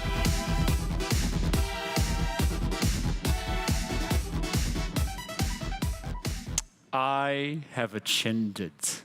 I am the fastest Lee Sin in the NLC. Somehow, I don't know. There was a big reward for the jungler that won this. Unfortunately, I'm gonna take that reward, that prize. And nobody will know. You had what two it is. attempts. That's not fair. You had 2 attempts. Actually, the first one was a trolling one. I didn't want to win. But there we say go. that all They you found want. the footage. It was supposed to be a secret. Yep. Talk about it now. Now, look me in the eyes and do it now. Could still have done better. Bow down to me, peasant.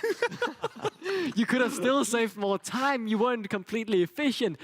Dan said it. You shouldn't have queued the blue buff. You should have held it on for the wolves. So think about it this way. Look, I'm going back to... I won. I'm going back to Denmark, and I'm beating your score. I'm just saying. I would do it. No, the challenge is done. As we move on to the fourth game of the day, it's going to be playoffs. Bifrost versus X7. This could be it. This could be the game that allows X7 to move on in the brackets and closer to EU Masters. Or maybe Bifrost can pull it back. What is your thoughts on this before I jump into you? And I need your knowledge as well. What is your opinion? X7 obviously have a bit of momentum. That was a huge win in terms of the game being so close. Winning that is a huge relief for the players. It's like, okay, just 1 month to go. We can do it. And for Bifrost, it's very tilting in the sense that we should have had that game. We were so close to winning it, but we ended up not winning it. So for them, this will yet again be another chance for them to show their mental fortitude like they did after game 1. I like a lot of what Bifrost did. I really did. I think both teams could have won this game, so it's very hard to say they need to change something because both teams could definitely have won that game. And I think for Bifrost, that's important to remember that you almost won it. They could pretty much run it back, and I could see them playing small fights differently and maybe winning the game. So for me, going into game 4, there's a good chance this could go to game 5. And I'll slap you with this question because this actually happens a lot. The games where you could win are the toughest ones to lose. Where things are so close and you just don't get it. It's even worse than getting stomped, right? Yeah, I mean, having these close games is just so tough on the mental, and I think if they bounce back from this, it's really good sign. Yeah, heads off, like, or hats off, I mean, sorry. Heads off? Well, we're going too deep on this one. Now we need to showcase what you guys at home think. Twitch chat, show me. Who are you rooting for? Who do you believe is going to win? It was 88 on the second game. Wait, is this it? Is this the one? 30. Oh, wait. Yeah, of course, there it is. All the data are back. No, I never actually believed in Bifrost. No, it's time to go on X7 again. I always knew they would win. Chat, I don't trust you. I'm sorry. But this is... I'm sad. Why can you not stick to your opinion? Have faith. There's at least 80%, 18% of people that still believe in Bifrost. Consistently believe in Bifrost. Yeah, and I know you're spamming on the chat. Why don't they start the game? Well, I'm gonna hit the button. Start the game. This is a deciding one for X7 or Bifrost might be able to pull it back. I'll put it in on the desk. Is Gnar bannable? Because that little one is making things really complicated for everyone. I don't think it's bannable. I think it's more important picks to ban. The Talia, as we mentioned, I can definitely see Aphelios being higher priority. We saw how good Odie is on it. There it goes again. The Draven could potentially still be banned in my eyes. There are so many more important picks to ban. I don't think the Gnar is the problem or the only reason the team has won a game or lost a game. I think it's completely fine to say, yeah, we can deal with it. We saw, especially from X7's point of view, they have now beaten the Gnar, and I just see more important things to ban, like the Ruben as well. First time we get to see Bifrost on the blue side. They were the ones picking blue side. What does this mean? I guess they just want to change up something, and they're just their last shot, so they just want to get something different, I think. Zeri is available so far. Let's see if X7s are the one taking that away. The last one. It's going to be the Zeri. Draven is available. Junglers are unlocked as well. Yeah. Talia. But no, she's Kalista. Kalista. Poppy, Kalista. But which one do you favor? I mean, I would say Poppy. Yeah, sure. I think the Poppy is the high priority. It is something we've seen. X7 now went on twice. They first picked it as well. So if you leave it up, you're simply just giving them over a pick that they feel very comfortable that they've won 2 games on. But no. That's surprising. That's a setup. It is really surprising going for the blue side to first pick the Senna. Yeah. Tomcat should be the pair, maybe, or you want to bring the Seraphine that's still available. We saw that in the previous game. You could give it to Odie still, play the Senna on Odie. Yeah. You could give it to Highway. There's the Gnar, there's the Ezreal. That is automatically lock in. We play from front to back, you overextend, we slap you against the wall. Yeah, I mean, this is just comfort for X7 too, so I think they're really happy with this. You could block the jump from Gnar with the Poppy. Yeah. That could be it. Do you think that's the plan? I think I would very much like to see either the Poppy or the GP here, but they go for the Temken, something that has worked in both the games that has been picked, and they go for this. We know how good Furry is on the Silas, so I can definitely see this. So I like what they've done here. What I don't like is the fact that they haven't gone for the jungler yet. That means the pool could get trimmed, the Poppy can be taken away. So I like the champs they've got. For Viking. I very much like the champs they've got, but I don't like what they're leaving open. What do you do with the Silas if there's a Poppy blocking your way? Yeah. You want to dash, dash, dash, you block, block, block. It's not that. It's going to be Zoe on Tempt. Just full poke. Have we forgot junglers? First game versus JDXL on Spring Split, it was Zoe on Tempt versus Eminez on Akali. And we got to see this guy shining. This is when we first met Tempt, and we're like, this guy is scary. This guy is a menace, and he's coming back to this pick a split afterwards. This is scary. GP is going to be banned, as you told us. Poppy is bannable as well. No jungler being picked. What is the top priority for you guys? I'd say they just need some damage. Who needs damage? Both of them? Bifrost. Bifrost, okay. But I'm not sure what they're gonna pick to actually get it into Gnar here. So you either bring something to the bot lane or even something for the top lane. You're hoping on Shikari. You already know it's the Gnar, so that could be the counter. But for the... Yeah, they need the jungler. Do you think the jungler will be able to provide that damage? No, I don't think so. Diamond Prox is not a carry player, so I don't think so. I think he will just be the facilitator again. This is very interesting. I'm very interested because so many junglers still left open. The pool hasn't really been trimmed other than that Wukong ban, so the Poppy is still open.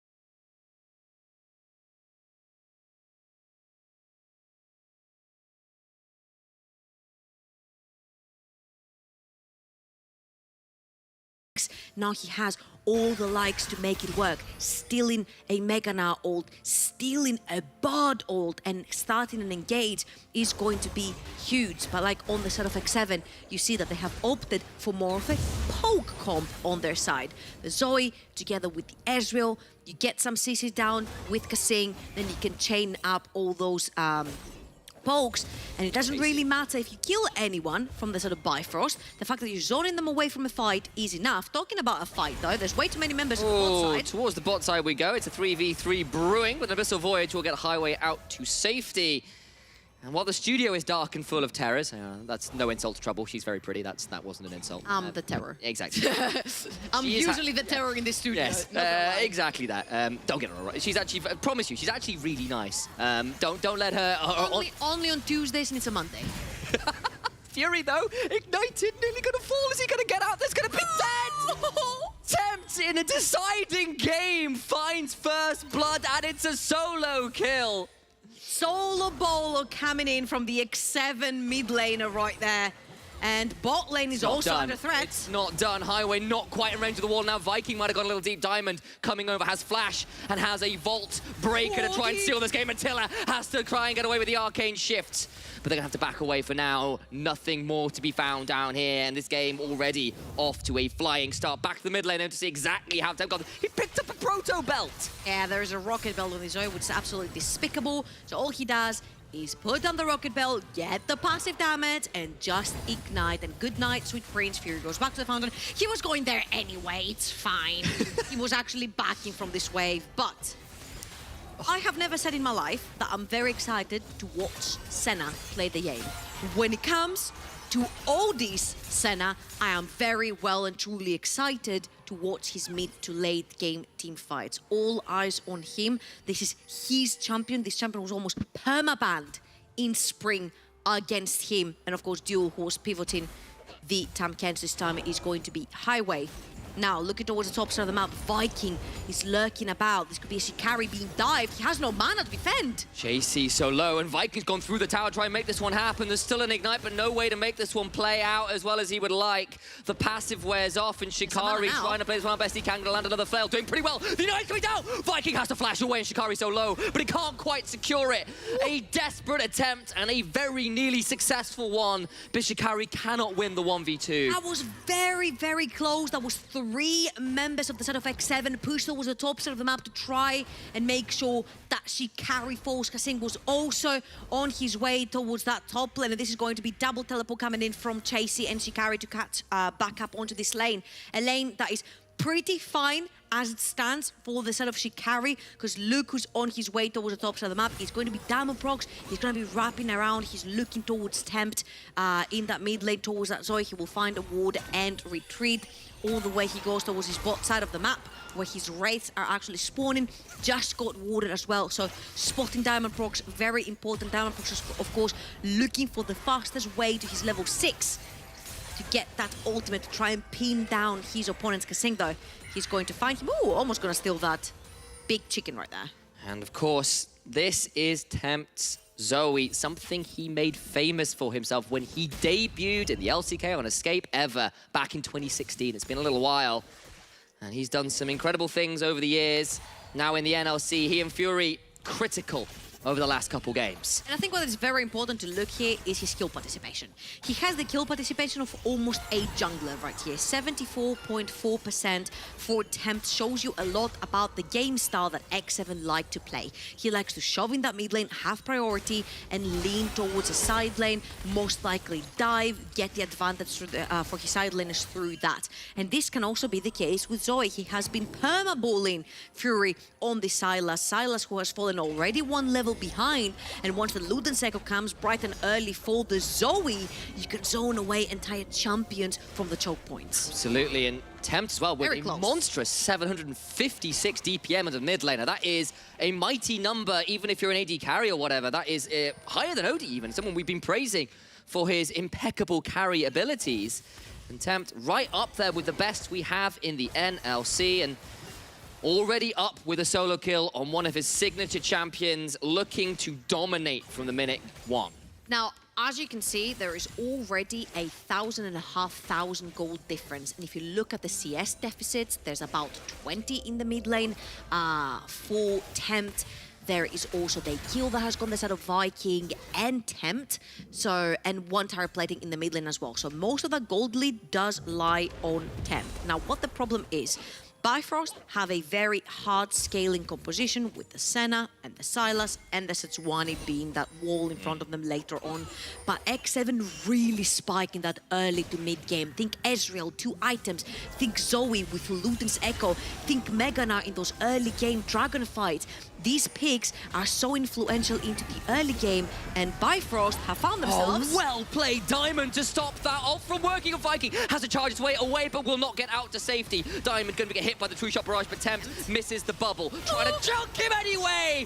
Tempt will not be denied. Fury follows up, but there's nothing to be done. Chasey nearly at Meganar. Who will get the Herald? It is Chasey, I believe. And despite killing the jungler, Tempt just says no.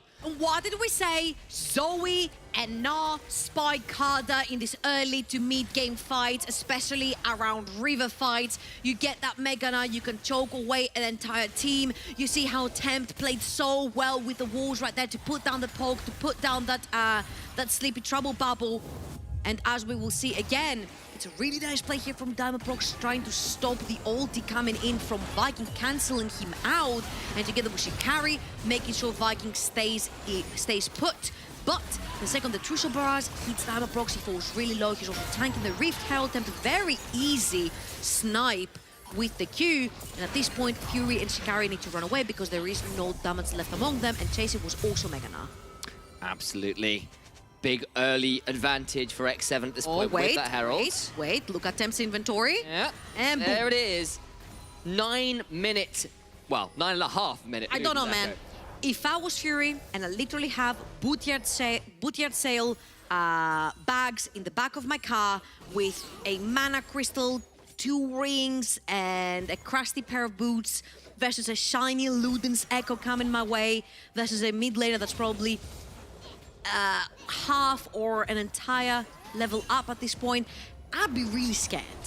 Absolutely, and the last 2 games have been, let's say, very tight. I think that's a very gentle way of putting it. This game is looking more and more like game 1, and that's largely off the fact that Tempt has just broken open both mid and now this Herald fight. While Diamond's around and has got himself a cease and desist available to him. This Herald getting summoned in mid means a full tower going straight down and into Tempt's pocket just like that. This Zoe is looking more and more like the star god she's supposed to be. What's really important for everyone to pay attention to is the fact that we said Tempt is very important to open that mid lane and then roam around the map. This time is his team roaming towards him because he's the one that created his own lead in the mid lane. Bullying Fury, getting that level lead, getting that Luden's Echo. 5,000 versus 3,000. There's a 2,000 gold lead just sitting in that mid lane for Tempt. And now he's making it work, roaming towards the bot lane. This will dive away from the highway, but he's got so few ways to go. The Sleepy Trouble bubble lands, of course. It does. And Tempt looking for one more. The Ignite claims it. 3-0. Tempt is making his presence felt. Absolutely, and we're talking about how he managed to get the lead through mid lane, and now he's bleeding it through every other lane, because guess what? There is no tower 11 minutes into the game to take in the mid lane. It's already been taken down. Full turret platings for the X7 mid laner, getting his presence known around the map. The only one who hasn't felt his might so far has been Shikari onto the top lane, but don't worry because his number is most likely coming soon. Feels that way, and Tempt is right up there as a candidate for best mid in the league. Of course, I know Trouble, you've been really praising Backland, and there's a lot to say about that guy, but Tempt's the other one who's really, really impressed us across this split and done what he can to make sure that X7, even when they were in their struggling period at the beginning of the split, was still a team you couldn't entirely count out. Now with boots in, now with even more AP to his name, he is a tyrant and so difficult to deal with, everyone under his kosh in this game. Still, looking at this bot side, some plates into Odie, and he's on a Senna. It's one of his legendary picks. And the question is whether Bifrost can stabilize enough to make this game competitive. Again, the problem right here lies that yes, his Senna is legendary, but it takes a while to spike. He's obviously going towards something like the Kraken Slayer because he is the main carry for his team. He needs to dish out as much damage as possible, as soon as possible. And Kraken Slayer is the fastest route. They have their eyes on Attila. And bot lane bushes. He doesn't respect it. And will have forced to eat away. Does not die, though. Luckily for him, he's playing the Ezreal, and Bard ultimate is coming in. Highway has no way. He has no flash. No way, they get both! Can Highway devour them to safety? Odie with the flash gets him far enough away, but Highway is left out to dry. There is no maintenance available for this Tahm Kench. He is down for the count.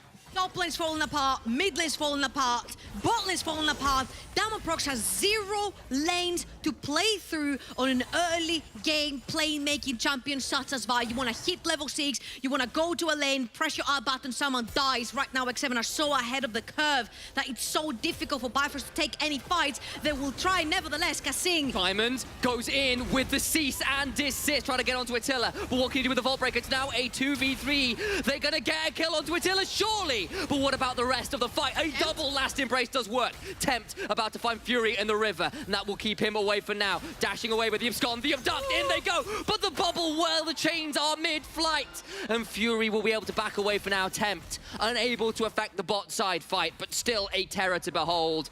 Wait for another one. He's going to try and time this one right. Oh, my days. That's blind. That's just a man knowing exactly where people are walking. Nah, Tempt is absolutely freaking disgusting on this champion, and Kasing has found himself a catfish. He's gonna choose to report it. Yeah,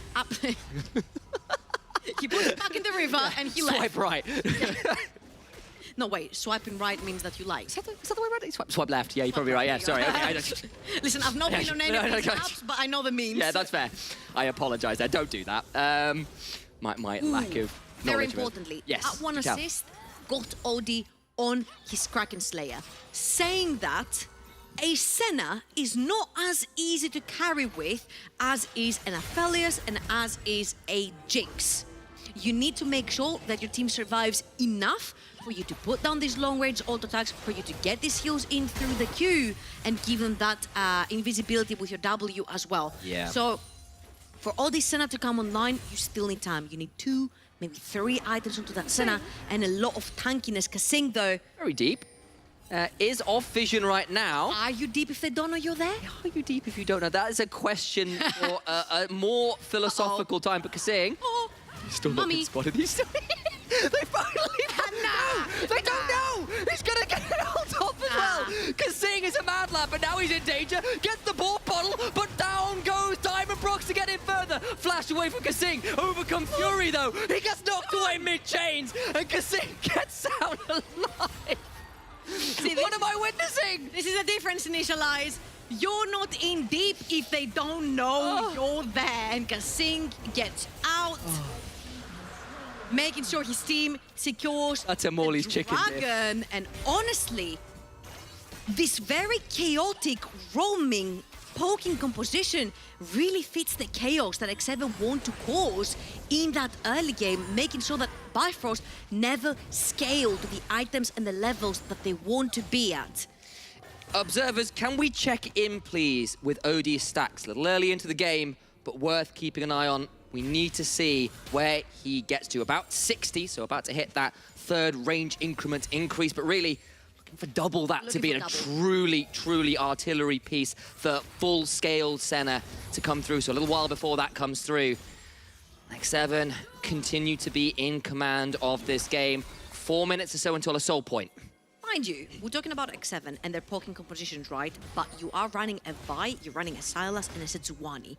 If the Bard, the Ezreal or the Zoe get caught, they're instantly punished. There's so much CC and follow-up from the side of Bifrost that one member dies. The problem is that when you're choked out of vision and you're put into pockets and bunched up all together, this is where the Zoe and the Ezreal really shine through. Getting you poked out of fights is really important for the side of X7. As you can see, with the mid lane tower gone, you actually get to extend your vision further into your enemy's jungle, and that's exactly what we see right here from X7. Viking gets to roam free towards the top side of the map, get that Rift Herald, potentially pop it towards the top side of the map, create a point of pressure, and as you'll see, Viking is just going to enter enemy jungle right here because he literally has Tempt, who almost has 2 items on him right behind him. Going towards a Banshee's Veil as well, I think, is a smart call. So much easier to poke with safety, right? When the way you get punished in this game is the Stylus following after you, the Vi coming on and knocking you out. You're already ahead enough, you're already doing enough damage. Just get that safety in already. I think that's a smart choice largely by Tempt. Absolutely, because there is no easy way to break the Banshees in his team. There is no actual champion that pokes from that far away unless you get hit by a stray Senna Q somehow. It's going to be Sikari looking for the sneaky ultimate onto champions, but now that you're protected, you do not care about overstepping. Odie though! Odie taken so desperately low, ignited, devoured, but there is no way out. Both bot laners collapsed on and collected by Ike7. This looks really grim, and as much as I want to give Bifrost the benefit of the doubt, as much as I want to praise Odie for his Senna in the bot lane, this is really difficult. You're playing against 2 items, Zoe. Level 12 already onto Tempt. He's bled his pressure all across the map. Top lane tower is gone. Mid lane tower is gone. Mid lane tier 2 is almost falling. And again, you see Odin Highway are massively overextending. Sikari is all the way up the top lane. Fury is all the way down the bot lane. There's no one there to defend them. And there's 5 members of X7 having the sight on that X7 bot lane. Drowsy. Still going on the teleporting down, trying to defend Bifrost, but he's got nowhere to go. He's been ignited. He'll get a cease and desist off, but nothing too much more. But can X7 escape? The Glacial Pressing goes wide, and that will give more time for X7 to try and run away. Tempt is about to be backed up by Attila. It's a 3v4, and Bifrost are trying to trade this one out best they can. The stolen True Shot Barrage does some work. Viking nearly out of mana. Is now going to have to try and trade this one out purely with his abilities. Highway coming in. Odie trying to run alongside as the Dawning Shadow comes through, and Bifrost are doing pretty well in a fight that Lost started with their jungler dying, but Tempt collects the top laner, and now the turnaround can start coming through. He's so damn scary. Viking still alive. A cosmic binding onto 2 does a lot of work, but Tempt abyssally dived upon and shut down. Highway picks it up, and that'll make it a 3-4-2. But all the while, Chasey gets a top tier 2.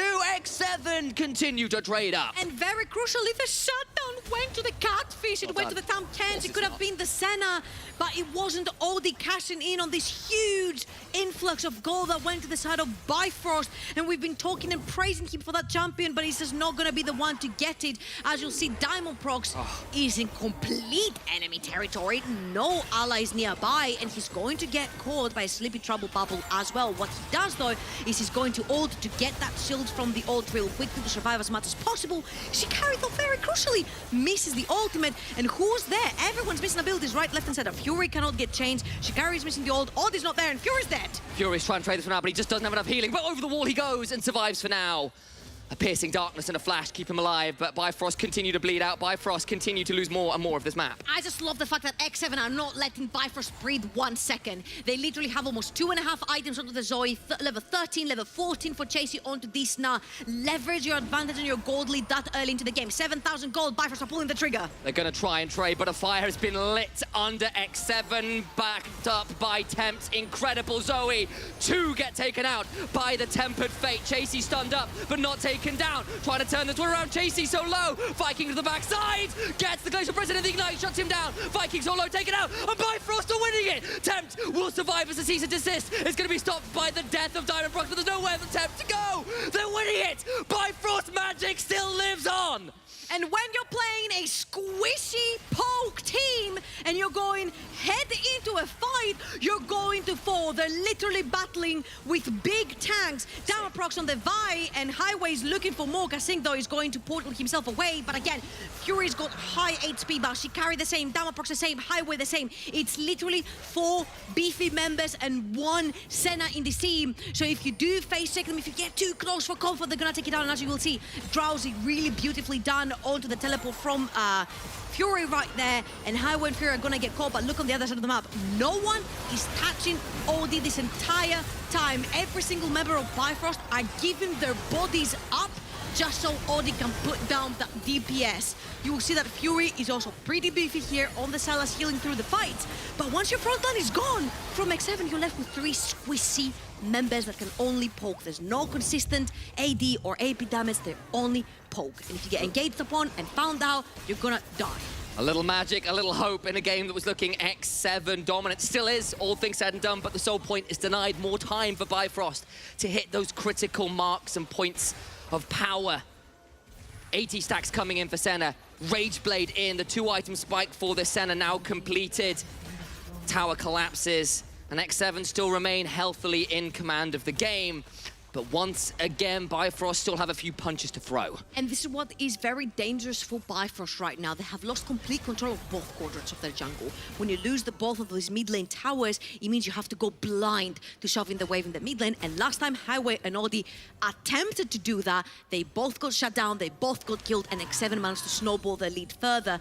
At this point for Bifrost, you've got four beefy members that can actually walk into the sleepy trouble bubbles. Highway needs to stay alive to eat whoever is supposedly going to hit by a Zoe Q, and then you get to brute force with your body your way into a river, into a fight. Again, Tempt, Attila, Kasing, these three guys are extremely squishy. If Viking and Chasey go down, you cannot play the front to back anymore.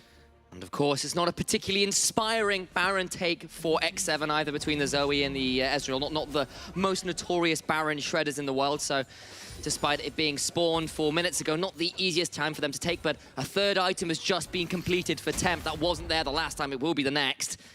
The damage continues to rack on in for X7 as Diamondprox and Fury find themselves in a bush, but there's going to be 3 people here. Viking finds it, but there's a teleport coming through. They're getting onto Attila, and the cease and desist gets over to the back of Attila, who's got nowhere to go, flashing away. The Dawning Shadow comes through, with Diamondprox just not quite alive for now. Ignited, devoured, stays alive. Fury knocked away by the Keeper's verdict, and X7 survive, but can they turn it around? The Drowsy lands, and there is no way for the Catfish to go. Taken out by the moderators. Tempt looking to get this one. Rooted up by a last embrace, teleporting through! That Battle Star was sublime! Another one dies, and with the jungler dead, they can turn for Baron. Exactly, you can't take the Baron really fast, but you know who you can take down fast? Your opponent. Kasing has found himself in trouble right there. He's gonna get rooted up. Taken down. That is him dead. Now they've got to try and back away from the Baron. The health bars are too low. As I said, they don't have the easiest take. Can they shield Odie up? They can. Tempt continues to be a warhead, a satellite weapons platform. Fury chunked out though, goes in with the Mega Gnar, and he takes down. Baron secured, and now X7 might get their way out of here as Bifrost retreat. They are the victors in this fight, and Tempt once again proves his worth in this game. 8-2 and 3. He is an absolute monster. Yes, you cannot take neutral objectives down fast if you're X7, but if you take down your opponents fast, then there is no one to contest these neutral objectives. X7 are gonna walk away with a Baron and an almost 9,000 gold lead. At this point, that Zoe has 3. He bought a Needle Sludge Rod as well. This Zoe is going to hurt 1 Drowsy, 1 Sleepy Trouble Bubble, and somebody dies to the follow-up Q. And if they don't, there's Qs from Ezreal, there's so much smoke from Ezreal, somebody's going to finish the deal. Now, another dragon coming up in 50 seconds on the map. Shikari all the way on the top side of the map. He has no TP to join, but possibly Bifrost do not want to take this fight. They want to take all the bounties. Audi, what are you doing? X7 wish upon a star, but Tempt doesn't need to throw one this time around. He is caught out. Diamondprox mistimes the vault break, and the only thing being broken are Bifrost's hopes and dreams. 2 dead, and X7 are right back into claiming kill after kill after kill. This might actually be game right here. 20 seconds, 33 seconds. We might be looking for at least an inhibitor in the bot lane. There's another wave pushing towards the mid lane. Somebody can go Baron that one up, push it further in, or X7 could just straight up look for the victory right here. They're going to shove on in. They have 5 seconds on Odie's, 15 on Diamondprox. They won't decide to shove for more yet. They don't feel bold enough quite yet. They'll take a magical journey away with the inhibitor as their prize.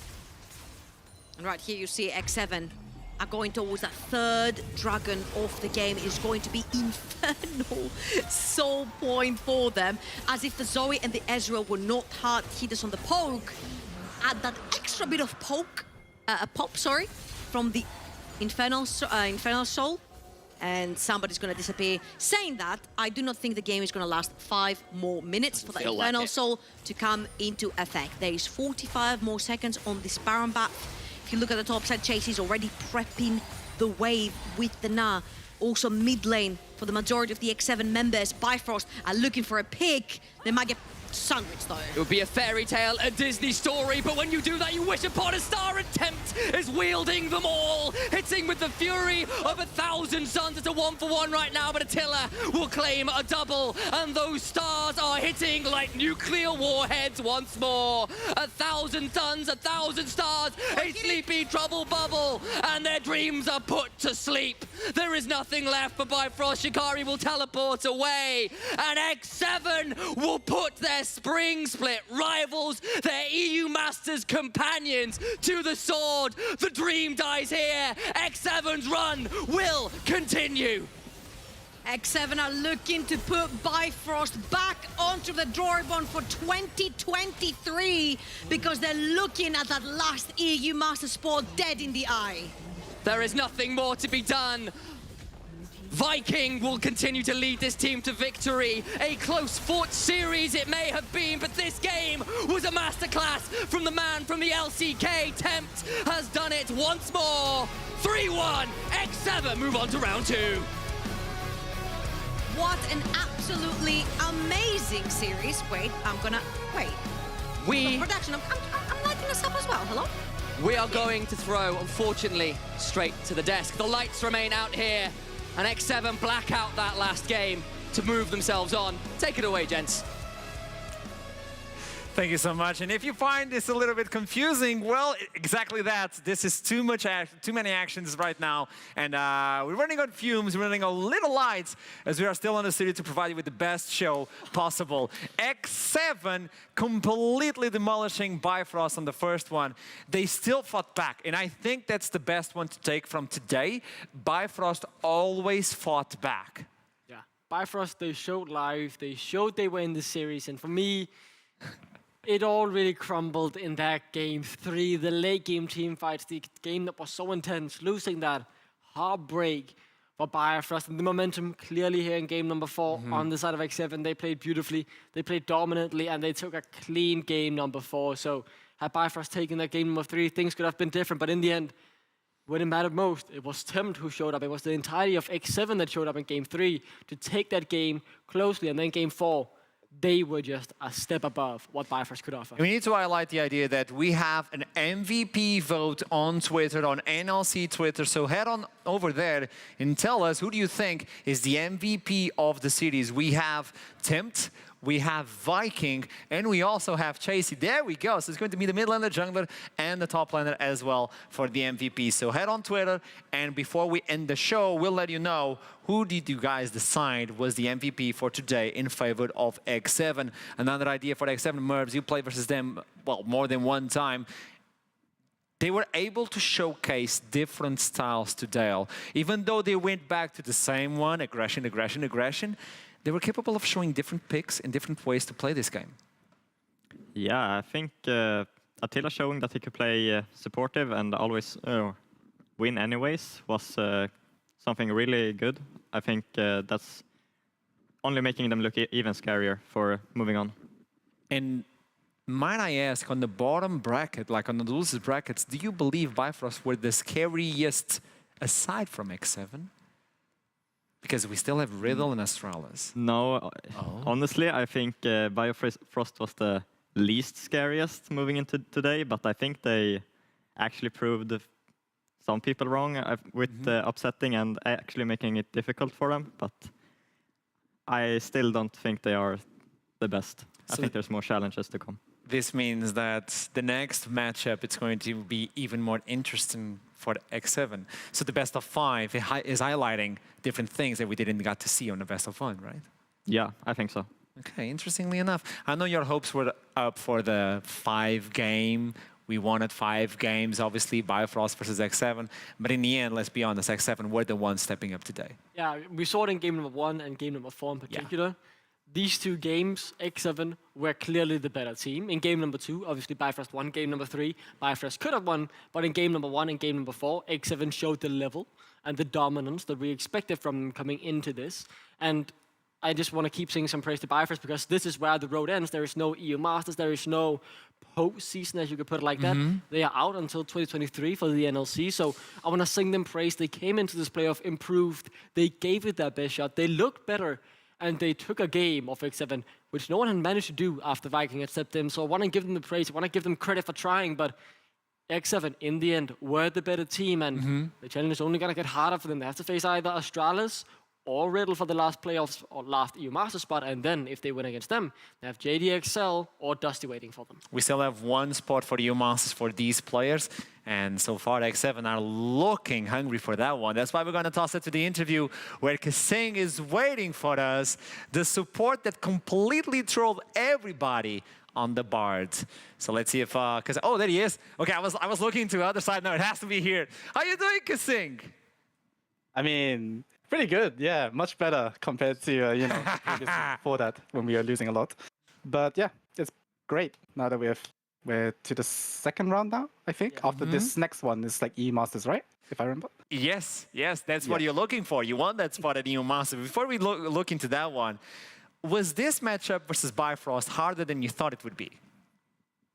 The thing is, right, it's like the game that we lost, in my opinion, was because of our own mistake. That game, we were under control. We had everything like, you know, in our minds of what they can do, right? They have Aphelios, you know, and if we're running into them, we're doing something wrong. And I think we did that about 3 times, and we deserve to lose, you know, if we make this kind of big error, like, we just cannot do that. But otherwise, it's like, obviously, we've been playing Viking for only, like, what, 3 weeks? Yeah. 3 weeks, I think. Yeah. And I think, you know what, we're still improving a lot. And obviously, I'm not telling you that you're going to expect perfect games from us right now, but this is obviously what we try to strive to have and what we want. And yeah, I think we've shown quite some improvement ever since Viking joined. Let there be a light, Kasing. Thank you for that one. You brought us back to life with that comment, by the way. Thank you so much for that one. No worries, As we continue with the interview, we're just rolling. My question to you is, we got to see a new side of X7 today. Let's be honest. You guys lost and you guys were capable of adapting. There was a big fear of, can X7 pull it off if they lose again? Because we know how the mentality was when you guys were going down the slope. My question to you is, after that defeat, how was the mentality between the team? I mean, it wasn't as bad as like, you know, oh my God, we're so bad or something like that. It was just, guys, they're playing Aphelios. If we're running into him, we're going to lose. That's pretty much it. And it's just, we already knew what the error was. Just need to choose not to replicate it, right? And I think our drafts overall were really, really good. I'm pretty proud that, you know, my coach trusts me enough to play Bard. But yeah, I'm just telling you, you know what? Expect more and more from us. Okay, and you did one of the most sneakiest plays I've ever seen in my life. You were like a Teemo in the middle of the bush between two. That was so good. That, to me, is the play of the day. I was fighting for that to be the play of the day, by the way, but I wasn't allowed. Now, moving on, I want to ask you, we still have Astralis versus Riddle, and the winner will fight versus you. Who do you think is going to move on from that one? I mean, based on like regular season, from what I've seen from both teams, I personally think Riddle will probably make it, just because I think they seem much more cohesive. They're much more on the same page, and I don't know. It just feels to me that Riddle actually try and pressure you or try to do stuff, especially. Whereas Astralis is much more like, you know what? Let's just chill in the early game and just out team fight.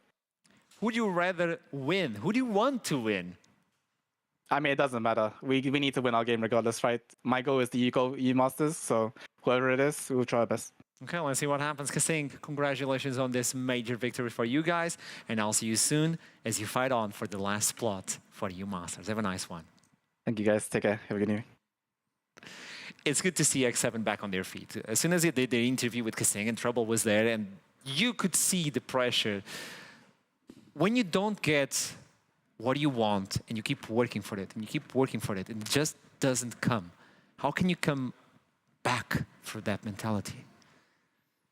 I think you just need a shift somewhere, or a change. And I think Viking has been that for X7. I think ever since he's been back, it's just full joy, and they are actually playing the game together. Yeah, you think that's like the shock, like, yeah, come back to life, yeah, X7. kind of. Okay, interesting. On the other side, though, Duckling, I would like to ask you, it seems like Kasing is aware that Astralis are going to lose versus Riddle. Of course you're gonna go into that. I mean, for me, not tomorrow's, Wednesday series is gonna be very tight, and I know Riddle has had Astralis talents numbered throughout both the spring and the summer season. But I definitely think that if Astralis hit some of the highs that we have seen them hit throughout the split, while the early game was very clean and they were very good at snowballing a lead, we could see this series being tight. I'm not going to be saying here, being delusional, saying that Astralis are favorites. They are not. I think Riddle are the favorites, but I think Astralis have a good shot at going in there, making it a very tight series, and if they hit the right day, they can definitely win it. It's not like it's guaranteed for Riddle to win it. I think tomorrow can be like 3, 4, 5 games of League of Legends, and it could be exciting. I'm obviously confident in Astralis, but Riddle are the favorites, yeah. Let's see what happens. Before we move on to the play of the day, I would like to just say to Bifrost, you guys set up a video at the beginning of the split. Was it worth it? Our hearts were with you guys at the European Masters, and it's always worth it. You guys did an amazing run on NLC Summer Split. It was bad at the beginning, but at the end, it was worth it. It is always worth it to watch you guys play inside of the Rift. Regardless of who you bring, your players are amazing, the interviews have been stellar, and we love you as well. So whatever team loses on these brackets, we still love you. So it's always worth it. And on my side, as a viewer and as a fan, it is worth it to watch you guys play today as well. Let's move on to the play of the day by MasterCard. Ooh, I am excited for this. I really want to talk about this. I wanted the bar. super hyped for this. This was game number 2. It was back and forth. We had just seen the side of X7 pick up a huge fight thanks to Tem. But talking about the individual micro decisions, this is where we are looking at Shikari and Odie being the cohesive unit, having played together throughout the entirety of the year, pretty much culminating in this beautiful wombo combo. Now, 4-man into the Moonlight Vigil, instantly there, and 3-man gets eviscerated off the face of the earth. Triple kill for Odie, and that really turned the momentum back into Bifrost's favor, gave them that game number 2, gave us that interesting game number 3 as well. Obviously, it wasn't enough in the end, but this was the Bifrost I had missed seeing throughout pretty much most of summer. This play to me signifies a lot. I watched this and I'm like, top laners are still relevant. Of course, that's what you love a good top laner, don't you? When you set up ZU for the perfect AD carry play. Yeah. You get the kills, but we set you up, right? Yeah, I mean, a top laner on a leash is always good. How are you feeling about that, Ashram? I like you back on the desk, Merps. Thank you so much. I know we're going to announce MVPs eventually. I don't know if it should be now. Bracket. Let's look into the bracket. Hit me up with that one, because X7 just went into the next one. They're just waiting the matchup between Riddle and Astralis. And would you look at that? X7 taking 3-1 versus Bifrost. There was some fight on them. There was fight on Bifrost. But X7 are looking mean on these playoffs, and even during the regular split. They're not showing a lot of signs of weakness. Riddle versus Astralis. I'm not looking at you, Duckling. I'm looking at you, Merbs. I want your unbiased opinion of what we can get. I think it's going to be a 5-game series with Riddle taking it. Sneaky! You're getting used to this. You're getting used to this. But it's going to be a 5-1 nonetheless. Yeah, I think so. Okay, seems good. So the playoffs are here. You know where to see them as well. They're going to be on our social medias. So always go for us on our social medias. We put everything there. We put content as well. It's always good to go for social media. And I believe this is final words of the day. Duckling. Already? Well, it's very weird ending the day here on the desk and not out by the floor. But regardless, it has been a great day. It has been back and forth. Bifrost definitely showed up today, I will say, considering the expectations we had. It was a team with not that much momentum, having struggled the whole split against a team with all the momentum in the world. So the fact that they showed up gave us 2 very close games, managing to win one of them. I am thankful for how entertaining this series has been. And, you know, you guys touched it. You broke the power in the studio. So that was also fun. And not only that, but they got to vote on the MVP of the day. It goes to Tempt. In the mid lane. He was a beast, and he's making it up as a mid laner. Do you agree with that MVP, Merbs? Yeah, I think it's deserved. I think all the plays he did and just staying consistent is... What is your final word of the day, Merbs? After having this sort of experience where you get to not only work with Duckling, I know it's not easy, but also having a studio just going with weird lines out of a sudden, what do you have to say? I mean, yeah, it's a special day. It is. First day on the desk, and we're breaking numbers and lights out. Yeah, we're breaking numbers and we're breaking lights for you guys back at home. It was a pleasure to have you with us on the first day of playoffs of Summer Split 2022 of Northern League of Legends Championship. We wait for you on Wednesday when Astralis are going to take on Riddle on the best of 5, and eventually it seems like it's going to be a 5-game series. So I'm not going to tease the lights anymore because they can come out at any second. We love you. Keep climbing that mountain, and I'll see you Wednesday. Have a nice one, guys.